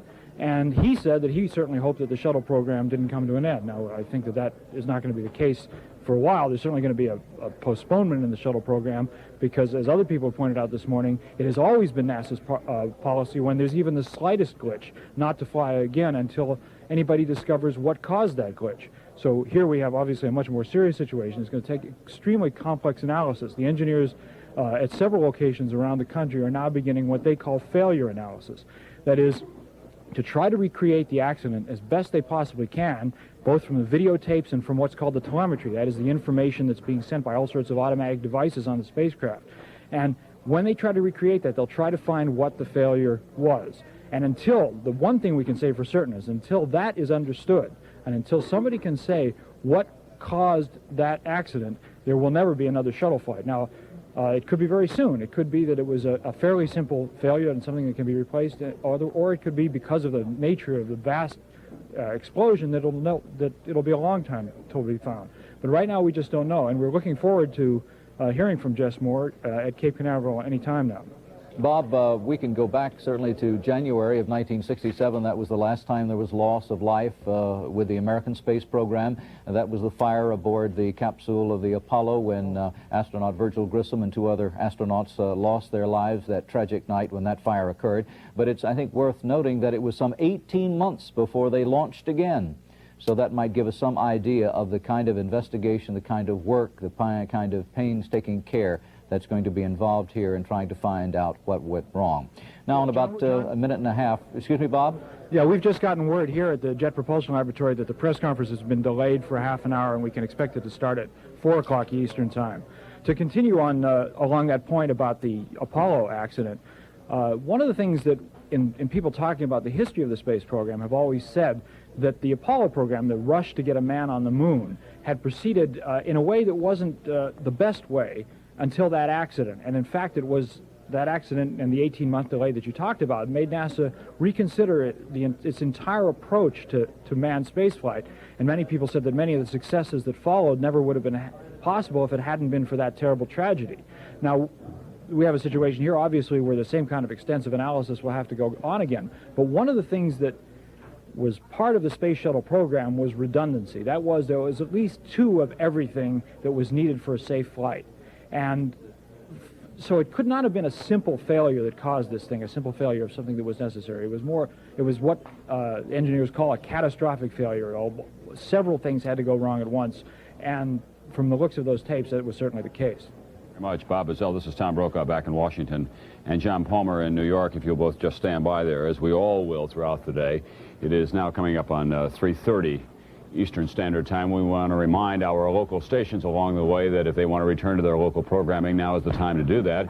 NBC News, of course, will continue its coverage of this tragedy involving the Space Shuttle Challenger and what appears to be the deaths of 7 astronauts on board, including teacher Christa McAuliffe. We'll continue our coverage here right along the way.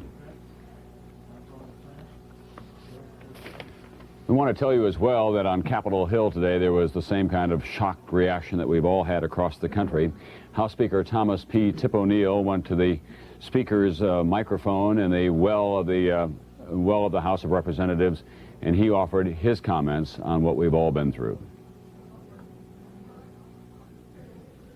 These wonderful people, Francis Scobee, Michael Smith, Judith Resnik, Ronald McNair, Ellison Onizuka, Christa McAuliffe, Gregory Jarvis, died performing their duty.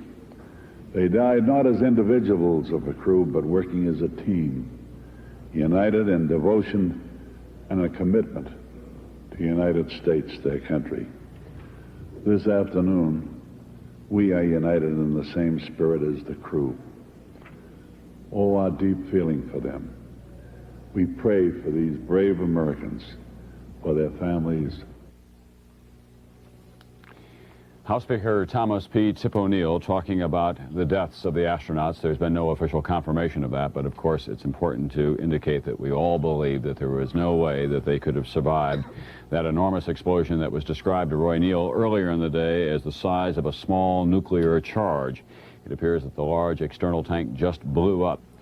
The commander of this mission, as Bob Bazell indicated a few moments ago, was Francis R. Richard Scobee, a 46-year-old commander, member of the Astronaut Corps, veteran of Vietnam, talked to Bob about the dangers inherent in any space shuttle flight. And recently he was asked whether it was a good idea to put a civilian on board like Christa McAuliffe.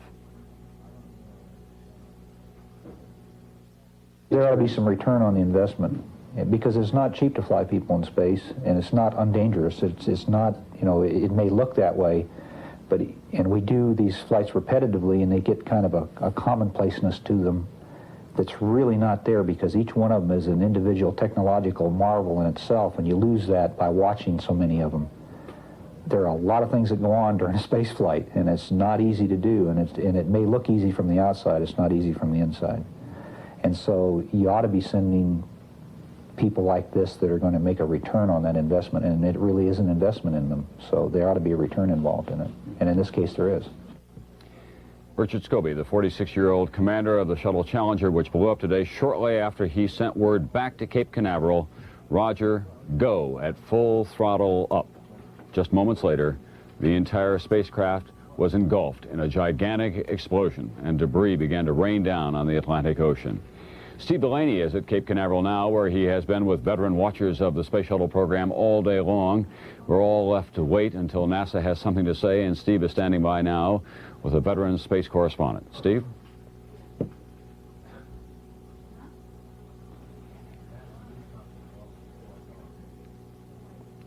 Apparently we are having audio difficulties once again from the Kennedy Space Center at Cape Canaveral, Florida. Steve Delaney is there. We'll ask him to stand by because we'll expect to go back to him before this half hour is out to bring you up to date in about 25 minutes. They've now moved it up a little bit.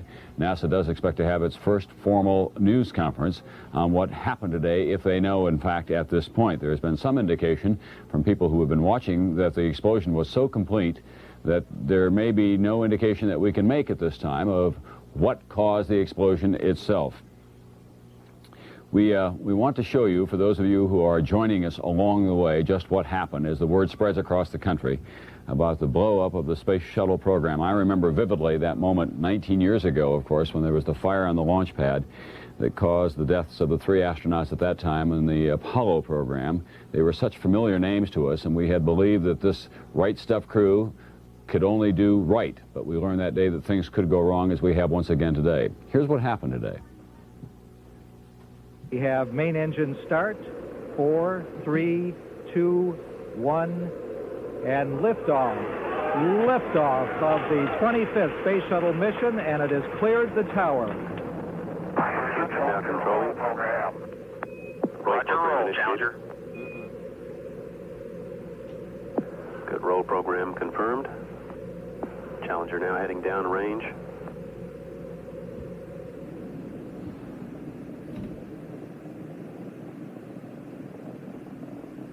Engines beginning throttling down now at 94%. Normal throttles for most of the flight, 104%. We'll throttle down to 65% shortly. Engines at 65%, 3 engines running normally, 3 good fuel cells, 3 good APUs. Velocity 2,257 feet per second. Altitude 4.3 nautical miles. Downrange distance 3 nautical miles.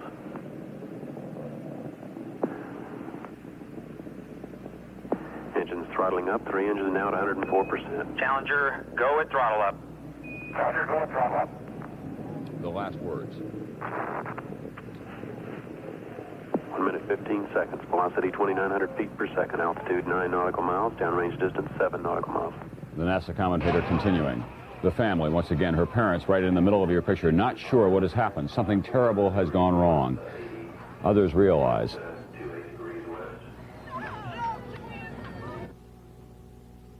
In slow motion now.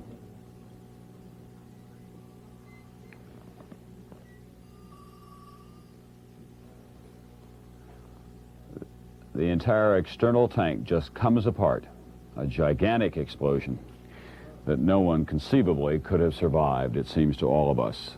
Nonetheless, search crews continue to go over a wide part of the Atlantic where debris rained down. There were Coast Guard cutters and helicopters in that area. It's a routine procedure. Standby.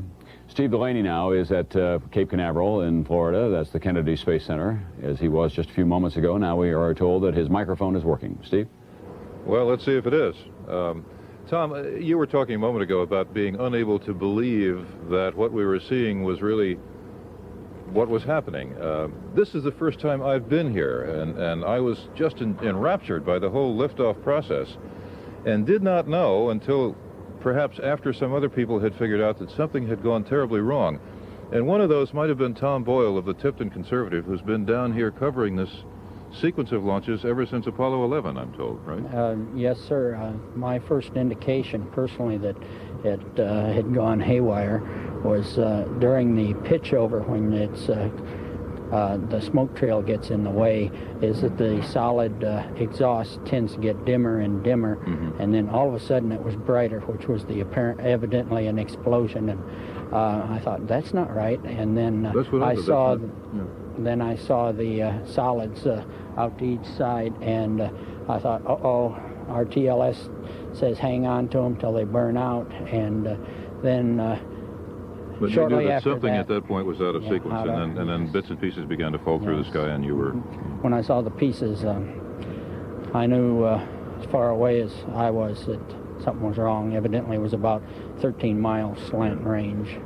Of all the times that you have come down here, do you always have, at the point where they're getting off the ground and heading for space, do you always have the nagging feeling that something like this might happen? Yes, especially on the first shuttle, first flight of Columbia, that nobody really knew what it was going to be like, and anyway, that I was fixed at watching the climb of the vehicle, and you tend to get this little unbalanced feeling as you start looking high in the sky, and I thought it might be off track, but it wasn't. But this time, what did you file? I haven't filed completely yet. I called back to the paper and told them what it looked like to me, and they were already seeing what was on TV, because it was, a good hour before you could get through a phone. Tom, you just watched here a moment ago, and they played the slow motion replay of what happened. You hadn't seen that before. What did that sight do to you? Well, it confirmed to me that it wasn't the solids, that I could see something in there. I'd have to watch it one or two more times, because also between the tank and the belly of the shuttle, you can sometimes see the forming of a condensation trail, or a contrail like an airliner leaves, and it's just an instantaneous, intermittent thing. And but this time it wasn't condensation, evidently. There's been some, and we've done nothing but speculate as carefully and as clearly as we can label it, that this or that might have happened. What about the low temperature this morning? In your mind, is that a consideration for them to look at? To me, it is not, because it's cold to us. But you have to remember that liquid hydrogen its temperature approaches absolute zero. It's 400 and some degrees below zero Fahrenheit. So the difference between chilly and warm for us doesn't make that much difference. I would say not. However, I don't deal in cryogenics. You are dealing, in fact, so you are going to go to the news conference. And do you expect them to enlighten us much more than what we already know? Yes. Or is it too early? No, they will enlighten us more. They will have some empirical data about how high, how far, how fast, and what came down and what's out there looking. Light, perhaps. Yes, sir. Well, that comes up in 20 minutes or so, and everybody here and everybody across the country will be following it with great care and interest, as this day, which was supposed to be the accomplishment of a lifetime for one schoolteacher from New Hampshire and 6 of her colleagues, turned into tragedy. We'll, Tom, that's about it from here right now. Thank you, Steve. And a member of those 6 colleagues, a regular member of the astronaut corps, was a woman by the name of Judy Resnik. She had a Ph.D. in electrical engineering from the University of Maryland. She was the second woman to go into space right after Sally Ride. She was a payload specialist, that is, that she worked in the back, and we're going to be hearing from her in a few moments. But there is this great irony, of course, that it was 19 years ago yesterday that the last deaths recorded in NASA occurred on a launch pad at the Kennedy Space Center at Cape Canaveral, Florida. That was Apollo 1. They were running some tests at the time, and here are the astronauts who were involved. They were led by Virgil Gus Grissom. It was Lieutenant Colonel Ed White, of course, and Roger Chaffee. And they were taken out and put in the capsule aboard the big Apollo 1 rocket, the Saturn rocket. And it was there that a flash fire occurred, and they were unable to get out, and they were all killed. The burned capsule.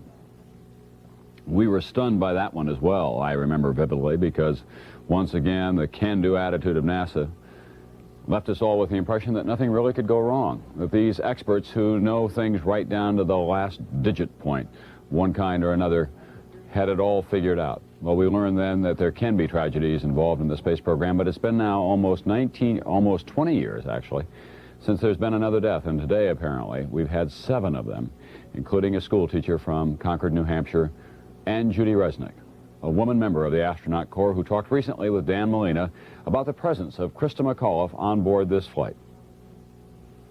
Christa McAuliffe going up is, of course, a major step in the space program. What are your general feelings, individually, about the citizen participant program? I'm sure you think it's a good idea, but can you tell me why? Well, the Space Shuttle is a national resource, and we career astronauts do the things that we're supposed to do to carry a mission out, to deploy payloads, to retrieve them, to operate experiments. And when we come back, we talk to the public a little bit about what we did, but then we have to go on and train for other missions because that's our goal in life.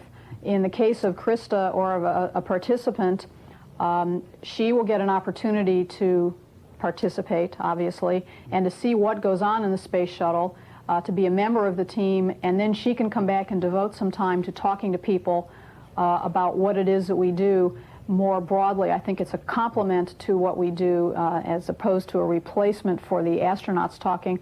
I think she can enhance and highlight what it is that we have to say to the public about what we do, and bring home a little bit more how important it is, the types of things that we're doing, and how they will benefit people back on Earth. What's it been like having her train with you folks? Has it been smooth, and perhaps has her participation given you any fresh perspectives on yourself? Have her observations, or the fact that she's a total novice at all this, has it been of interest to you for any particular reason, any incidents perhaps that have come up? Christa has been training with us since September, which is a little bit longer than we normally do for other payload specialists who may have some more scientific or space-oriented background. And she has not only developed her own set of procedures that she's going to be doing in space, she has participated in our training to understand what it is we're doing, when we're doing things, how we're doing things, what the environment's going to be like, and she has fit in very well as a member of the team. I think she's going to be very helpful to us. We're hopefully going to be helpful to her, that we can work together to get all of our objectives done in a timely fashion. And I think that we couldn't have picked a better person to do the job.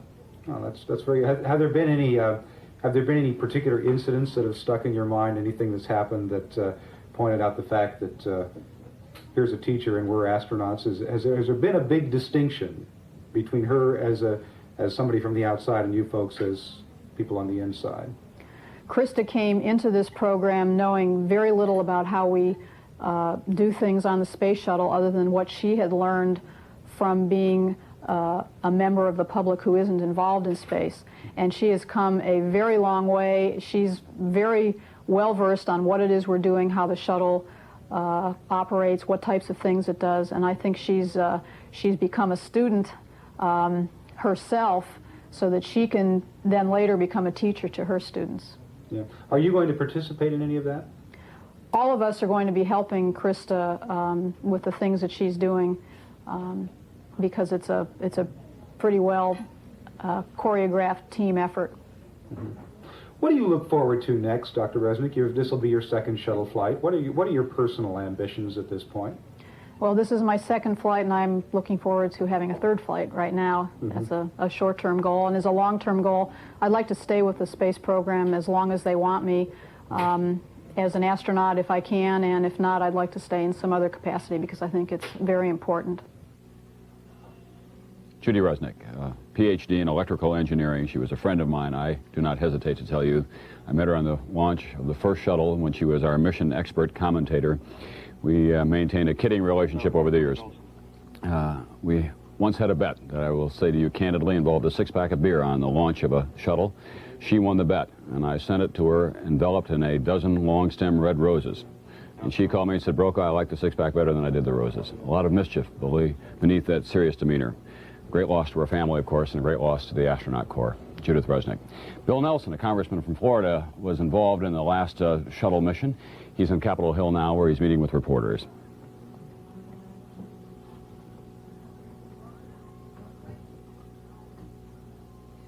Well, maybe he isn't.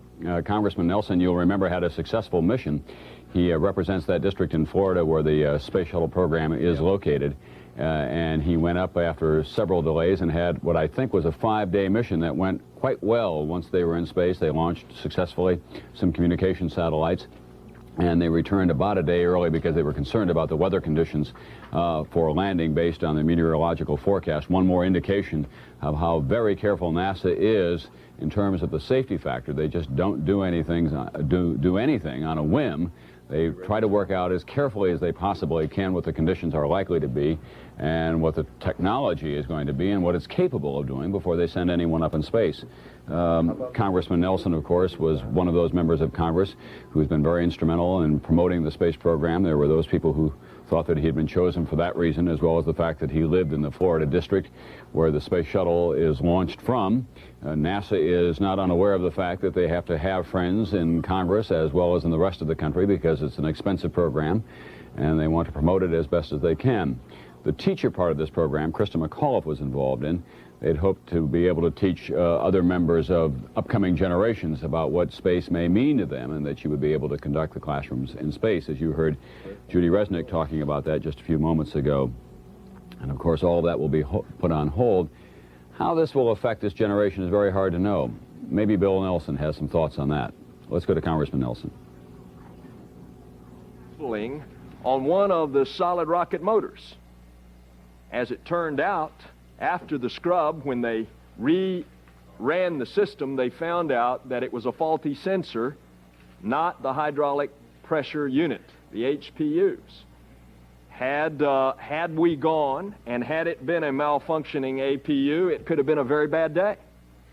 Well, that's why you have the redundancies and the checks. Now, as far as ascent, both of the solid rocket motors, those are the two big ones that look like big candlesticks that are packed with the solid fuel.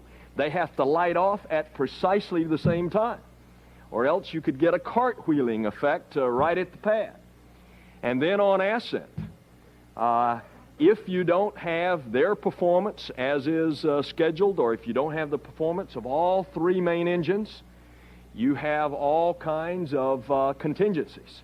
One of the contingencies is to come back around and land at the Kennedy Space Center. Another contingency, if you lose one engine, is to go on and land in Dakar, Senegal, or Morón, Spain. Another contingency, if you've got enough energy, is to go once around and come back to Edwards. But where there is an explosion, such as occurred today, there are no contingencies, and that's part of the risk that is taken. No.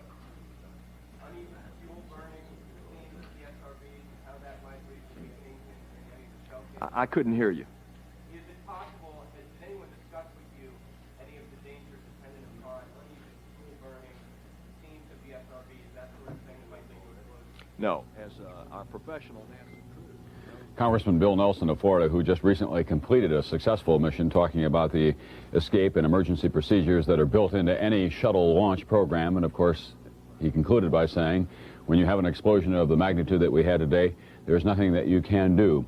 Roy Neal remembers the investigation that followed the fire on the pad on Saturn I back in 1967, I guess it was, Roy, 19 years ago yesterday. What do you remember about the investigation and what NASA was able to learn? Well, I remember this, Tom. It was a very long time ago, but the Apollo 1 fire brought to the attention of the nation the fact that they had a space program that was, if you will, based on feet of clay. As a result, they conducted the most sweeping investigation in the history of United States technology. There was much breast beating, much brow beating, but in the final analysis, NASA decided that it had to redesign its entire spacecraft, go to an entirely new oxygen system, if you will, before they could fly again. I'm not suggesting that this may take a total redesign of the space shuttle. There have been too many successful flights to date. But what I am suggesting is that right now, a NASA team, probably what they call a blue ribbon panel, but in this case with the top engineers, the top scientists that NASA can command, is being put together. We may even hear some announcement of that when NASA comes to the fore with a news conference now expectable in just about 7 or 8 minutes. I wouldn't be at all surprised if they announce at that time that a committee has been named by NASA from within itself to conduct an equally sweeping investigation.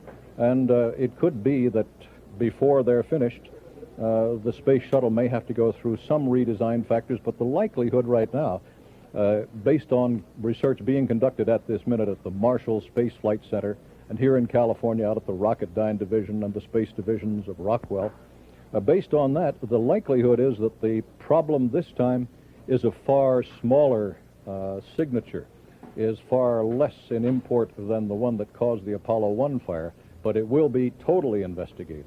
We can expect such a committee to be named, and shortly, and I'm sure that we, the public, will probably know more about what really did happen, thanks to the telemetry beamed down from space, probably know more than any of us can really handle in the not too far distant future. Analysis is going on now, Tom. Thank you very much, Roy Neal, at the Jet Propulsion Laboratory in Pasadena today. That's the only experience that we've had, of course, with a tragedy of this magnitude. There have been problems along the way. Here's a kind of a chronology now of the major problems during previous missions in the shuttle program. You'll recall back in April of 1981, the first launch, the first critical test flight of the space shuttle launch attempt was halted in the final seconds. We all remember that. It was delayed for 2 days by those computer software problems. And then in November of 1981, on the second shuttle, a fuel cell failed, limiting power supply and forcing the mission to be cut short by a couple of days. In March of 1982, bad weather forced a 1-day delay. February of 1984, 2 satellites deployed smoothly from the spacecraft, but they failed to reach their proper orbit. This is a big part of this space shuttle program. It's a kind of space airliner and space truck all at the same time.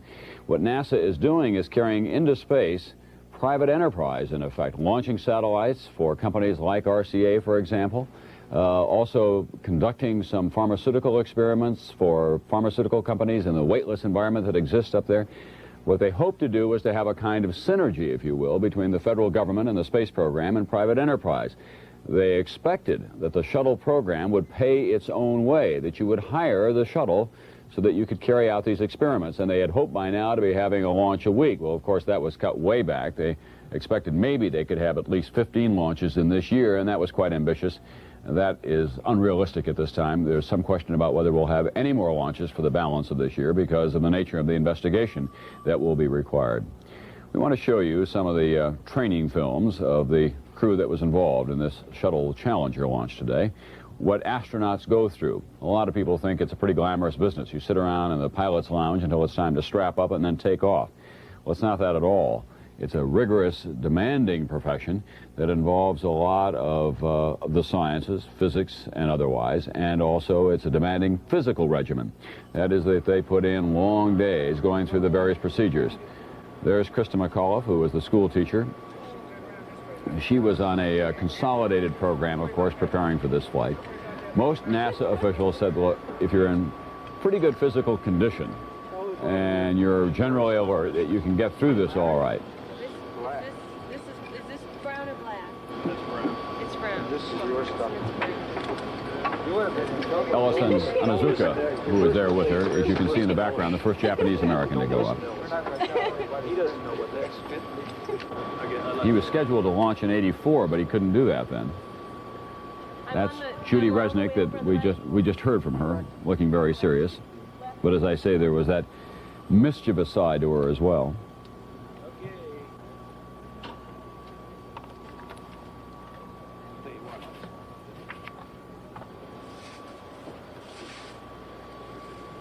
Gregory Jarvis, payload specialist. That is people who work with that big Canadian arm in the background.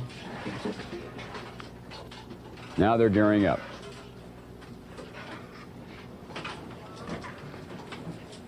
They get into all of this paraphernalia only for the takeoff. Then when they're in space, they're able to live pretty comfortably, actually, within the confines of the space shuttle itself. As Bob Bazell indicated earlier, the toilet is kind of tricky to operate. But all the indications were that everything was going to go okay. Which coffee unit is mine plugged into? Let's see. Ronald McNair is the black astronaut. He's a magna cum laude graduate of North Carolina A&T and a presidential scholar. He's one of America's first 4 black astronauts. Try to keep us informed of where you are in the timeline also. I've been in the cockpit of one of the space shuttles. What you do is crawl down into it from on top. It's relatively confined, but once they get up there again, as I indicate to you, they can move around a little bit, although for a 5 or 6 day period, it's close quarters.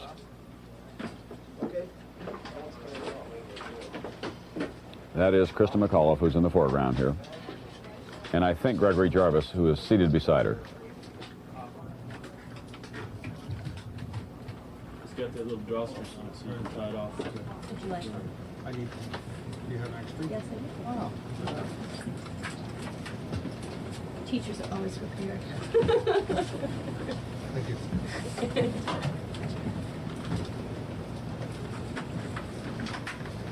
On liftoff, other astronauts have told me before that it's an exciting sensation because there's an awful lot of thrust that is developed, more than 2 million pounds on either side of you with those solid rocket boosters, but it's nothing that the human body can't withstand, even those bodies that are untrained, in effect, to the extreme force of G's. There you can see how close the quarters are. And that's where they were strapped in today, still in place. When the explosion occurred, that it appears to all who have looked at it, killed them all.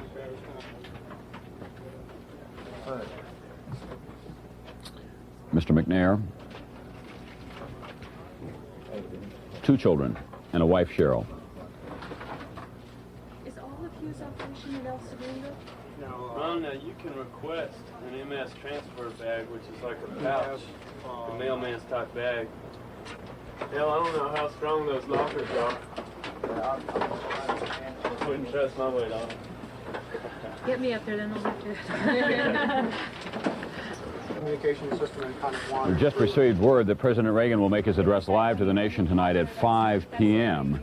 That's in 1 hour from now, Eastern Standard Time. I had a terrible set of events. I lived in Boston for 2 years and then went to And you just start putting all your stuff on, and then we'll get the whole orbiter configured, and we'll give them each their bags, and then you know, while they're getting the flight set ready to go home, and all of us will, you know, the 3 of us. This is Ellison Onizuka, who is a 39-year-old mission specialist as well. He has 2 children that he leaves behind, we believe.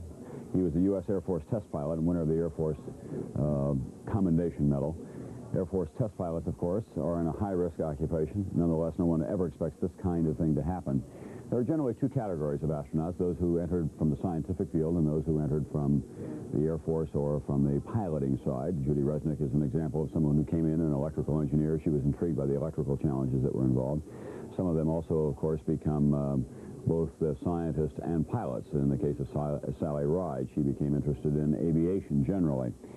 We want to remind our NBC stations along the way that we're going to take a station break now, that NBC News will have continuous coverage of this tragedy involving the Space Shuttle Challenger today, but that those of you who want to return to local programming can do so at this time.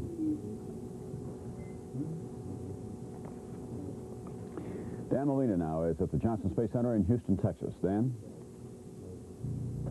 Tom, we, like everyone else at this point, are waiting for Jess Moore, the Associate Administrator of NASA, who is responsible for the Space Shuttle program, to address us all at a news conference to be held at the Kennedy Space Center. They will, of course, try to tell us what they know at this point. Whatever they know, they are getting from the telemetry data, which was coming down all the time. During the launch of the Space Shuttle, there's a constant flow of data to the Mission Control Center here at the Johnson Space Center. That, of course, has been analyzed over the last couple of hours to see what they can possibly learn from that. It's not at all certain, as we were saying earlier, that they will ever be able to determine exactly what went wrong, but there is, again, the possibility that the telemetry will show them something. Then there are the incidental factors, the things that could have gone wrong that nobody expected. We were talking about the weather this morning, the ice. There was no indication from NASA this morning that they were ever concerned that the ice would do anything more than pose a threat to the heat protection tiles. They worry that if a shuttle takes off when it's icy cold and there's icicles on it, that one of those icicles might puncture or otherwise damage one of the heat protection tiles, and that would result in some sort of a hazard to re-entry. I was very taken with Jay Barbee's comment earlier on when he said, what about if one of those chunks of ice was to hit one of the lines that runs between the external tank and the orbiter itself? That does, of course, pose the possibility of rupturing one of those lines. The possibilities at this point are endless. We were saying earlier that I have spoken with Max Faget, the designer of the Space Shuttle, widely regarded as the father of the Space Shuttle. He was completely in the dark. He, of course, is watching as close as he can. Dr. Faget is retired from NASA, but he was watching from his office, and he said he has complained several times about any number of things that were involved in the design, but he said at this point there was nothing that we ever predicted could be that serious that could result in a catastrophic failure. It's one of those things that you write off to possibility, but you can't speculate at this point how it could have happened. We have here a model of the Space Shuttle. For those of you who may not have seen it earlier, it's well at this point probably to review the major components of it. This is the large external tank, and as Tom has pointed out, this external tank contains fuel that amounts to making the shuttle a flying bomb when it goes up into space. On the outside are solid rocket boosters. Now, each of these solid rocket boosters develops a thrust of something like 2.9 million pounds. They separate from the shuttle as it gets to a certain point in the flight. At the point where the catastrophic explosion occurred this morning, they were about halfway to the point where these solid rocket boosters would normally have come off the side of the shuttle and then been picked up at sea, and that is the normal, that's the normal procedure. The external tank goes up with the shuttle further on into space and disintegrates as it comes back down through the atmosphere. We were a little over a minute into the flight. We were at the point where they were approaching what's called max Q. That's the point of maximum dynamic pressure on the orbiter itself, created by the combination of the main engine thrust, 3 main engines down here. Each of them develops something like 375,000 pounds of thrust. That thrust is added to by the 2.9 million pounds that comes from each of the solid rocket boosters. We were approaching the point, as I say, where all of that creates the maximum pressure that is going to occur on the vehicle at any point. The order was given, you go to throttle up, to Dick Scobee, the mission commander, and at that point, the explosion occurred. Tom, I must say I was very, very taken by your reflections on Judy Resnik, and I got a chance to be around her a little bit, and I knew her to be the extraordinary person that you describe her to be. In addition to everything else, she was a concert pianist. Christa McAuliffe was somebody who I had a chance to be around at some length, And I could tell in being around her why they chose her. NASA was looking, when they selected their teacher, they were looking for somebody who would communicate that enthusiasm, who would be the kind of communicator. They were looking for a PR person to some degree, but they were also looking for somebody to generate the excitement of the fact that, yes, we are crossing over to a new age in space, and the space shuttle is the cutting edge of all of that technology. Our culture is changing to accommodate these changes in technology, and Christa McAuliffe was somebody who NASA chose to make that point to her students, to all students, and to the American people. She had that quality about her. She had that quality of enthusiasm, plus she had the can-do quality of an astronaut.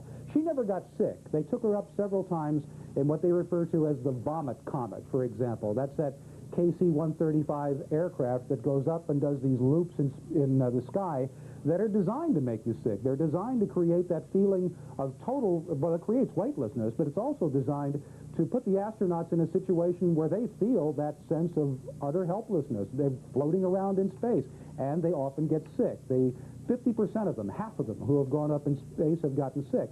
Christa McAuliffe, through all of the training that she went through all of her rides on the Vomit Comet, never got sick. She had a heartiness to her and enthusiasm that showed all the way through all of her training.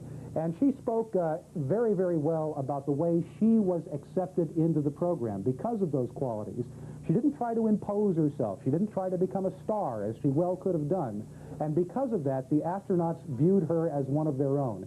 Even though some of them had some misgivings about the Citizen in Space program, as you heard Deke Slayton say earlier, and Dick Scobee has said several times, that anybody who is going to go into space, any citizen participant, whether it's a teacher or the journalist that they were planning to take up, that person would have to have a reason for being there. They would have to have some good purpose, some return to the nation and to NASA for being up in space. I'm hearing something now coming over our NASA Select Circuit. You can keep them on until we get into question and answer. I'm hearing the preparations now for the news conference at the Kennedy Space Center in Florida. All right. Tom, it looks like that's coming on us imminently here. All right, Dan. Thank you very much. Dan Molina, who has been following the space program for some time now for NBC News, from Houston and the Johnson Space Program. Across the country, of course, we're all bound together by our common feelings of this national tragedy. This is at Kennedy Space Center in Cape Canaveral, Florida. The flag already at half-staff. And the reaction of some people from around New York City. Solid booster rocket, that right at this point there could have been a tearing when the rocket went into great acceleration, its fastest point. But of course that alluded to this a few minutes ago when they went to full power at about 1.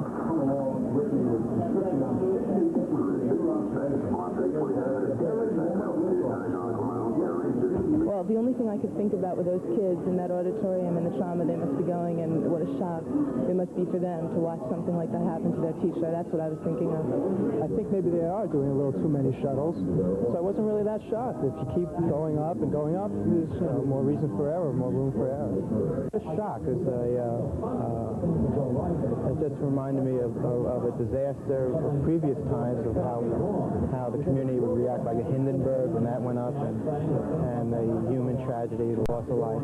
I think what bothers you about this is that this represents the epitome of the technology that our country has, and everything that we've ever put into space technology manifests itself in the shuttle program. And for something like this to go wrong, what do? You start from scratch again. Whenever you hear about something like this, you always have some kind of shock because you know it's out of the ordinary, and you don't expect things like this to happen. Once again, Kennedy Space Center, the flag at half-staff today. Of course, more people are killed in regular airplane accidents or in tornadoes, sometimes even in car accidents. And while we're moved by those tragedies as well, we're bound together by this one because we all seem to be attached to the space program in one fashion or another. We have an emotional and a political and even a financial stake in it. And we have such an attachment to the astronauts, and especially to Christa McAuliffe, the school teacher who was representing all the school teachers in the country.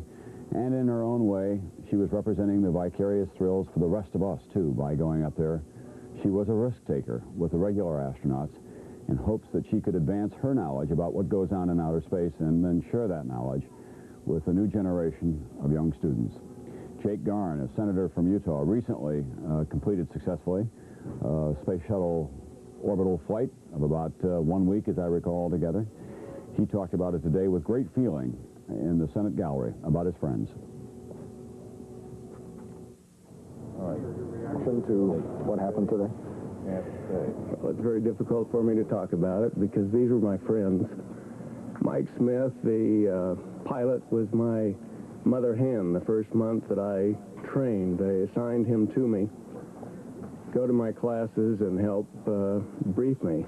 And I don't know of any time that I have been more shocked or more moved than when my first wife was killed in an automobile accident. And so it's been very, very difficult for me this morning. What does this do to the space program here and its support on the Hill, Senator? Well, I have great confidence in the space program. I think it's a remarkable system, and I think we should push ahead after we have determined the cause. Obviously, we should not fly until we have determined the cause of this particular failure, but I think we need to look at all of the successes, the remarkable safety record that the space program has had, the benefits that come from it, and the crew members that I knew so well. I would expect that they would want us to go ahead with the space program after we have gone through the proper investigations and analysis and know what happened. How should we go about investigating those? Well, obviously, you have to gather all of the data. It has been impounded at this point. There'll have to be a lot of studies, but there are some superbly qualified experts in this area that I think will be able to determine what the failure was. Senator, you were on board the space shuttle. You felt that tremendous boost that you got. Now, from the telemetry that we heard, the voice data that we heard, they had just told the pilot to go to full throttle, and he had said he was throttling up. What happens at that moment? You have a combination of the solid rocket booster power and liquid hydrogen and oxygen in the main tank. And because most of your thrust comes from the solid rocket boosters, while you're still in the atmosphere, you can exceed the maximum dynamic pressure. So the main engines are only at about 60% of power until you get further out of the atmosphere. And they had just been given the command to throttle up. And then you go to 104% or maximum power on the solids, or on the liquids. And so that is exactly what had taken place. They were high enough so they would not endanger the orbiter from too much pressure, and were given that order that they could proceed to increase the power. What are some of the things that can go wrong at that moment? Well, you have a very large external tank of very volatile liquid hydrogen and oxygen. And you're just simply, it's like in an automobile, you are putting more fuel. You're pushing down on the accelerator. You're putting more fuel to bring more power. And, of course, at this point, we don't know whether it was one of the solids. We don't know whether it was the liquid engines or not. There's just no way to know at this point. Senator, you were the first non-trained astronaut missions that NASA had scheduled for this year. Do you think that they were capable of going ahead with 14 or 15 safely? Yes, I think so. The major problem these last couple of missions has been weather, and that is something that NASA cannot control. But, yes, I think the program is mature enough that, and with the opening of the second pad, Pad B, which Challenger was launched from this morning, with 2 pads and also the addition of the 4th orbiter, yes, I think they were capable of that schedule. Do you think it's going to make any difference to civilians in space from now on? Well, I can't judge what decisions NASA will make, but my own opinion, again, after the investigations, we should proceed with the program, and that would include the civilians in space program as well. As a civilian yourself going in, were you adequately warned that something like this could happen? Oh, of course. The training is very thorough and very adequate. In my own case, having flown more than 10,000 hours, I was certainly aware that there are dangers in flying. However, I still feel very strongly that I'm much safer in flying an aircraft than any day that I'm on the Capital Beltway, and I don't mean that to be facetious at all. We kill nearly 50,000 people a year on the in the highways of this country, because of half of them because of drunk driving. I wish we'd pay a lot more attention to that. Senator, should there have been some way for them, or was there any way for them to get out at this point? Should there have been? No, I don't think so. In Columbia, originally, during the test phase, when just they were sending 2 test pilots up, they did have an escape capsule. the program had been proved safe enough, in my opinion, that they didn't need them in the other orbiters, and Columbia had been modified so that it did not have the escape mechanism in it. This is purely my opinion, but in watching what happened this morning, I would doubt very much, even if you had had an escape capsule on board or parachutes, that it would have been possible to get out with that kind of an explosion in any event. Senator, in light of all of the delays surrounding recent shuttles and this one, do you think that NASA may have been too anxious to get this one off the ground? No, I was down on Saturday and for the launch on Sunday morning, and they were criticized on Sunday for being overly careful. Safety has always been foremost in their minds. And we woke up on Sunday morning after having canceled at 10 o'clock the night before to a perfect morning. It was beautiful, sunny, clear blue skies, perfect launch, and there was a lot of talk that rather irritated me. Well, NASA was overly cautious. And so, no, I don't think that's true at all. What happens in your subcommittee now in terms of funding for the program? Well, I can't answer that question exactly because of Graham Rudman and the other budget constraints, but I certainly have no intentions other than to push on, and that does not change the intent or the progress of the program. How do you think the investigation ought to be handled, Senator? Should there be some sort of blue ribbon panel put together, or should NASA be allowed to handle it? Well, I think NASA has the technical experts, and if they need more than in-house, they will pull them in. I don't think we need to go outside that other than to draw on consultants if necessary. NASA is so thorough and so careful. If any of you had experienced how they go through the redundancy and the backups and careful nature, the dedication of these scientists and engineers in NASA, I have full faith in them. They want the program to succeed. They want to take care of their astronauts. It's always a real team effort. They work closely together, and they will want to find out what happened more than anybody else. Senator Jake Garn, Republican of Utah, who flew successfully in a space shuttle, and as you heard him say today, he had friends on board. This crew of the Space Shuttle Challenger that blew up in space 1 minute and 15 seconds after launch, approximately, about 5 miles up. Apparently, they were all killed. As for the NASA investigation, NBC News Chief White House correspondent Chris Wallace has just told me over the telephone that he is hearing at the White House that NASA will appoint a high official of that agency who is not connected with the Space Shuttle program to head the investigation. Now, NASA, of course, has a number of responsibilities, so there will be a high official of the National Aeronautics and Space Administration who will be heading up this investigation. We have been awaiting an official word from NASA on what happened today and the ultimate fate, of course, of the 7-person astronaut crew. We just now have been informed that that probably will not occur for another 6 minutes or so. They are gathered at the Kennedy Space Center and also at the Johnson Space Center in Houston, Texas. Vice President Bush and a congressional delegation that includes Senator John Glenn and Senator Garn, whom we just heard on videotape, headed for the Kennedy Space Center in Florida, where they will be the president's official representatives. The president himself is expected to address the nation at last we heard at 5 p.m. today, Eastern Time. That would be in about 41 minutes from now. So apparently he'll come up right after we hear from NASA officials at the Kennedy Space Center in Florida. I'm sure that this is all being carefully coordinated. That is, that the White House is on the telephone with NASA officials both in Washington, Houston, and in Florida, finding out just what went wrong, and they'll be sharing that with us as soon as they can. The NASA officials will be. It really is one of the remarkable features of the American space program, as opposed to, say, what goes on in the Soviet Union, that through good times and bad, NASA does talk to the people through the American press.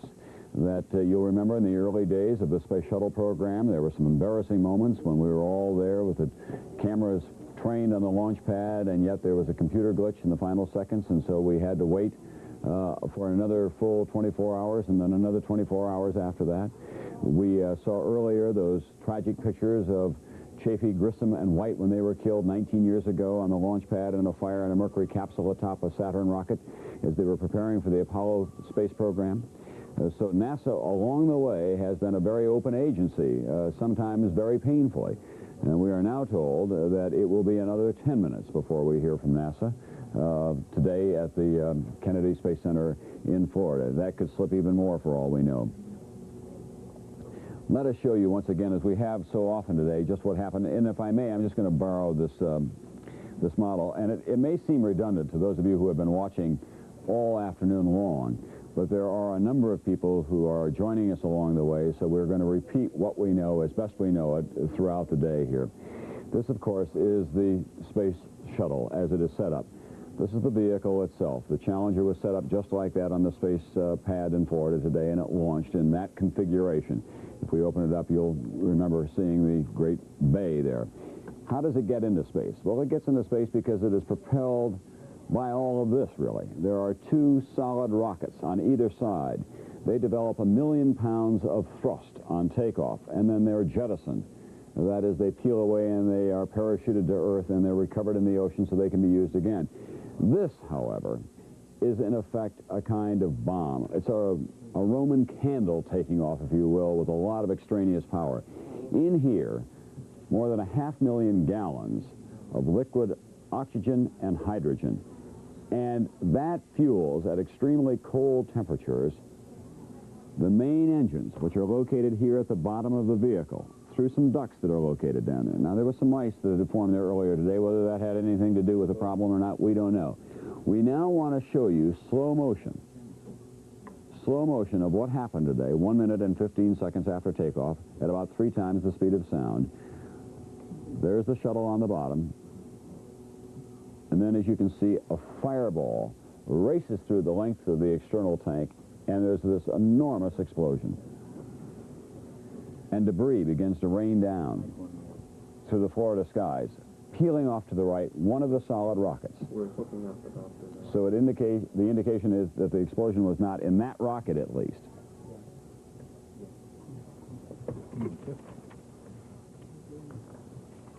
And that's what happened. And as we indicated to you a few moments ago, we expect in about 10 minutes or so to have from the Kennedy Space Center in Florida, I have to get this out of the way because we have a guest coming up here dealing with science policy.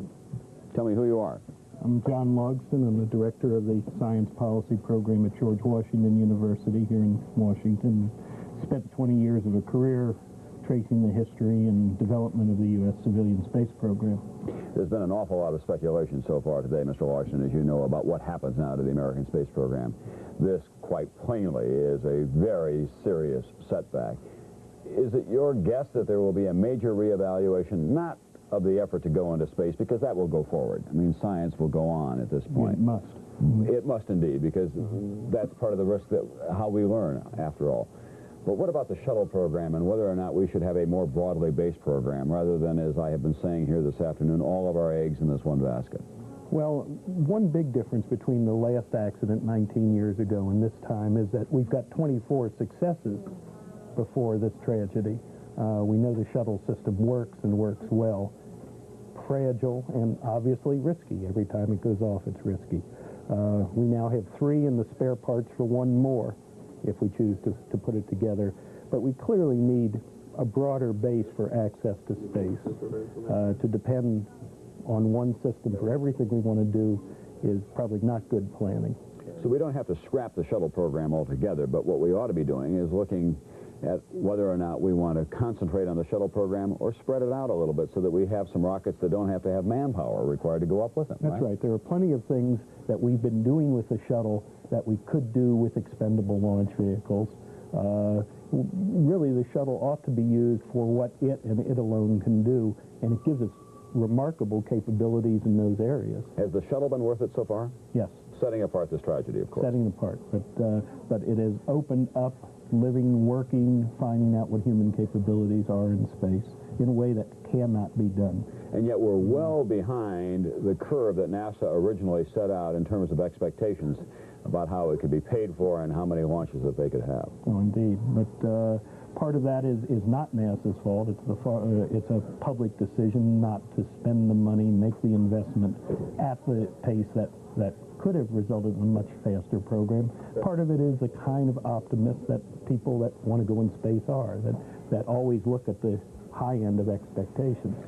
Mr. Washington, what is this going to do to the President's Star Wars program or the Strategic Defense Initiative? I don't think it has anything to do with it, except the shuttle was a test bed for a lot of those experiments. It does show, it seems to me, how risky, how uncertain doing things in space still is, to have a whole defense system based on technology that has to work. And politically, that will open some fresh territory, won't it, for the president's critics? I believe so. Mr. Washington, as you look at the space program and the American attitudes toward about it, have we become too blasé about high technology and the leading edge of technology, about what it can do and the risks that are involved? Well, I think that the shuttle was supposed to be routine, and we were beginning to treat it as routine. What was special about this mission was Christa McAuliffe. Otherwise, it would have been just another mission. The other 6 people are not public personalities, equally as adventurous and taking as many risks. The public was excited this weekend as we got the images back from Uranus. The program continues to both do routine, useful things and break out into the future. Mr. Washington, thanks very much for coming by. Right. From George Washington University. That's correct. Lifetime of study, effectively, all of your adult life, of science policy. Thank you. Thank you. We are awaiting now in about 3 minutes, as I say, the news conference. And before we go to Steve Delaney, what we want to do is show you briefly a piece of videotape that we have here in Washington. Congressman Bill Nelson, who made a ride in the last shuttle that went up successfully. And he talked about whether or not these astronauts who were involved in today's explosion had any chance at all. Congressman Bill Nelson. Even if there had been ejection seats, from my knowledge of the system and observing today what happened, there would not have been any opportunity for escape by ejecting, given the flame that consumed after the initial explosion. In my personal knowledge, would I know if anybody would have, on that crew, had a chance to know that something was wrong? And the answer to that is no. If there's anything, I suppose, that we can be grateful for, it appears to us, at least, from the naked eye, from this distance, that any deaths that may have occurred, that appear to have occurred, all those deaths were instantaneous. It was an explosion of great magnitude. As I indicated to you a few moments ago, Roy Neal was told by scientists that that was an explosion the equivalent of a small nuclear charge. To put it quite bluntly, it does appear that those astronauts and Christa McAuliffe simply didn't know what hit them. That the explosion happened instantaneously. And of course, as you saw, there were lots of pieces of debris that rained down into the Atlantic Ocean. At the Kennedy Space Center now at Cape Canaveral, Florida, Steve Delaney, who has been there all day long witnessing what for him was a thrilling moment, the liftoff of the space shuttle. And it is, for those of you who have not seen it, when you see it in person, there's nothing quite like it. And then had that thrill turn into a horror of watching the space shuttle come apart in the skies. What's the latest from there, Steve, in terms of what the NASA scientists are going to tell us and when? I wish I could preview it. We just don't know, Tom. They've been sliding this back about 5 minutes at a time for quite a while now. Jess Moore is going to conduct the briefing. Apparently, he's going to do it himself. Jess Moore has been running the manned space program. NASA is a little bit understaffed at the top right now because James Beggs, the administrator, is kind of on a leave of absence while they handle some legal problems. Jess Moore has been running it as the associate director for manned spaceflight, which means he's in charge of those who are associated with the shuttle program. And earlier, before any of this took place, he was the one who was conducting the briefings to say that, well, there was a problem with the weather here or there, or in the case of the delay that rolled the thing over until through the weekend, there was a problem with a mechanical device, a door handle of all things, that they couldn't quite pull out because it has to be replaced before they can lift off. And Jess Moore was the one who was in charge. He's in transit. He's on his way to assume administration of the Johnson Space Center in Houston, and from now on that'll be his post, and there'll be another person assigned here to take care of the manned spaceflight program. But he will conduct the briefing, and I'd like to be able to suspect that the reason they've been putting it back is perhaps they are trying to collate and gather together little bits and pieces of information which would allow him to give us as definitive a look as we've had yet as to, if not why it happened, certainly what happened.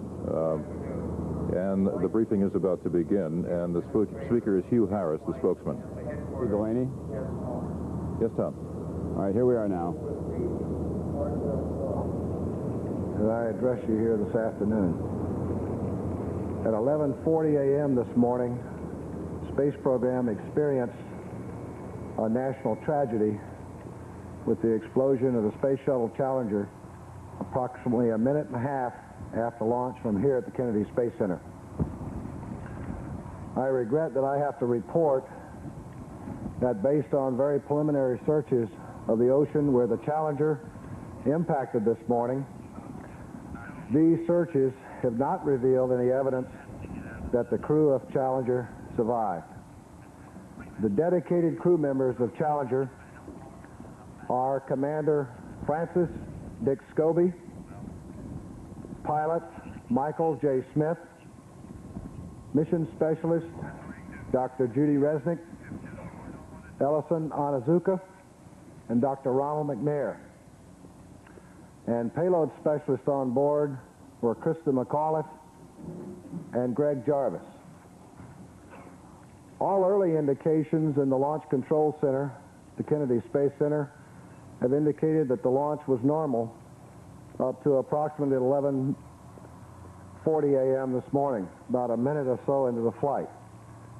Flight controllers in the Launch Control Center here and in the Mission Control Center in Houston were polled immediately after the explosion, reported that they did not see anything unusual up to that point.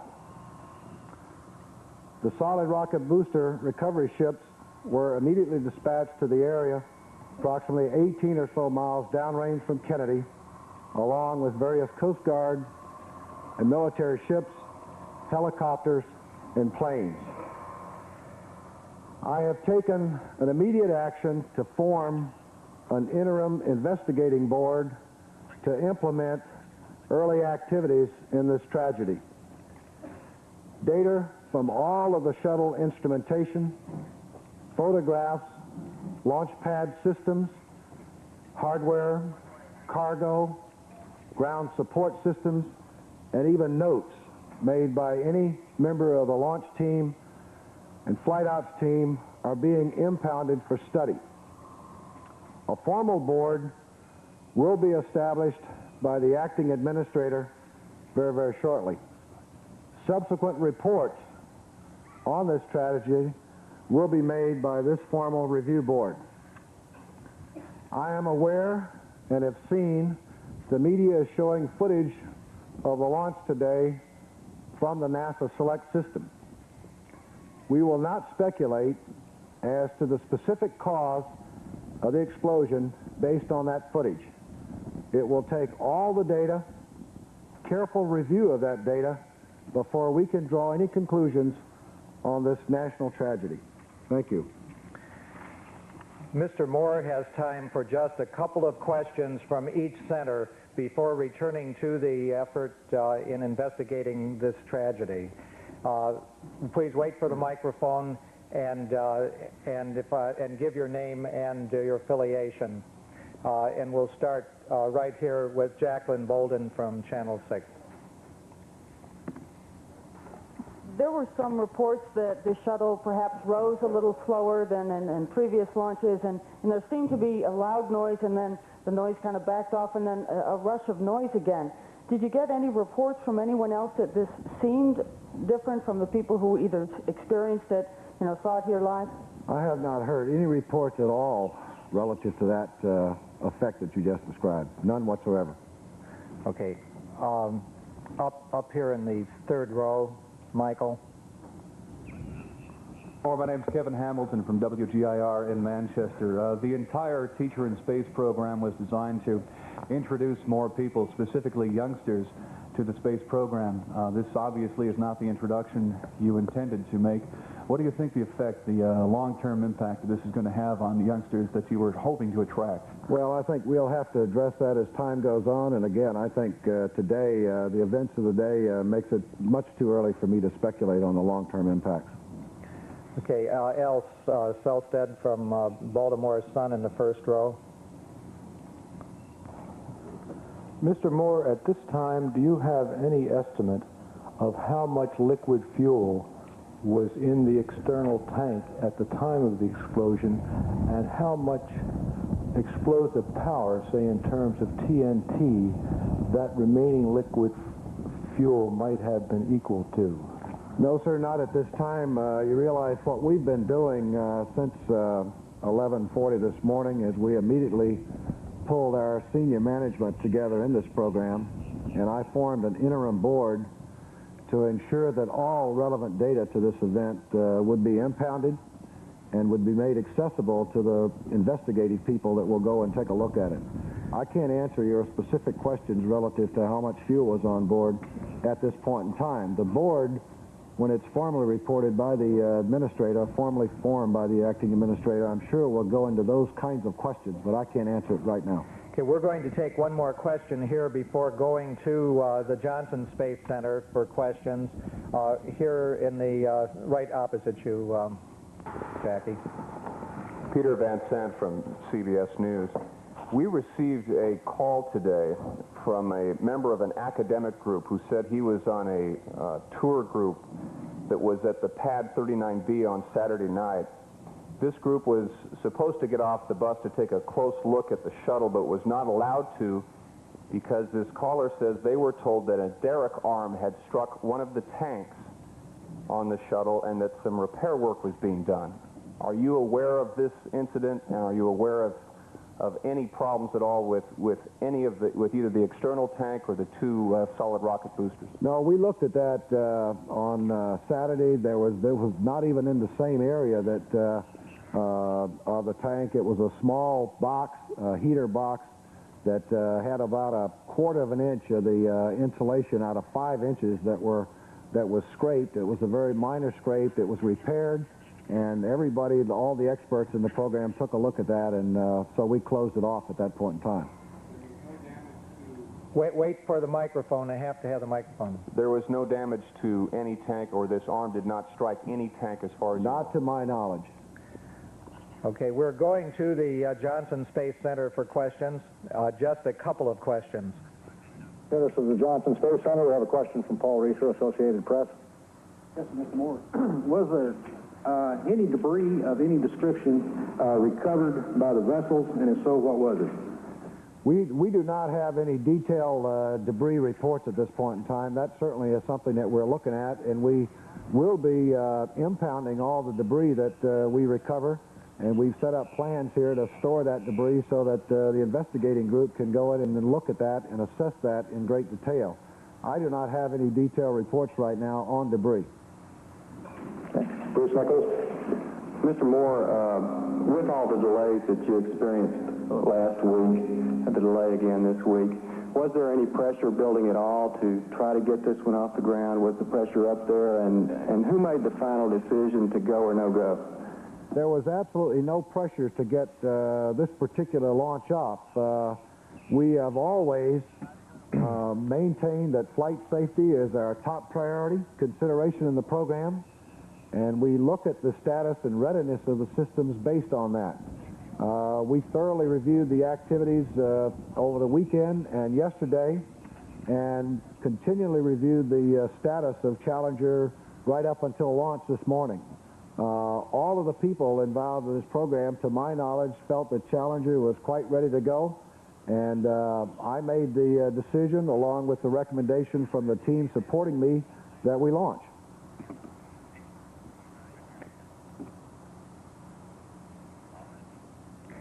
We're going to the Marshall Space Flight Center for a couple of questions. Martin Berkey with Huntsville Times. Can you tell me what this does to the schedule on down the line, including the launch at Vandenberg? No, I'm not prepared to do that. What I have done is basically suspend operations for a few days so we can sit down and assess this. And, you know, we're obviously not going to pick up any flight activity until we fully understand what the circumstances were relative to this morning's launch. So in the interim, near-term time, we basically suspended operations until we get a handle on what our problems were this morning. Nick Miller, WAFF Television in Huntsville.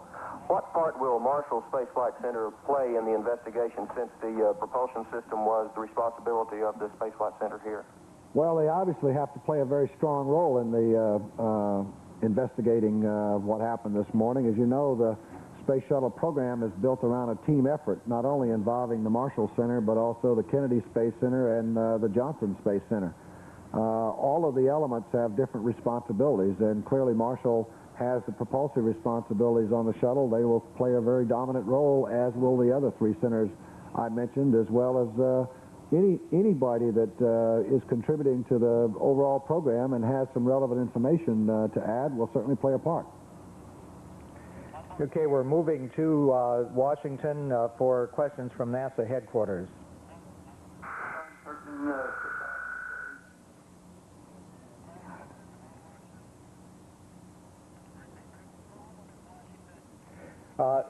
Okay, there is a problem with our audio circuits to Washington. We are going to the Jet Propulsion Laboratory in Pasadena.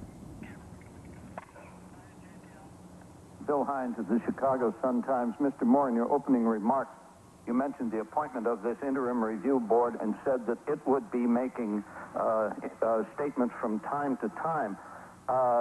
Not to put any adverse interpretations on this, it sounds a little bit like a news blackout, and I'm wondering if your objective is to consolidate information, what will be the point of issue of all those announcements in the future? And are other people not involved in that review board forbidden to talk? Well, let me correct your statement. First of all, I said that I had appointed an interim review board. That interim review board is composed of the senior members of the NASA team here to take immediate actions on impounding data. The acting administrator is expected to appoint a formal review board very shortly, and it will be left up to that review board in order to determine its progress reports in terms of their findings. What we have done here today is to move very quickly so that all relevant data could be impounded and all actions that are needed to be taken in order to preserve as much information as we can on the circumstances of this morning can be preserved.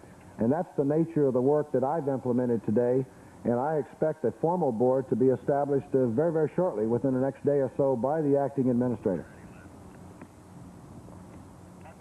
This is Roy Neal, NBC News. Jess, you've said, I believe, that future flights are temporarily frozen. The United States space program, as a result, is at a halt. Now, based on your experience, how long would you estimate that this investigation will take? 6 months, a year, before you get back in business? Roy, it is, as you know, it is very difficult to estimate that time.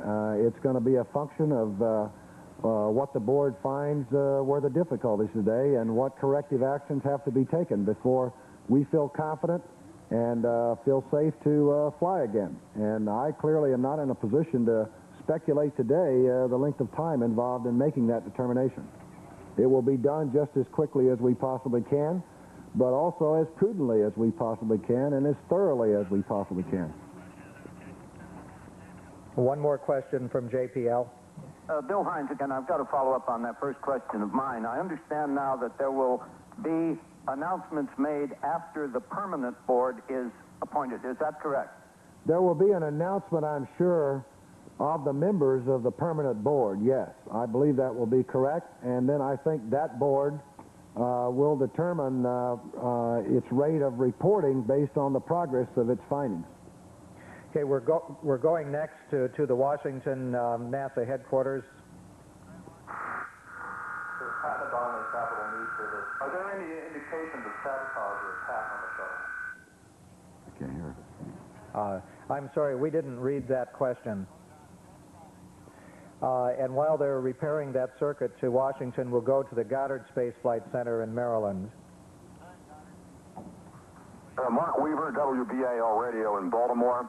Has this raised any questions about how reliable the space shuttle is? Might there just be too many things that could go wrong with a vessel this complicated? Well, that question, I'm sure, will be asked, and I don't want to speculate on that at this point in time. That's certainly a logical question for somebody to ask. Ken Carroll from WDVM in Washington. Were there any unusual weather conditions aloft or any unusual weather conditions during the launch? None that we observed that I recall. We did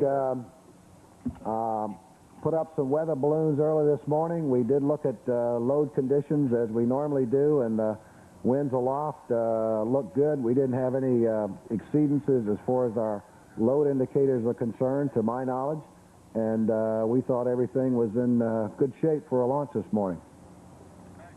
Mr. Moore, I.J. Hudson from WRC-TV. Has it become a problem that you have been too good in the past, that the American people have seen flawlessly perform missions on TV almost routinely, and that something like this happens all of a sudden, it hits home even harder? Well, I don't know how to answer your question specifically. We always strive in every flight that we perform to be as reliable and as safe as we possibly can, and to do everything that we can to ensure that the vehicle and the systems are all ready to fly. Flight safety is our #1 priority in the Space Shuttle program. And certainly when you see an event like this morning, we are going to have to do a very detailed assessment of the set of circumstances to try to understand what occurred, and we will then in turn assess the impact from that to determine where we go in the future. I think you can hear it over the speaker. Okay, back here at the Kennedy Space Center, we only have time for a couple more questions. Jay Barbee from NBC News in the front row here. Jess, I would like to know if you know what happened to Challenger. Can we assume that it was consumed in the explosion? And can you tell us specifically what you know now that the recovery crew has recovered in the impact area? I have not gotten a briefing, Jay, on what the recovery team has found at this point in time. And I have basically looked at the NASA Select photos and so forth that you did, and all I can say is that it appeared from those photos that there was an explosion. And that's about all I can say at this point in time. Okay, we have time for only one more question, and James Fisher from the Orlando Sentinel has had his hand up a long time. Jess, I realize this is a rather forward-thinking question, but what is the situation with the Rockwell plant about the possibility for ordering another shuttle? Has the assembly line been shut down? What's the situation with that? Well, as we've discussed in the past, we are manufacturing structural spares for an orbiter system, and that manufacturing process is continuing. We are also buying spares for the current fleet that we have, and there is a production capability there if and when it's decided that that's the next step we want to do, is to move forward and do that. So I think the bottom line answer to your question is yes, that is a possibility, that we could implement a production capability for another orbiter if that were decided to be the thing to do. Okay, I'm sorry to have to wind this up now. Mr. Moore has to get back immediately. As you know, he's been here since very early in the morning, and there's much to be done. Thank you all. Thank you.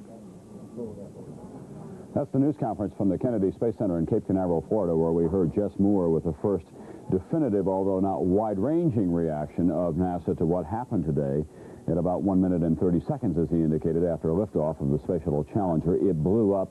He would not speculate at all on what may have happened. He would not even say whether he believed that the shuttle itself, that is the aircraft, the space aircraft, was consumed in the explosion or whether it went down intact. And then we believe if it did that, in fact, it would have broken up when it hit the water.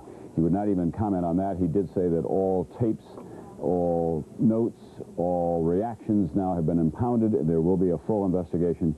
And he says, I regret, I have to report that there is no evidence that any member of the crew survived this explosion. And as we have been looking at this gigantic fireball all day long, there is no indication that anyone could have survived that no ejection system could have permitted any kind of an escape to safety on the part of the 7 people on board, including Christa McAuliffe.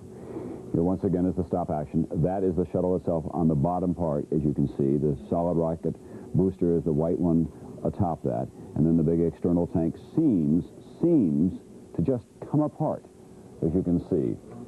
And as the fire races through it, it triggers this enormous explosion. It's the dark area between the 2 white areas that we're looking at. That's the external tank, although it's not well defined in this picture. This is it in slow motion. You see where that begins to break up there? While the solid rocket booster itself continues to go, and then we saw it break away. Now, there's another one on the other side, of course, but it does appear that it's the solid rocket booster, and that flame, as you can see, consumes the space shuttle in which 7 astronauts, including teacher Christa McAuliffe, 37 years old, of Concord, New Hampshire, tragically watched by her husband and her 2 children today, as well as by her parents. And they could barely believe their eyes as they watched that unfold in the bright blue skies over Florida.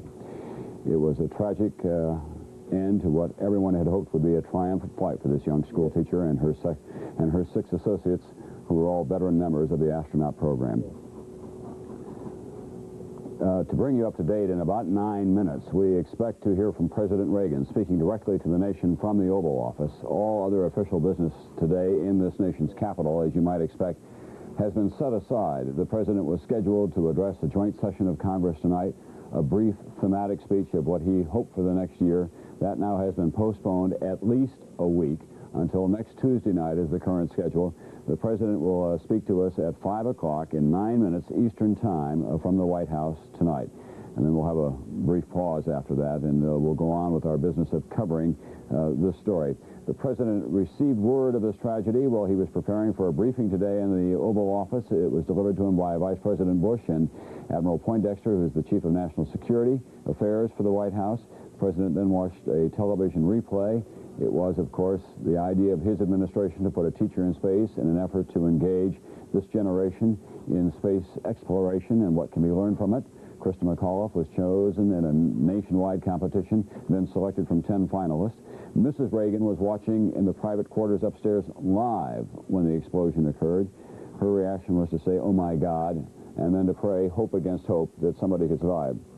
Robert Bazell at the Jet Propulsion Laboratory in Pasadena, California. Bob, based on what Jess Moore had to say so far, apart from the fact that we know that there will be a procedure involved in the investigation and that all future flights are, for the moment at least, frozen, we didn't learn a great deal, but that's understandable, isn't it? It is understandable because obviously they don't know a great deal yet. However, there was one point that might give us a clue to what's going to happen in the next few days and weeks and months, which was a question that he didn't really answer that came from William Hines of the Chicago Sun-Times, which is to do with whether there is a news blackout here. And it could be interpreted either way, but it sounds like NASA doesn't want to have a whole lot to say for a long time, and so it may be a while before we know what goes on. The NASA under the Reagan administration has taken a slightly different attitude about how it relates to the press. It certainly has been open. It certainly is showing us everything, but they haven't been as eager to share everything with the press as they were under previous administrations. It'll be very interesting to see how they respond now when they're under a great deal of pressure, when there'll be a great demand to get leaks to try to find out what's going on. But right now it looks like they're clamping down everything. They want to, as he said, to impound everything, including the notes that the engineers, technicians made on the pad to try to find out. So it doesn't look like we're going to find anything out for a long time. Tom? Thanks very much, Bob Bazell, who is at the Jet Propulsion Laboratory, where, as I indicated earlier, he was out there for some developments in the Voyager space program. That's the unmanned space probe, of course, that just sent back those extraordinary pictures of the moons of Uranus. So it has been a 3 or 4 day period of the trials and triumphs of space, the tragedies and the triumphs, really, because there was so much to be learned from those pictures as well. And we had all hoped that we would learn something from this space shuttle. To hear from Christa McAuliffe, a gifted young teacher filled with enthusiasm and energy.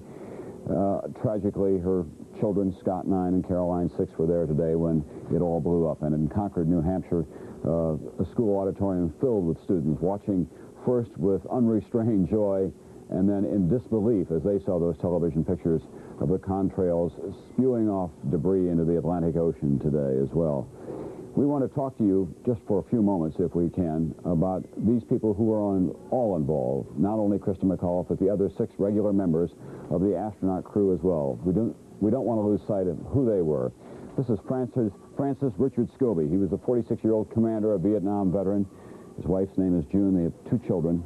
Career Air Force officer, rank of major. He had talked to Bob Bazell earlier about the prospect that at some point one of these would blow up, and he said he wasn't sure that the country was prepared for that. Another member of the crew, Gregory Jarvis, 41-year-old payload specialist. That is, that he worked back in the payload bay on the various experiments and the satellite launches that they would be involved in. His wife's name is Marcia, 3 children. He's an engineer with Hughes Aircraft Company. He was bumped from the earlier December shuttle in favor of Congressman Bill Nelson, whom we heard from earlier today. And then, of course, our school teacher, and she did in a way belong to all of us, Christa McAuliffe, 37 years old, Her husband's name is Stephen. She has 2 children, as I indicated. She was going to conduct, in effect, classrooms in space. Her legacy was to be that she would be the first teacher to successfully complete a mission. It will not be that now. Ronald McNair, one of 4 black astronauts in the program. He's 45 years old. He has 2 children and a magna cum laude graduate of North Carolina A&T. He's a Ford Foundation fellow. He's a mission specialist. That means that he doesn't fly the spacecraft. He works on the various programs that are involved there. Ellison S. Onizuka, 39-year-old mission specialist. His wife's name is Lorna. They have 2 children. He was a U.S. Air Force test pilot and a Commendation Medal winner. And I'm unable to see our picture to tell you what we're showing you at this time. There's Judith Resnik. She is a Ph.D. in electrical engineering from the University of Maryland. She's one of the women in the astronaut program, the second woman to go into space. And, of course, she was looking forward to a successful mission. And tragically, she too died. Michael Smith, a 40-year-old co-pilot. His wife, Jane, has 3 children. He's a Navy test pilot. He holds 5 military honors. A mix, really, of scientists, civilians, and military flyers who were brought together, along with a school teacher from Concord, New Hampshire, on really a day that will live in our darkest memory, when all that goes wrong went wrong all at once in the space program. This space program from which we have expected only success and achievement, human achievement and technological achievement. Today, those expectations, those beliefs were just shattered for us in the skies over Florida. The hydraulic power units have started. T-minus 21 seconds, monitor. And the solid rocket booster engine gimbal now underway. T-minus 15 seconds. T-minus 10, 9, 8, 7, 6. We have main engine start. 4, 3, 2, 1, and liftoff. Liftoff of the 25th Space Shuttle mission, and it has cleared the tower. Roger, roll, Challenger. Good roll program confirmed. Challenger now heading down range.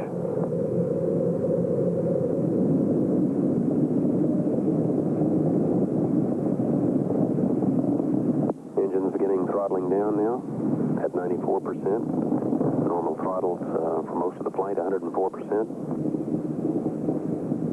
We'll throttle down to 65% shortly. As you can see, 3 engines running normally. we're approaching the critical stage. They're going from 65% power to 104% power. Velocity 2,257 feet per second. Altitude 4.3 nautical miles. Downrange distance 3 nautical miles.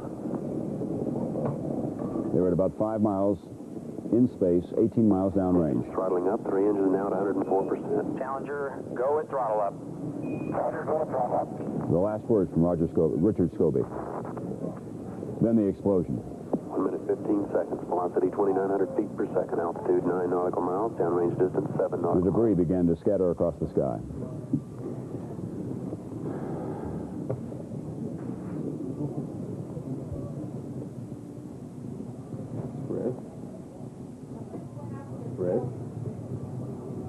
Fred. I must have monitors up there. As I say, we have shown that to you repeatedly again and again and again today. It is not that we have a ghoulish curiosity. We just think that it's important that all members of the audience who are coming to their sets at different times of the day have an opportunity to see it. And, of course, everyone is led to their own speculation based on what happened here today as well. We are now awaiting the arrival of President Reagan in the Oval Office, where he will directly address the nation on this tragedy. All schedules have been scrambled here in Washington, as I'm sure that they have been across the country today, as we try to deal with the enormity of this tragedy. What we have here is the President speaking to the nation today about this national tragedy, as it was described by Jess Moore, instead of addressing the country tonight on what he had hoped would be a message of hope and peace and a forward-looking future for America, talking about family values and the hope of the economy. That was the State of the Union address, which has now been, of course, postponed until next Tuesday, and the President will talk to us from the Oval Office. Chris Wallace will be standing by thereafter to talk about the investigation machinery that has already been put in place. The White House on a stark and somber day. The President was informed as he prepared for his State of the Union address tonight. It was his idea, as I indicated earlier, to put a teacher in space, and he felt, as he indicated to reporters when he met with them earlier at the Roosevelt Room, a great personal loss and sympathy, thinking especially of the husband and the children of Christa McAuliffe, who was lost today in that explosion. And now here is the President of the United States. Ladies and gentlemen, I'd planned to speak to you tonight to report on the State of the Union. But the events of earlier today have led me to change those plans. Today is a day for mourning and remembering. Nancy and I are pained to the core by the tragedy of the Shuttle Challenger. We know we share this pain with all of the people of our country. This is truly a national loss. 19 years ago, almost to the day, we lost 3 astronauts in a terrible accident on the ground. But we've never lost an astronaut in flight. We've never had a tragedy like this. And perhaps we've forgotten the courage it took for the crew of the shuttle.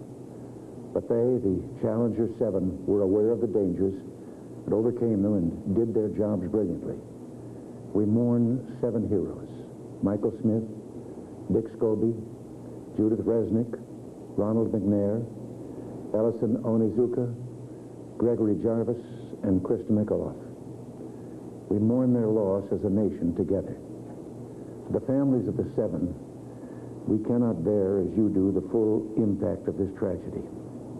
But we feel the loss, and we're thinking about you so very much. Your loved ones were daring and brave, and they had that special grace, that special spirit that says, give me a challenge, and I'll meet it with joy.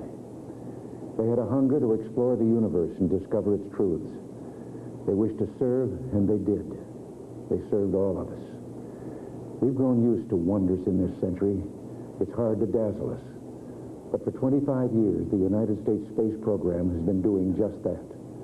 We've grown used to the idea of space, and perhaps we forget that we've only just begun. We're still pioneers. They, the members of the Challenger crew, were pioneers.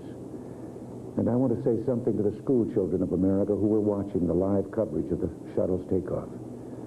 I know it's hard to understand, but sometimes painful things like this happen. It's all part of the process of exploration and discovery. It's all part of taking a chance and expanding man's horizons. The future doesn't belong to the faint-hearted. It belongs to the brave. The Challenger crew was pulling us into the future, and we'll continue to follow them. I've always had great faith in and respect for our space program, and what happened today does nothing to diminish it. We don't hide our space program. We don't keep secrets and cover things up. We do it all up front and in public. That's the way freedom is, and we wouldn't change it for a minute. We'll continue our quest in space. There will be more shuttle flights and more shuttle crews, and yes, more volunteers, more civilians, more teachers in space. Nothing ends here. Our hopes and our journeys continue. I want to add that I wish I could talk to every man and woman who works for NASA or who worked on this mission and tell them your dedication and professionalism have moved and impressed us for decades, and we know of your anguish. We share it. There's a coincidence today. On this day, 390 years ago, the great explorer Sir Francis Drake died aboard ship off the coast of Panama. In his lifetime, the great frontiers were the oceans, and a historian later said he lived by the sea, died on it, and was buried in it. Well, today, we can say of the Challenger crew, their dedication was, like Drake's, complete. The crew of the Space Shuttle Challenger honored us for the manner in which they lived their lives. We will never forget them, nor the last time we saw them this morning, as they prepared for their journey and waved goodbye and slipped the surly bonds of earth to touch the face of God. Thank you. President Reagan with a moving statement, a personal statement really, from the White House, from the Oval Office today, explaining that he had hoped tonight to address the State of the Union in a joint session of Congress, but instead he was forced to share with the American public this national tragedy. He talked about these brave people who have slipped the surly bonds of earth and touched the face of God. And he addressed as well, quite directly it seemed to me, the school children of the country, many of whom were watching today because, after all, this was part of the effort to put a school teacher in space, was to reach out to this new generation of youngsters, to tell them about space, to excite them about the prospects of going to this new frontier. And the President talked, too, about Sir Francis Drake, who was an explorer of the same magnitude of an earlier time. Incidentally, it may be helpful to those of you who are parents that we had here earlier today a child psychiatrist who talked about how you might deal with the trauma that will set in a household, both among adults and children. And what he said to us was that you should encourage the children to talk about it and share with them your own grief and your own shock and your own emotional feeling. And he suggested as well, it's not a good time for confrontation, not a good time to tell them to stop watching television or to stop reading about it or to stop talking about it. He suggested, too, that it may be a good idea to ask them about the reaction of their pals, the other youngsters, boys and girls, and how they feel about it. In other words, get at it through the back door. But the important thing is, he said, is that as a family, to deal with all of this together, collectively, to show the children that you too feel for what has happened today, and that you know that life will go on, and that you'd like to share this very troubling experience with them. Chris Wallace at the White House tonight. Where do we go from here, Chris, in terms of what the President has in mind? He sent Vice President George Bush to the Kennedy Space Center at Cape Canaveral, Florida, and we're told now that the Vice President will be returning this evening, right? He's going down there symbolically to represent the administration? Well, I think that's right. There were 2 points, 2 charges that Vice President Bush had as he headed to the Kennedy Space Center, and those were, first of all, to talk to the families. A number of the families of the 7 members of the crew were there at the Cape, and the President wanted Vice President Bush to express his personal condolences on their loss. Secondly, to, in effect, give a presidential push to the investigation of the accident. It's going to be handled by NASA, but the President clearly wanted his Vice President there to say that he is desperately interested in finding out exactly what happened. Okay, Chris Wallace, we want to remind our local stations right here that you can cut away to return to your local programming, but that NBC News coverage of this national tragedy, as it has been so accurately described by NASA officials and by President Reagan, will continue. It will go on now, and we will have our regular schedule of NBC News programming, including NBC Nightly News tonight. But for now, local stations may cut away if they so choose. Chris Wallace, back at the White House. Can you tell us any more of the personal detail? You and I were both there today in the Roosevelt Room when it seemed to me that Don Regan was almost in a state of disbelief, given the low-key way that he announced to us the shuttle has blown up. Details to follow. And as I went out into the corridors of the White House, I found people standing around out there looking as if they couldn't believe what they were hearing and being reported to them. Well, that's right. I guess it's a classic case of what the psychologists call denial. What happened is, to recap briefly, is that Don Regan, the White House Chief of Staff, was holding a briefing for network anchors and for White House correspondents on the President's State of the Union address. We were in the Roosevelt Room across the hall from the Oval Office when one of Regan's aides came in with a small piece of paper, and Regan read it out loud as he read it himself for the first time. It said, "The shuttle has exploded, details to follow." You and the other anchors got up immediately, but in a sense, for most of the rest of us, there was almost a sense of disbelief. Regan, for a couple of minutes, started to go ahead with the briefing, and we kept taking notes. And then suddenly everybody realized that this news was so much bigger than a State of the Union address, and that everything had to be put on the back burner for a while. And Nancy Reagan was watching in the private quarters of the White House. That's right. What we are told is that, in fact, she was watching on live television, watching the launch, which has become obviously almost, it had seemed, a very routine matter when suddenly she saw the terrible accident. Her press aide quotes her as saying, I guess basically to herself as she watched the camera, "Oh my God, no." And then she said, according to her aide, that she immediately began to pray that there was at least some thread of hope, that some person had survived that crash. Apparently now, of course, the hope is gone. All right, Chris Wallace, we'll ask you to stand by there at the White House to bring us up to date on any additional details that we may have in investigations and on the future of the space program.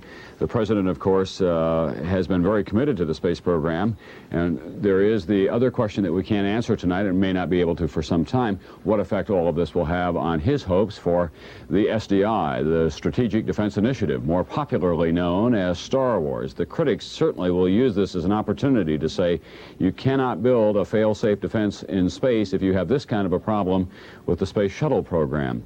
One of those on board today was Judy Resnik. She was 36 years old. She would have been 37 years old in April. She has a PhD in electrical engineering from the University of Maryland. She was the second female in space after Dr. Sally Ride, of course, made her famous ride into space as well now. Dr. Resnik flew on the shuttle mission STS-51-D, which was launched from the... I got to know her, however, at the beginning of the Space Shuttle program when she was one of the experts assigned to the NBC News team so she could be our commentator. And we had, all of us, a good time with Judy because she was a by-the-book astronaut, but she had a real mischievous side to her. She could not believe how informal television was, and we sometimes threw her curves by saying, no, we're not going to do that now, we're going to go over here. And she was able to ride along with us, as it were. In 1981, I had a talk with her about what she had hoped to get out of the space program and about her life in it. And here is some of that conversation now. Dr. Judy Resnik. For 20 years in this country, the word astronaut automatically meant a man, but that's changed. In fact, beginning in 1978, NASA began accepting the first women astronauts. There are now 8 out of the 81 members of the astronaut corps based in Houston. One of the first half dozen to be accepted was Judy Resnik, now 32 years old, a native of Akron, the holder of a doctorate in electrical engineering from the University of Maryland. She is single, she plays the piano, and she's a runner. She's not quite a pilot. I guess you fly in the back seat of the T-38s, right? That's correct. So you have certain aeronautical skills and so on. Yes. But when you're a little girl growing up in Akron, Ohio, did you say, gee, I'd like to be an astronaut someday? No, I really didn't think about it until right about 4 years ago when NASA announced that they were looking for astronauts who would be engineers and scientists on the space shuttle, and it was accidental that I heard about it, and I just took a chance and applied. Yeah. But once you got into the program, wasn't there a little bit of resentment or a little bit of male chauvinism that was demonstrated to you? This is a very male kind of fighter pilot world that you were entering. Not at all. As a matter of fact, I think everybody leaned over backwards to make sure that we were treated as equals right from the beginning. Is there anything in the space program that women inherently do better than men? Not that I can think of. We're smaller, but that's about the only thing. But that hasn't changed anything? No. You had to change the uniform some, though. You did have a little talk with them about that. Well, the only thing that they had to do was make a smaller size pressure suit. The one size fits all, small size for men doesn't fit small women, so we now have an extra small. Okay. We want to show some videotape of some of the physical training that you have to undergo at NASA. You can talk about that a little bit as we take a look at it now with Judy Resnik. It's a pretty tough program. Were you prepared for this, for the physical difficulty of it? Well, it's not really so difficult physically. It's a lot of new things, but they lead you through it by the hand. This is a demonstration of Now, wait a minute. That doesn't look like a lot of fun for a Saturday afternoon to me. I don't know about you, but... Well, you have to learn how to survive in case you have to get out of an airplane in a parachute, and they teach you step by step how to fall, how to be dragged. That's the impact you feel if you go through an ejection seat, and it's really not as bad as it looks. They show you how to fall into the water by, instead of letting you fall the first time, they let you slide down a slide wire. Like I say, they break you into it gradually. Were you a tomboy when you were a kid? No. You weren't, and you took to this right away. You like it? It's fun. What's the best part about being an astronaut? Everything. You just like it all? Yes. You get to exercise your training, electrical engineering, and expand your knowledge enormously, I would think. Yes, I think the best part technically is that it's a very well-rounded approach to science and technology, and we get to do a little bit of everything in state-of-the-art, and it's always a challenge. What happens when you meet a man who's not in the space program and doesn't know who you are, and you say, I'm an astronaut? Does he say, yeah, you're too cute to be an astronaut. Come on, little lady, you can't be an astronaut? I just tell him I'm an engineer. You don't tell him you're an astronaut? Not unless he asks. You really, you mean when you meet people for the first time? What about the whole business about social relationships? Does it make it, are some men threatened by the fact that you're an astronaut? I don't know. If they are, they're probably not my friends. Yeah. Judy Resnik, she would have been 37 years old in April. She's a classically trained pianist from Akron, Ohio. She loved the space program more than I can describe for you here today, and really loved going up into space. I had an enthusiastic letter from her not too long ago. She was saying that she was hoping I could come down and watch this one because she was sure it was going to go off on schedule. We used to have a running dialogue about whether NASA could keep to its schedule or not. She was a absolutely wonderfully dedicated astronaut, and it's a great loss to her family and, of course, to the country as well. It just really is an example of the kind of people that you have in the astronaut program. They are so gifted in so many ways. A PhD in electrical engineering. She was an enthusiastic gardener. She was a classical pianist. And despite her protestations that she couldn't do things better than some of the men, all of the men told me that when she operated that big Canadian arm at the back of the payload, she had a great touch, that she had real dexterity. It may have been a result of her piano training, but at any rate, it is a great loss for everybody. We have now a schematic that we can show you that we will superimpose, as it were, over some of the pictures that we saw earlier today. These are the actual pictures, and then the schematic, as you can see, lays over so you can get a better sense of what we're talking about. Could we put that back up there again? Okay, fine. Anyhow, we're watching it now begin to blow up, and as you can see, the shuttle itself was on the bottom. The two solid rocket boosters were on either side, and the external tank is what appeared to come apart, although it's, I must emphasize that Jess Moore from NASA, who knows a great deal more about this than I do, refused to speculate based on those pictures. He's looked on them, he's looked at them, he's listened to all of us as we have made our observations today that it appeared to be a problem with the external tank, and he refused to get into that speculation, as well as he should not get into it, because after all, we want the best kind of investigation to go forward. Bob Bazell at the Jet Propulsion Laboratory in Pasadena, California, right now.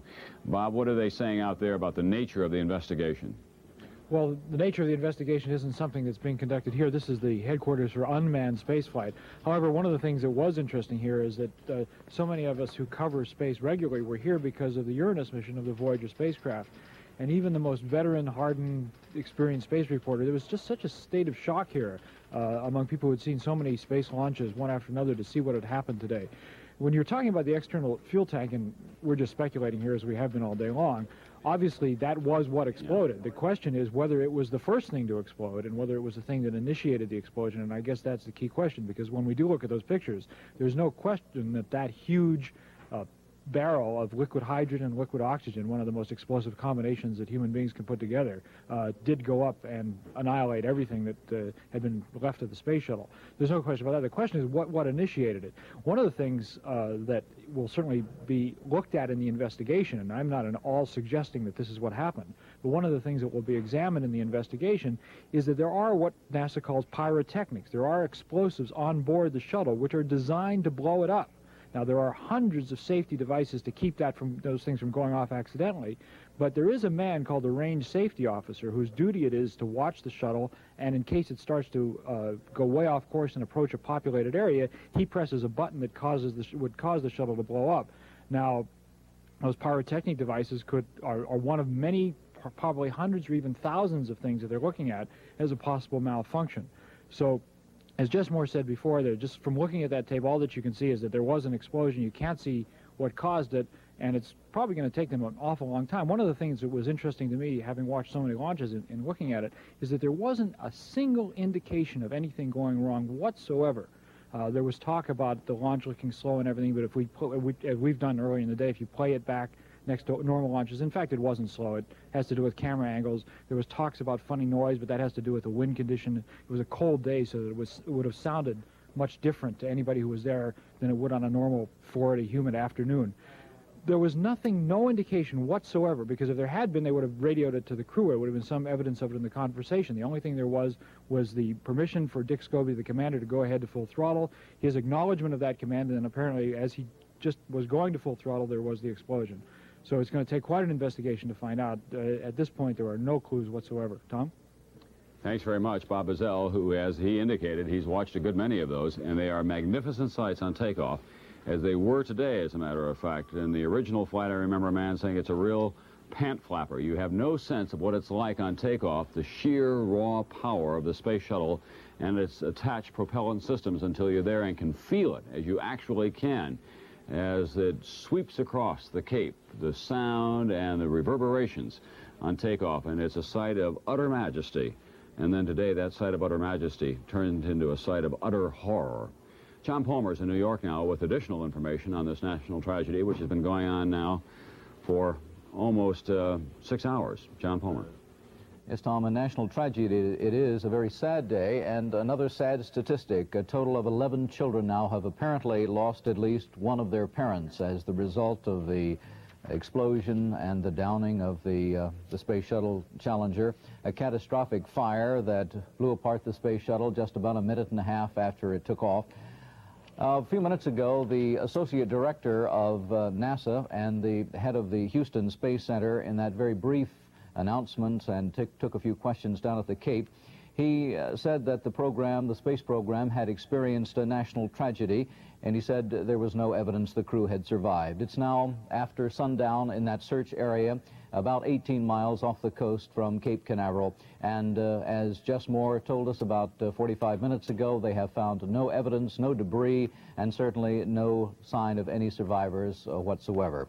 Jess Moore announced that he has formed an interim board to investigate, to review the facts right immediately, and to impound all information, all computer data, to get ready for another more formal board that will really look into the cause to see what happened. He said he would not speculate on the cause of the explosion because he said it was just too early, and as Tom just mentioned, he said that he was not going to speculate on the basis of those tragic pictures we see of about a minute and a half into the flight, the explosion there of the Space Shuttle.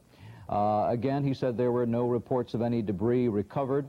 He was asked if there was any pressure whatsoever to get this particular shuttle off the ground. It had been delayed several days. It was delayed again today a couple of hours because of the freezing temperatures there and because of some icicles.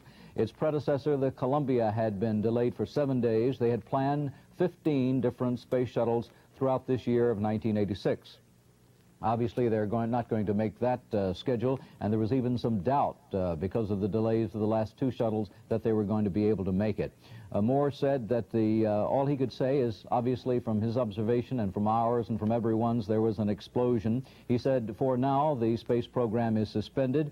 He said there were no unusual weather conditions whatsoever. He said they sent up the usual airplanes early in the morning. They sent up weather balloons.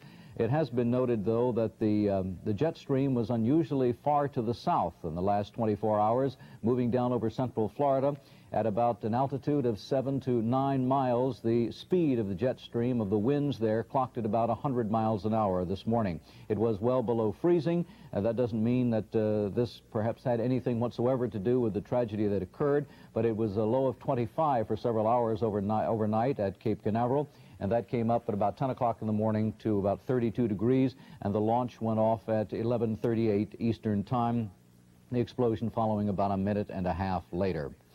There will be, of course, no State of the Union address tonight. The President, addressing the nation a short while ago from the Oval Office, stated, of course, that he wanted to come and talk about the state of the nation, but because of the tragedy, he said he was pained to the core, he and Mrs. Reagan pained to the core, that this was a day of national mourning. He said of the astronauts, they had a hunger to explore the universe.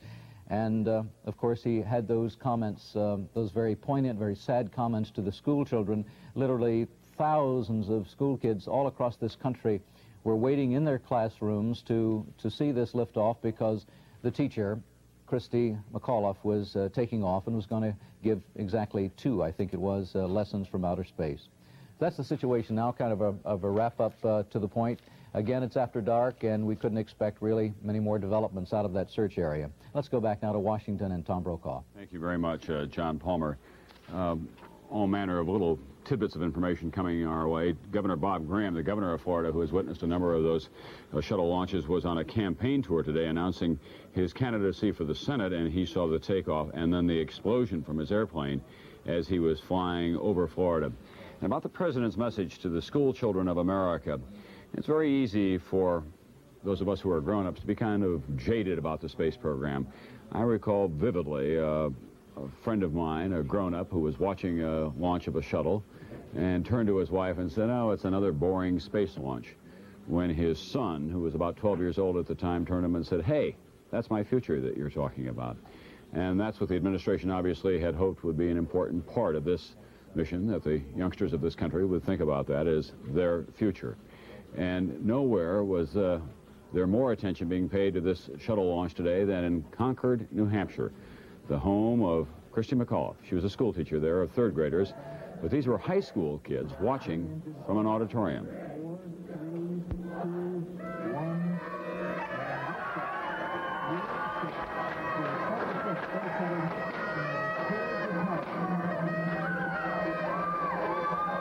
The unalloyed joy of high school students with a kind of unofficial holiday as they watched what appeared to be the successful takeoff of the Challenger with Christa McAuliffe on board. And then the realization that something terrible was wrong.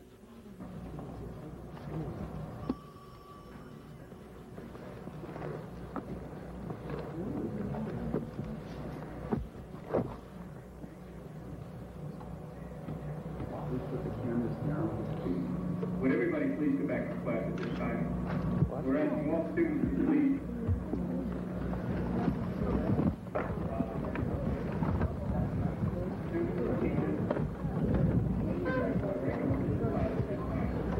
The best and worst, of course, of live television coverage coming together there in that auditorium as we were all able to watch what happened to what turned out to be their friend and then 6 other people that we cared about as a nation, the astronauts, as the shuttle blew up.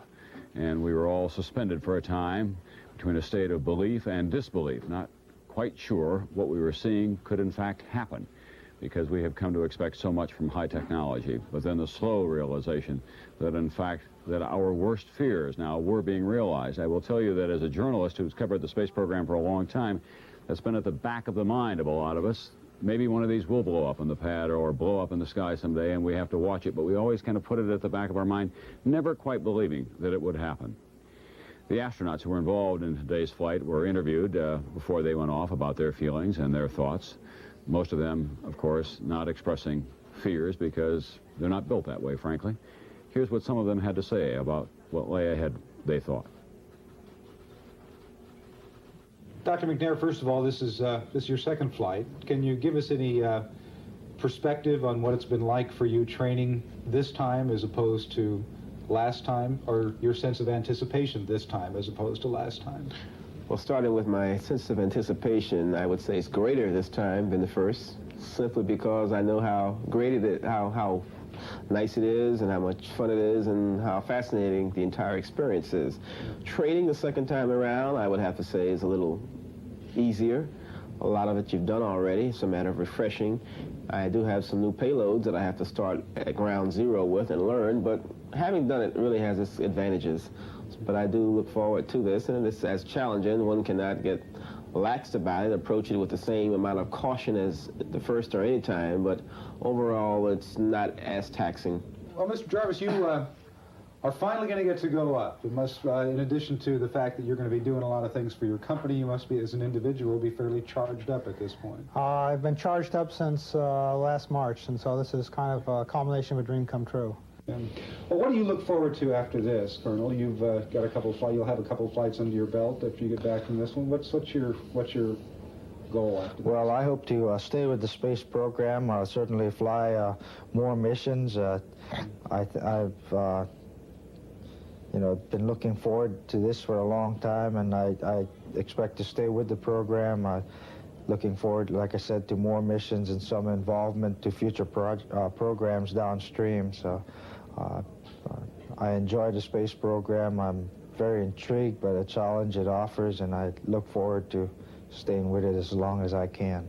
Is it possible for you to describe the way you describe your anticipation of the mission at this point? You must be excited as well as ready, I would suppose. Well, I am excited, and I guess I look at it like I look at flying new airplanes along back in my career. You know, you prepare as much as you can for it, and knowing that the real thing is going to probably be somewhat different than what the simulator is. But I think what I'm really looking forward to is just the experience of doing the ascent and seeing all the things that everyone comes back and talks about that they see while they're on orbit, watching the crew work together. You know, we've worked a long time now, 9 months or so, putting this whole flight together and watching everything happen, hopefully close to the way we've planned it.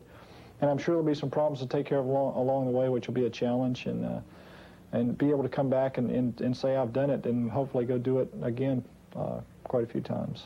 Both Chris McAuliffe and Greg Jarvis fit very well into the crew, and the things that they're doing, I think, are assets to the space program.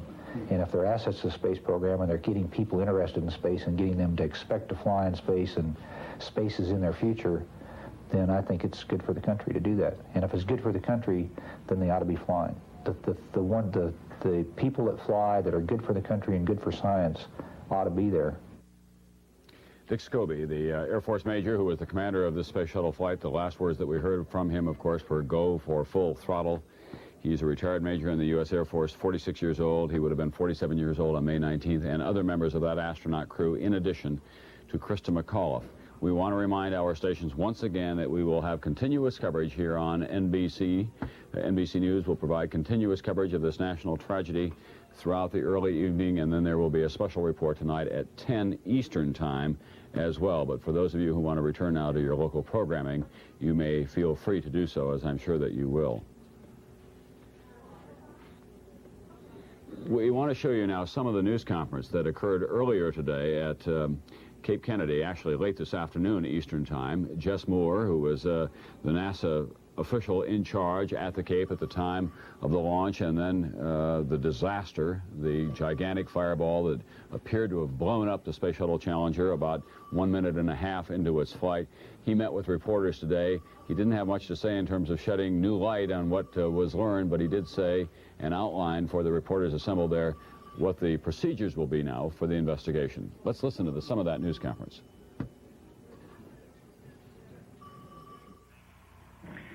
Good afternoon.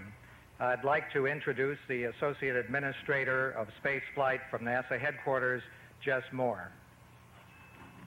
It is with deep, heartfelt sorrow that I address you here this afternoon.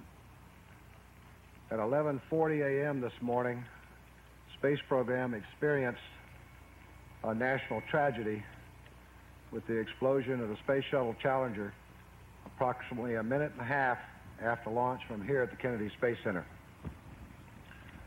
I regret that I have to report that based on very preliminary searches of the ocean where the Challenger impacted this morning, these searches have not revealed any evidence that the crew of Challenger survived. The dedicated crew members of Challenger are Commander Francis Dick Scobee, Pilot Michael J. Smith, Mission Specialist Dr. Judy Resnik, Ellison Onizuka, and Dr. Ronald McNair. And Payload Specialists on board were Christa McAuliffe and Greg Jarvis. All early indications in the Launch Control Center, the Kennedy Space Center, have indicated that the launch was normal up to approximately 11:40 a.m. this morning, about a minute or so into the flight. Flight controllers in the Launch Control Center here and in the Mission Control Center in Houston were polled immediately after the explosion, reported that they did not see anything unusual up to that point. The solid rocket booster recovery ships were immediately dispatched to the area approximately 18 or so miles downrange from Kennedy, along with various Coast Guard and military ships, helicopters, and planes. I have taken an immediate action to form an interim investigating board to implement early activities in this tragedy. Data from all of the shuttle instrumentation, photographs, launch pad systems, hardware, cargo, ground support systems, and even notes made by any member of the launch team and flight ops team are being impounded for study. A formal board will be established by the acting administrator very, very shortly. Subsequent reports on this tragedy will be made by this formal review board. I am aware and have seen the media is showing footage of the launch today from the NASA Select system. We will not speculate as to the specific cause of the explosion based on that footage. It will take all the data, careful review of that data, before we can draw any conclusions on this national tragedy. Thank you. Mr. Moore has time for just a couple of questions from each center before returning to the effort in investigating this tragedy. Please wait for the microphone and give your name and your affiliation. And we'll start right here with Jacqueline Bolden from Channel 6. There were some reports that the shuttle perhaps rose a little slower than in previous launches, and there seemed to be a loud noise, and then the noise kind of backed off, and then a rush of noise again. Did you get any reports from anyone else that this seemed different from the people who either experienced it, saw it here live? I have not heard any reports at all relative to that effect that you just described. None whatsoever. Okay. Up here in the third row, Michael. My name's Kevin Hamilton from WGIR in Manchester. The entire Teacher in Space program was designed to introduce more people, specifically youngsters, to the space program. This obviously is not the introduction you intended to make. What do you think the effect, the long-term impact that this is going to have on the youngsters that you were hoping to attract? Well, I think we'll have to address that as time goes on. And again, I think today, the events of the day makes it much too early for me to speculate on the long-term impacts. Okay. That was Herb Ross, who is the administrator of the space program at Cape Kennedy, at Cape Canaveral, the Kennedy Space Center in Florida, talking about the fact that he has impounded all of the notes and all of the tapes, and he will not engage in any needless speculation about what may have gone wrong until they have a very thorough investigation.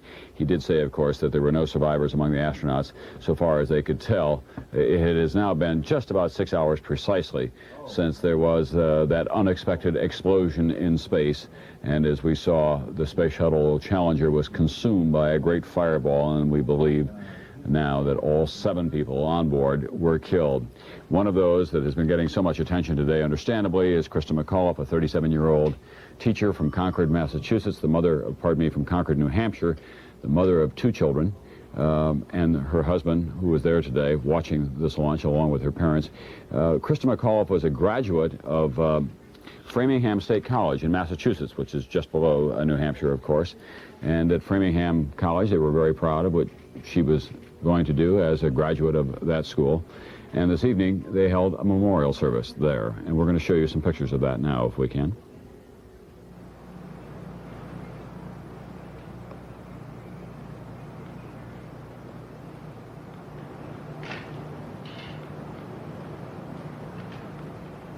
We thank you, Lord, for the gift of Christa, who is so special to the Framingham State College community and to so many others who know and love her greatly.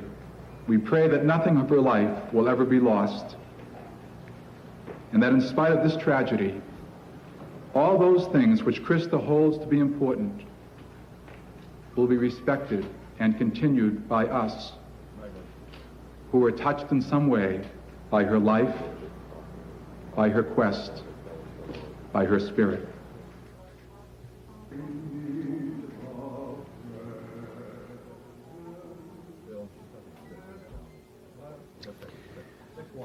Christa McAuliffe lost today in the explosion of the Space Shuttle Challenger, in which she had hoped would be, of course, a week of triumph for her. Turns out to be the end of her life and a national tragedy. President Reagan spoke about this about 40 minutes ago now when he addressed the nation from the Oval Office, talking in a brief but eloquent statement about what this means to all of us. The President of the United States once again. Ladies and gentlemen, I'd planned to speak to you tonight to report on the State of the Union. But the events of earlier today have led me to change those plans. Today is a day for mourning and remembering. Nancy and I are pained to the core by the tragedy of the Shuttle Challenger. We know we share this pain with all of the people of our country. This is truly a national loss. 19 years ago, almost to the day, we lost 3 astronauts in a terrible accident on the ground. But we've never lost an astronaut in flight. We've never had a tragedy like this. And perhaps we've forgotten the courage it took for the crew of the shuttle. But they, the Challenger 7, were aware of the dangers and overcame them and did their jobs brilliantly. We mourn 7 heroes: Michael Smith, Dick Scobee, Judith Resnik, Ronald McNair, Ellison Onizuka, Gregory Jarvis, and Christa McAuliffe. We mourn their loss as a nation together. To the families of the 7, we cannot bear, as you do, the full impact of this tragedy. But we feel the loss, and we're thinking about you so very much. Your loved ones were daring and brave, and they had that special grace, that special spirit that says, give me a challenge, and I'll meet it with joy. They had a hunger to explore the universe and discover its truths. They wished to serve, and they did. They served all of us. We've grown used to wonders in this century. It's hard to dazzle us. But for 25 years, the United States space program has been doing just that.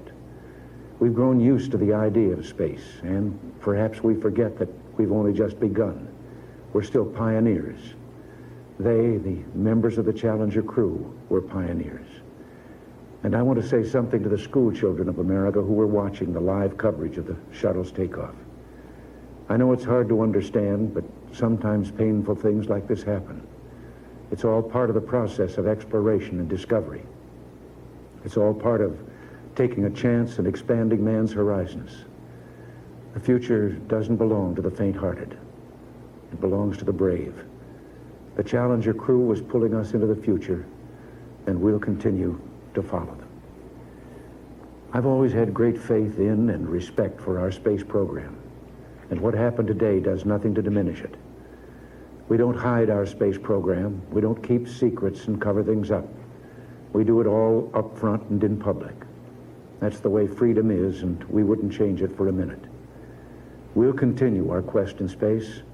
There will be more shuttle flights and more shuttle crews, and yes, more volunteers, more civilians, more teachers in space. Nothing ends here. Our hopes and our journeys continue. I want to add that I wish I could talk to every man and woman who works for NASA or who worked on this mission and tell them your dedication and professionalism have moved and impressed us for decades, and we know of your anguish. We share it. There's a coincidence today. On this day, 390 years ago, the great explorer Sir Francis Drake died aboard ship off the coast of Panama.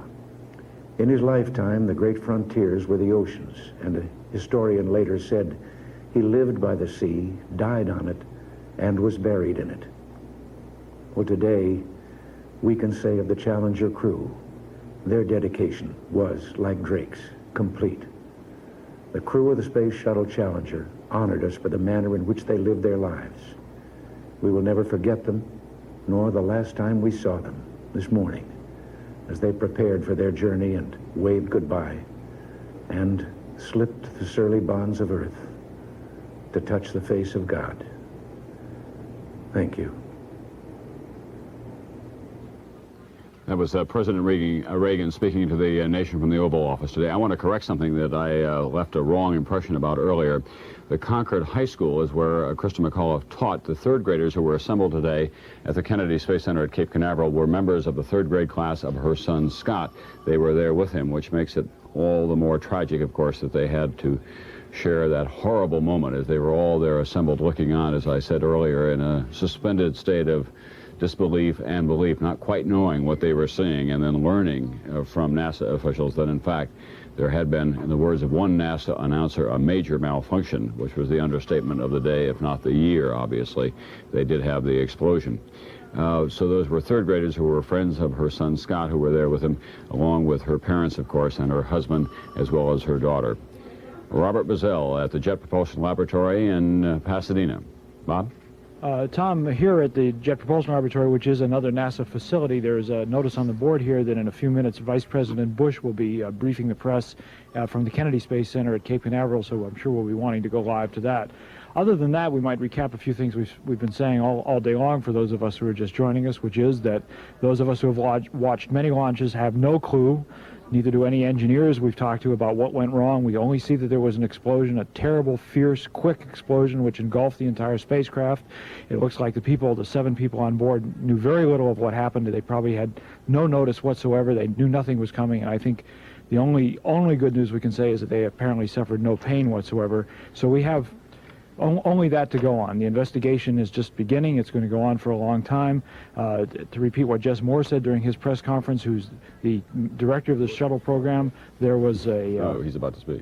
There was no notice they've impounded all the notes of all the engineers. They've impounded all the data that came down from the spacecraft, what's called the telemetry.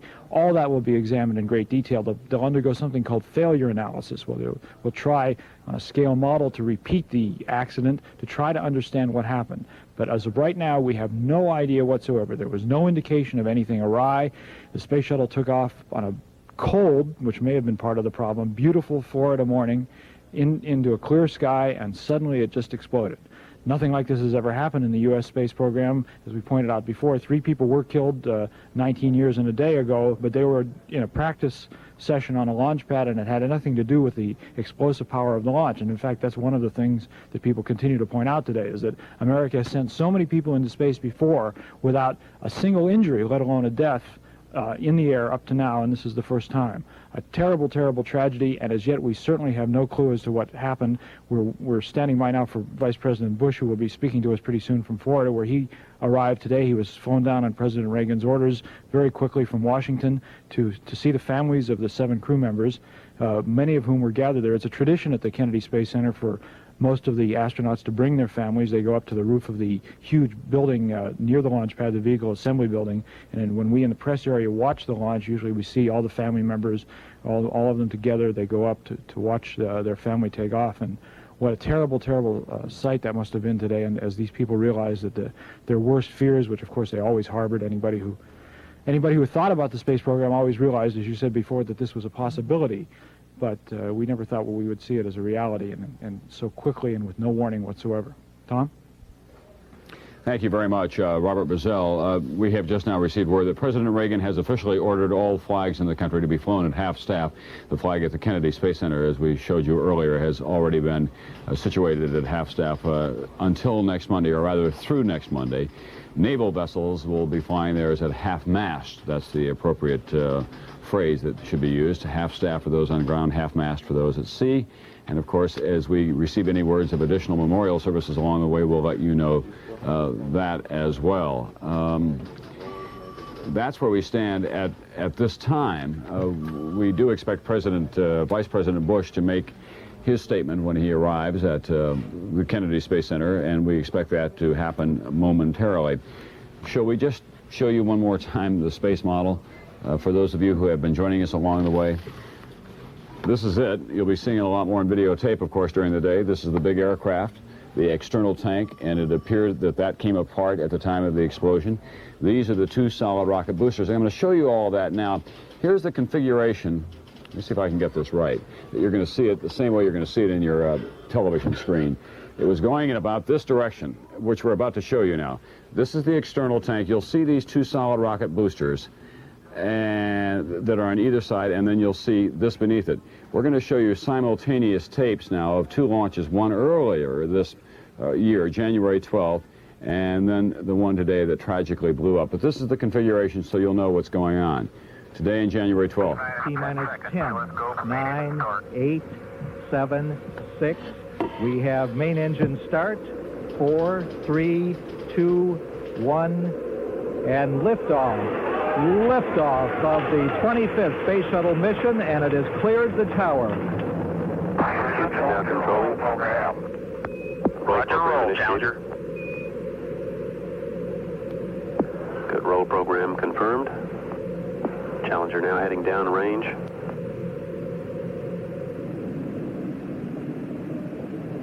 We'll get back to that in a moment. We want to go now to the Kennedy Space Center in Florida, where Vice President George Bush is speaking. The crew.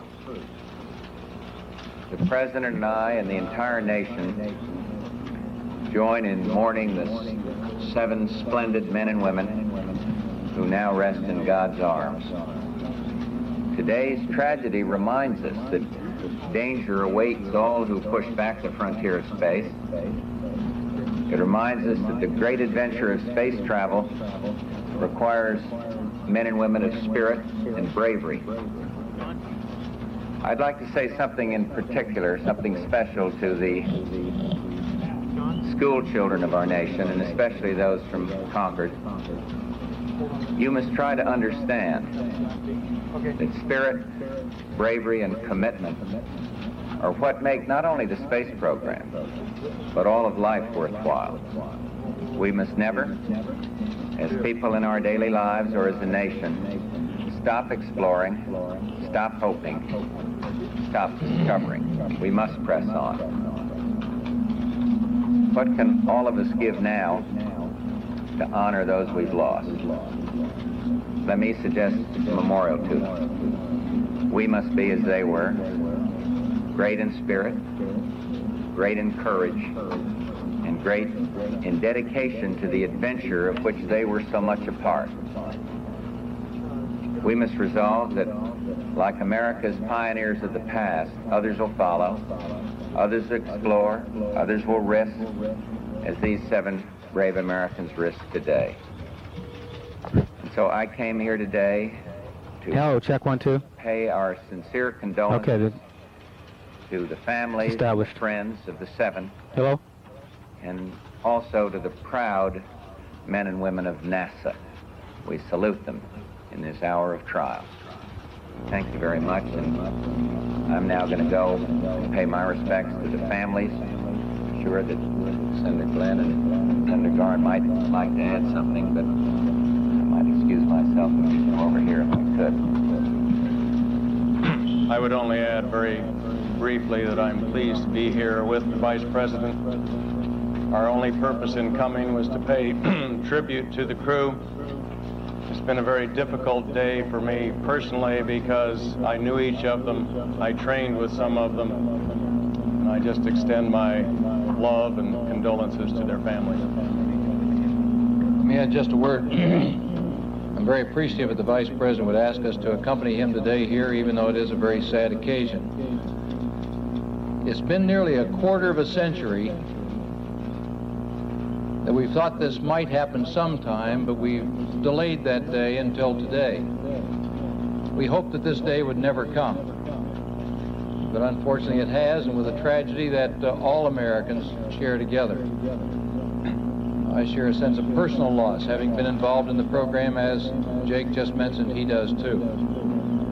But remember, yesterday was an anniversary also when Gus Grissom and Roger Chafee and Ed White very tragically lost their lives in the fire on the pad here. But since that time, you know, we've had 56 manned missions so far, 24 with the shuttle. And I guess what it points out more than anything else is that while we have many triumphs, that's the nature of all human progress, is we keep trying the new, trying to better ourselves and trying to learn more. While we have triumphs, many of them, once in a while, there's a tragedy. And it's that triumph and tragedy comparison that we have here today. As one of the people who's been here all day with some of the families that told us coming in a few moments ago when he was talking to the families earlier, several of them said to him, "Don't let this slow the program down." They gave lives of their families or their loved ones or their friends in this effort. So I guess we could say that these 7 that went up this morning carried the hopes and the dreams of all of us. What we can do now is make sure that we carry their memories in carrying on. Thank you.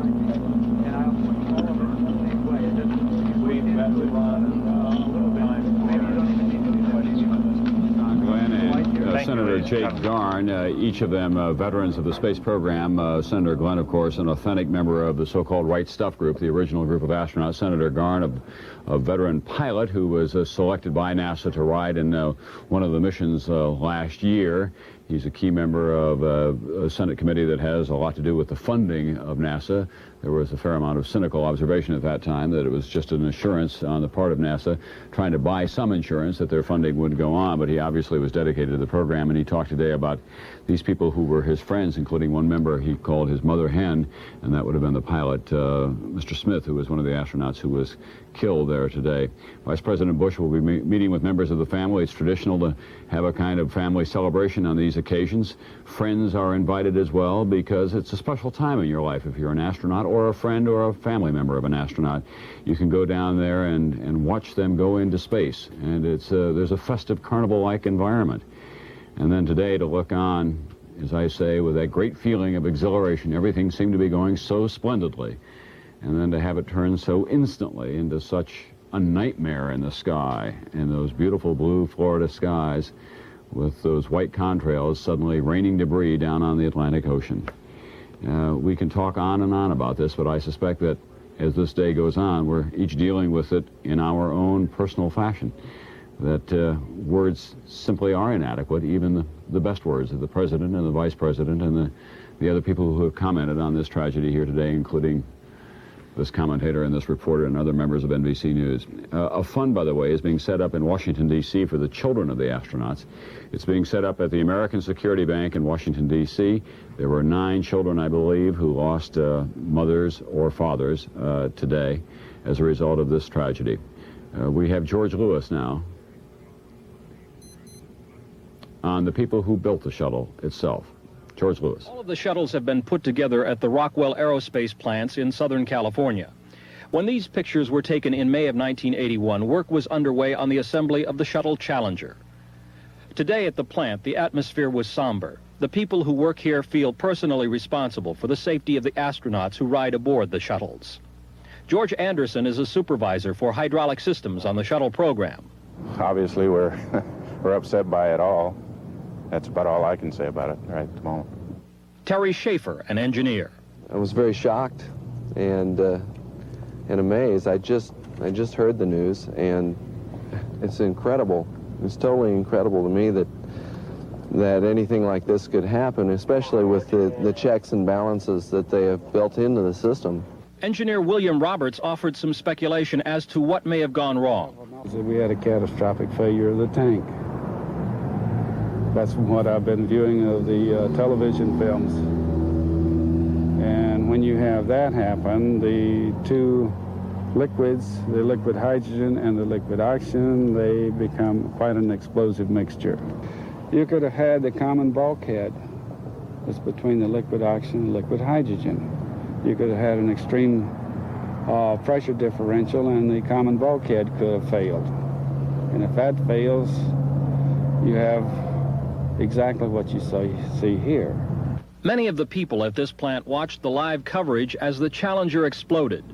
Most are still in a state of shock as they turn to the task of trying to figure out what went wrong, trying to figure out what will have to be done to prevent it from happening again.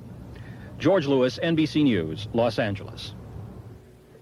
And Christa McAuliffe, the schoolteacher from Concord, New Hampshire, who was flying that, talked recently about safety. I want to correct one thing, by the way. I said I thought that 9 children had lost either a mother or fathers in the course of today's tragedy. It turns out that 11 altogether children now have lost a parent as a result of what happened today. And the fund has been set up at the American Security Bank in Washington, D.C. Only Christa McAuliffe, so far as we know, was insured based on one report that we saw earlier, especially for this flight. A $1 million policy had been taken out by a space firm which donated it to her here in Washington, D.C. She did talk recently about the safety factor, Christa McAuliffe, and whether she worried about her own personal safety in this flight.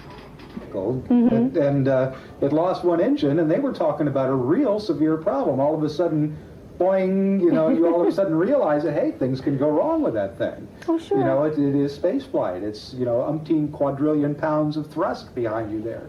Does that give you any pause to think? Or? Not really, because they could have landed in Dakar, they could have landed in Spain. I mean, they do have the ability to have contingencies. There are plans in case there's a problem. And also the thought that, I think I'm going to be up on Challenger's 10th mission.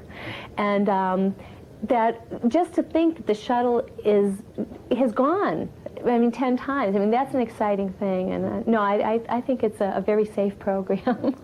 How did you decide to do, without going into the specifics of the particular lessons, because we'll have that, how did you decide to do the lessons as they are now planned? Well, when the 10 of us met in Washington and determined that we wanted something that was very flight specific, we wanted something that couldn't be done anyplace else or would not have the impact unless it, was done on the shuttle.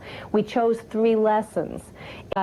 We chose 3 lessons, and there were 3 categories that we came up with. And the last one, the Earth observation, which we were very excited about, after talking to the astronauts and talking to people here, we realized that there was a possibility that I would be monitoring 15 minutes of cloud cover out the window. So we had to revise that. That's still going to be done, but it's going to be done using the film that's brought back from the 51-L mission. I see. Christa McAuliffe, all the obvious qualities are there. The irony, of course, is that she talked about this being the 10th mission of the Challenger, which it was, and she felt that it was a safe program, and if something really went wrong, that they could make the emergency landing, either in Senegal or in Spain, or go once around and land back at the Cape again. They never had that opportunity today. They were engulfed by that giant fireball, and all apparently were killed. That's the word now from NASA officials today. No sign of any survivors whatsoever. John Palmer will continue the NBC News coverage of this national tragedy. I'm preparing now for NBC Nightly News, which will come on in most areas, I would guess, at its regularly scheduled time. For those stations who want to cut away now to their local programming, they should feel free to do so. We'll continue our coverage from New York with John Palmer in just a moment. Thank you, Tom. Well, this tragedy happened some 6.5 hours ago now, and as you said, there is really no hope whatsoever for survivors of this tragedy. All 7 of those people aboard the Space Shuttle Challenger are believed to have died, and believed to have died instantly with the explosion about 1.5 minutes after liftoff from Cape Canaveral today. A catastrophic explosion, many people are saying. They're looking very carefully at perhaps the main tank engine there of the fuel system could have exploded. We have seen those graphic pictures throughout the day, time and time again, but still, as Jess Moore, the Associate Administrator of NASA, said, he's not going to speculate on those pictures. He doesn't think anyone else should. He's appointed a review board to look into that whole situation. But as of now, we know the bare facts, and the very sad ones, that all 7 of those aboard the Challenger are believed dead. They have picked up no debris in the ocean about 18 miles off the coast down in the Atlantic from Cape Canaveral, and certainly there has been no sign of survivors. Jess Moore, the Associate Administrator of NASA, held a news conference this afternoon. He took some questions to try to shed some light on this situation. We have a videotape now of that news conference, and we're going to play it for you. Good afternoon. I'd like to introduce the Associate Administrator of Spaceflight from NASA headquarters, Jess Moore. It is with deep, heartfelt sorrow that I address you here this afternoon. At 11:40 a.m. this morning, the space program experienced a national tragedy with the explosion of the Space Shuttle Challenger approximately 1.5 minutes after launch from here at the Kennedy Space Center. I regret that I have to report that based on very preliminary searches of the ocean where the Challenger impacted this morning, these searches have not revealed any evidence that the crew of Challenger survived. The dedicated crew members of Challenger are Commander Francis Dick Scobee, Pilot Michael J. Smith, Mission Specialist Dr. Judy Resnik, Ellison Onizuka, and Dr. Ronald McNair. And payload specialists on board were Christa McAuliffe and Greg Jarvis. All early indications in the Launch Control Center, the Kennedy Space Center, have indicated that the launch was normal up to approximately 11:40 a.m. this morning, about a minute or so into the flight. Flight controllers in the Launch Control Center here and in the Mission Control Center in Houston were polled immediately after the explosion, reported that they did not see anything unusual up to that point. The solid rocket booster recovery ships were immediately dispatched to the area approximately 18 or so miles downrange from Kennedy, along with various Coast Guard and military ships, helicopters, and planes. I have taken an immediate action to form an interim investigating board to implement early activities in this tragedy. Data from all of the shuttle instrumentation, photographs, launch pad systems, hardware, cargo, ground support systems, and even notes made by any member of the launch team and flight ops team are being impounded for study. A formal board will be established by the acting administrator very, very shortly. Subsequent reports on this tragedy will be made by this formal review board. I am aware and have seen the media is showing footage of the launch today from the NASA Select system.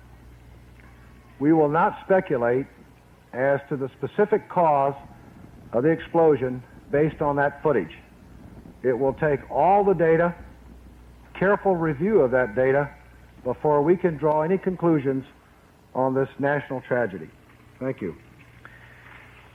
Mr. Moore has time for just a couple of questions from each center before returning to the effort in investigating this tragedy.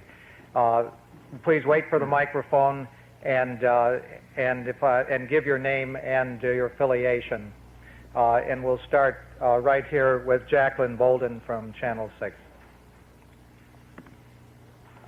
There were some reports that the shuttle perhaps rose a little slower than in previous launches, and there seemed to be a loud noise, and then the noise kind of backed off, and then a rush of noise again. Did you get any reports from anyone else that this seemed different from the people who either experienced it, saw it here live? I have not heard any reports at all relative to that effect that you just described. None whatsoever. Okay. Up here in the third row, Michael. My name's Kevin Hamilton from WGIR in Manchester. The entire Teacher in Space program was designed to introduce more people, specifically youngsters, to the space program. This obviously is not the introduction you intended to make. What do you think the effect, the long-term impact that this is going to have on the youngsters that you were hoping to attract? Well, I think we'll have to address that as time goes on. And again, I think today, the events of the day makes it much too early for me to speculate on the long-term impacts. Okay, Al Selstead from Baltimore Sun in the first row. Mr. Moore, at this time, do you have any estimate of how much liquid fuel was in the external tank at the time of the explosion, and how much explosive power, say in terms of TNT, that remaining liquid fuel might have been equal to? No, sir, not at this time. You realize what we've been doing since 11:40 this morning is we immediately pulled our senior management together in this program, and I formed an interim board to ensure that all relevant data to this event would be impounded and would be made accessible to the investigative people that will go and take a look at it. I can't answer your specific questions relative to how much fuel was on board at this point in time. The board, when it's formally reported by the administrator, formally formed by the acting administrator, I'm sure will go into those kinds of questions, but I can't answer it right now. Okay, we're going to take one more question here before going to the Johnson Space Center for questions. Here in the right opposite you, Jackie. Peter Van Sant from CBS News. We received a call today from a member of an academic group who said he was on a tour group that was at the Pad 39B on Saturday night. This group was supposed to get off the bus to take a close look at the shuttle, but was not allowed to because this caller says they were told that a derrick arm had struck one of the tanks on the shuttle and that some repair work was being done. Are you aware of this incident, and are you aware of any problems at all with any of with either the external tank or the two solid rocket boosters? No, we looked at that on Saturday. There was not even in the same area that of the tank. It was a small box, heater box, that had about a quarter of an inch of the insulation out of 5 inches that was scraped. It was a very minor scrape. It was repaired, and everybody, all the experts in the program, took a look at that, and so we closed it off at that point in time. Wait for the microphone. I have to have the microphone. There was no damage to any tank, or this arm did not strike any tank as far as you know? Not to my knowledge. Okay, we're going to the Johnson Space Center for questions. Just a couple of questions. This is the Johnson Space Center. We have a question from Paul Reeser, Associated Press. Yes, Mr. Moore. Was there any debris of any description recovered by the vessels, and if so, what was it? We do not have any detailed debris reports at this point in time. That certainly is something that we're looking at, and we will be impounding all the debris that we recover, and we've set up plans here to store that debris so that the investigating group can go in and look at that and assess that in great detail. I do not have any detailed reports right now on debris. Okay. Bruce Nichols. Mr. Moore, with all the delays that you experienced last week, the delay again this week, was there any pressure building at all to try to get this one off the ground? Was the pressure up there? And who made the final decision to go or no go? There was absolutely no pressure to get this particular launch off. We have always maintained that flight safety is our top priority consideration in the program, and we look at the status and readiness of the systems based on that. We thoroughly reviewed the activities over the weekend and yesterday, and continually reviewed the status of Challenger right up until launch this morning. All of the people involved in this program, to my knowledge, felt that Challenger was quite ready to go, and I made the decision, along with the recommendation from the team supporting me, that we launch.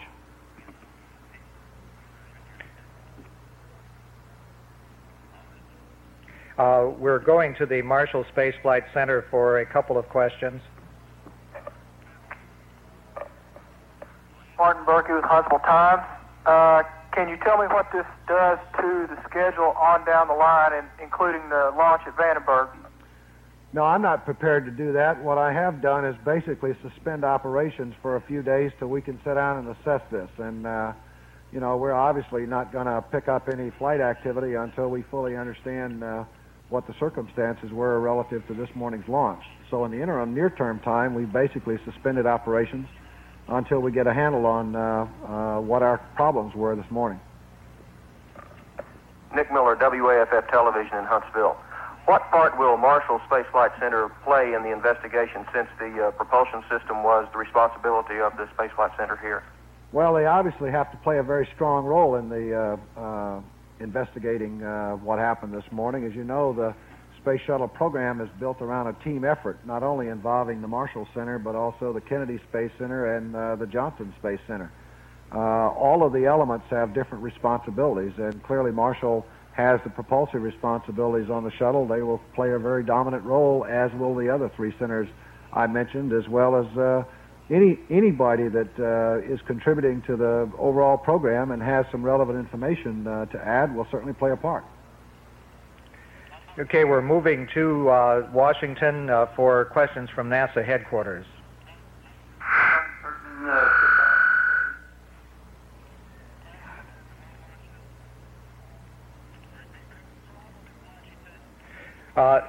Okay, there is a problem with our audio circuits to Washington. We are going to the Jet Propulsion Laboratory in Pasadena.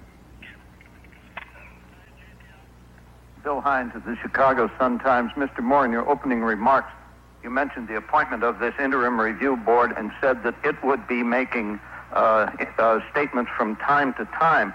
Not to put any adverse interpretations on this, it sounds a little bit like a news blackout, and I'm wondering if your objective is to consolidate information, what will be the point of issue of all those announcements in the future? And are other people not involved in that review board forbidden to talk?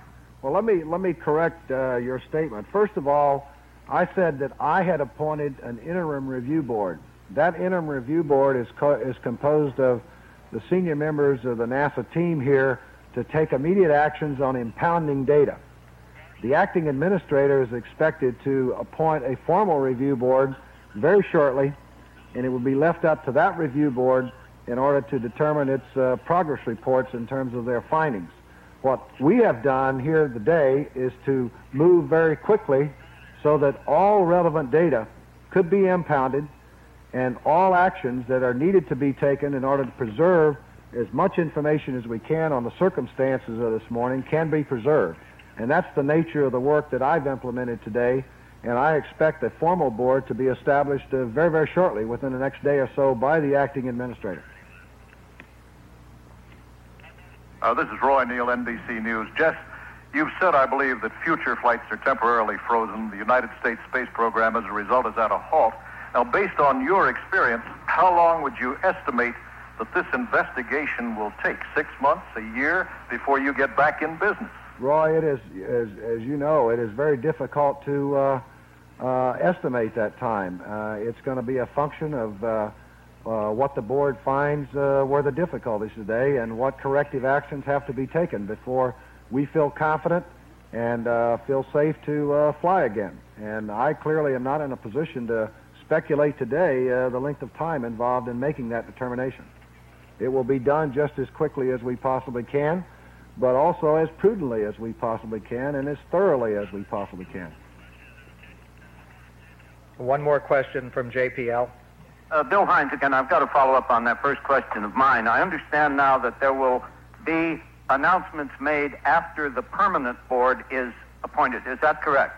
There will be an announcement, I'm sure, of the members of the permanent board, yes. I believe that will be correct, and then I think that board will determine its rate of reporting based on the progress of its findings. Okay, we're going next to the Washington NASA headquarters.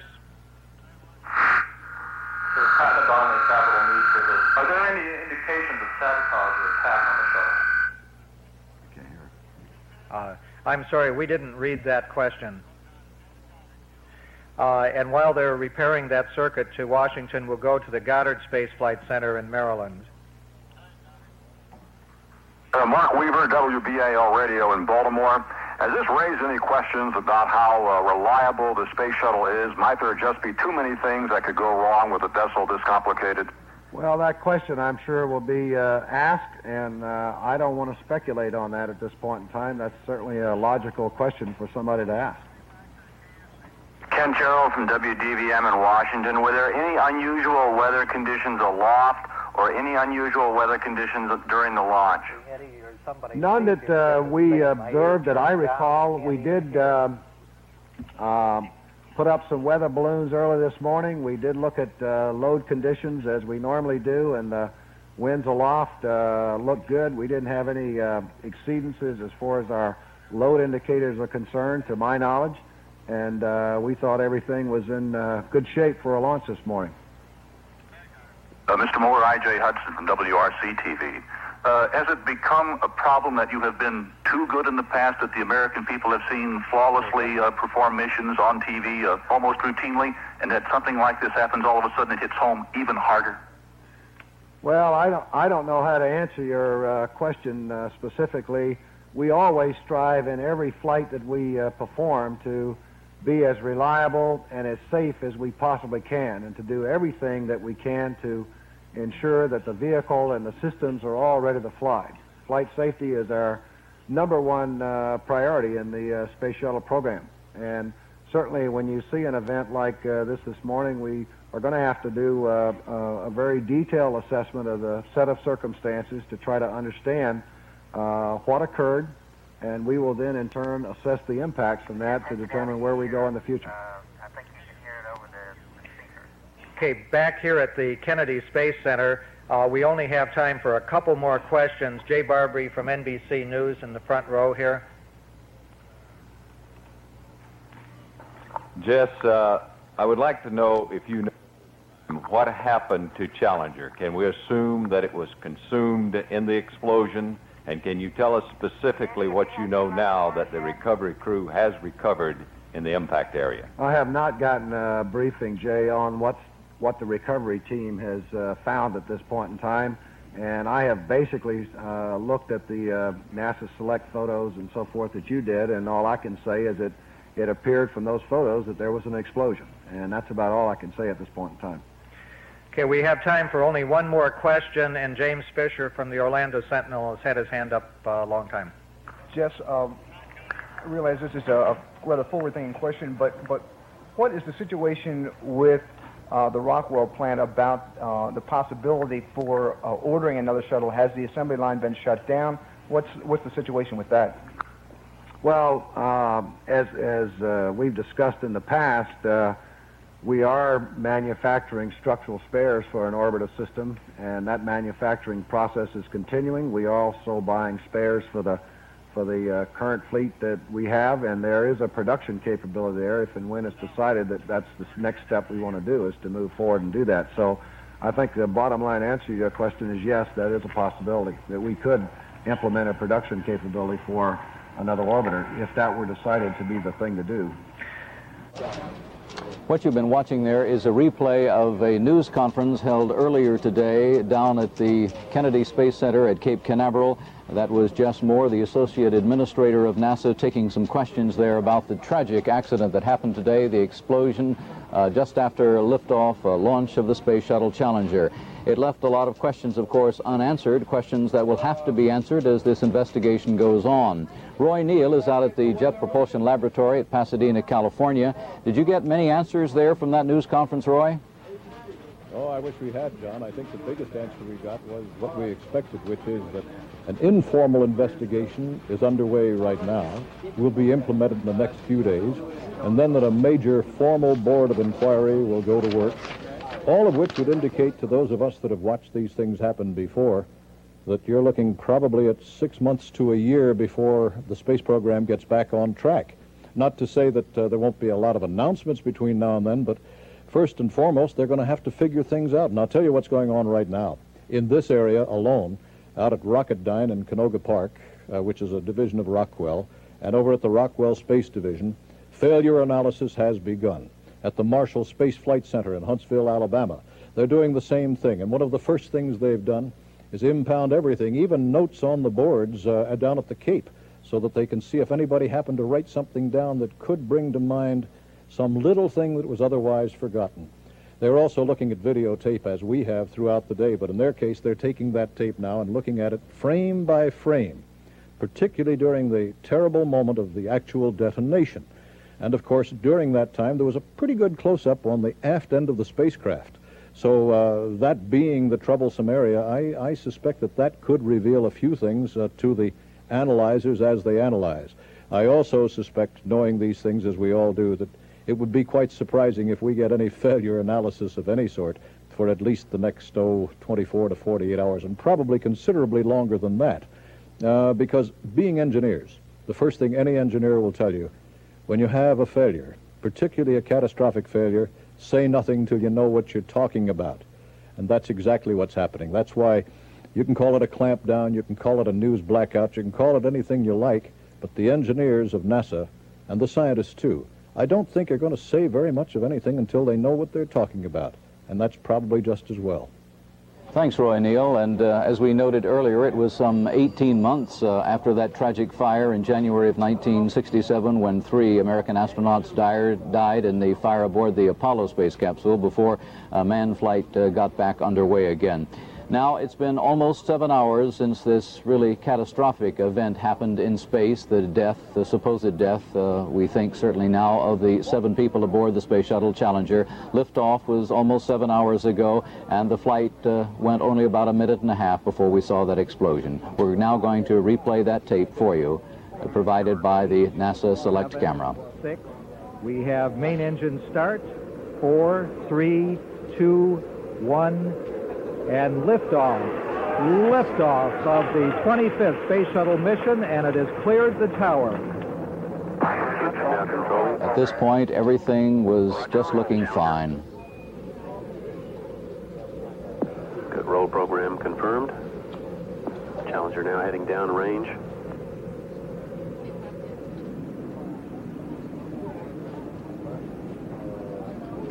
Again, about a minute and a half into the flight, the explosion came. throttles for most of the flight, 104%. We'll throttle down to 65% shortly. Engines at 65%, 3 engines running normally, 3 good fuel cells, 3 good APUs. Velocity 2,257 feet per second. Altitude 4.3 nautical miles. Downrange distance 3 nautical miles.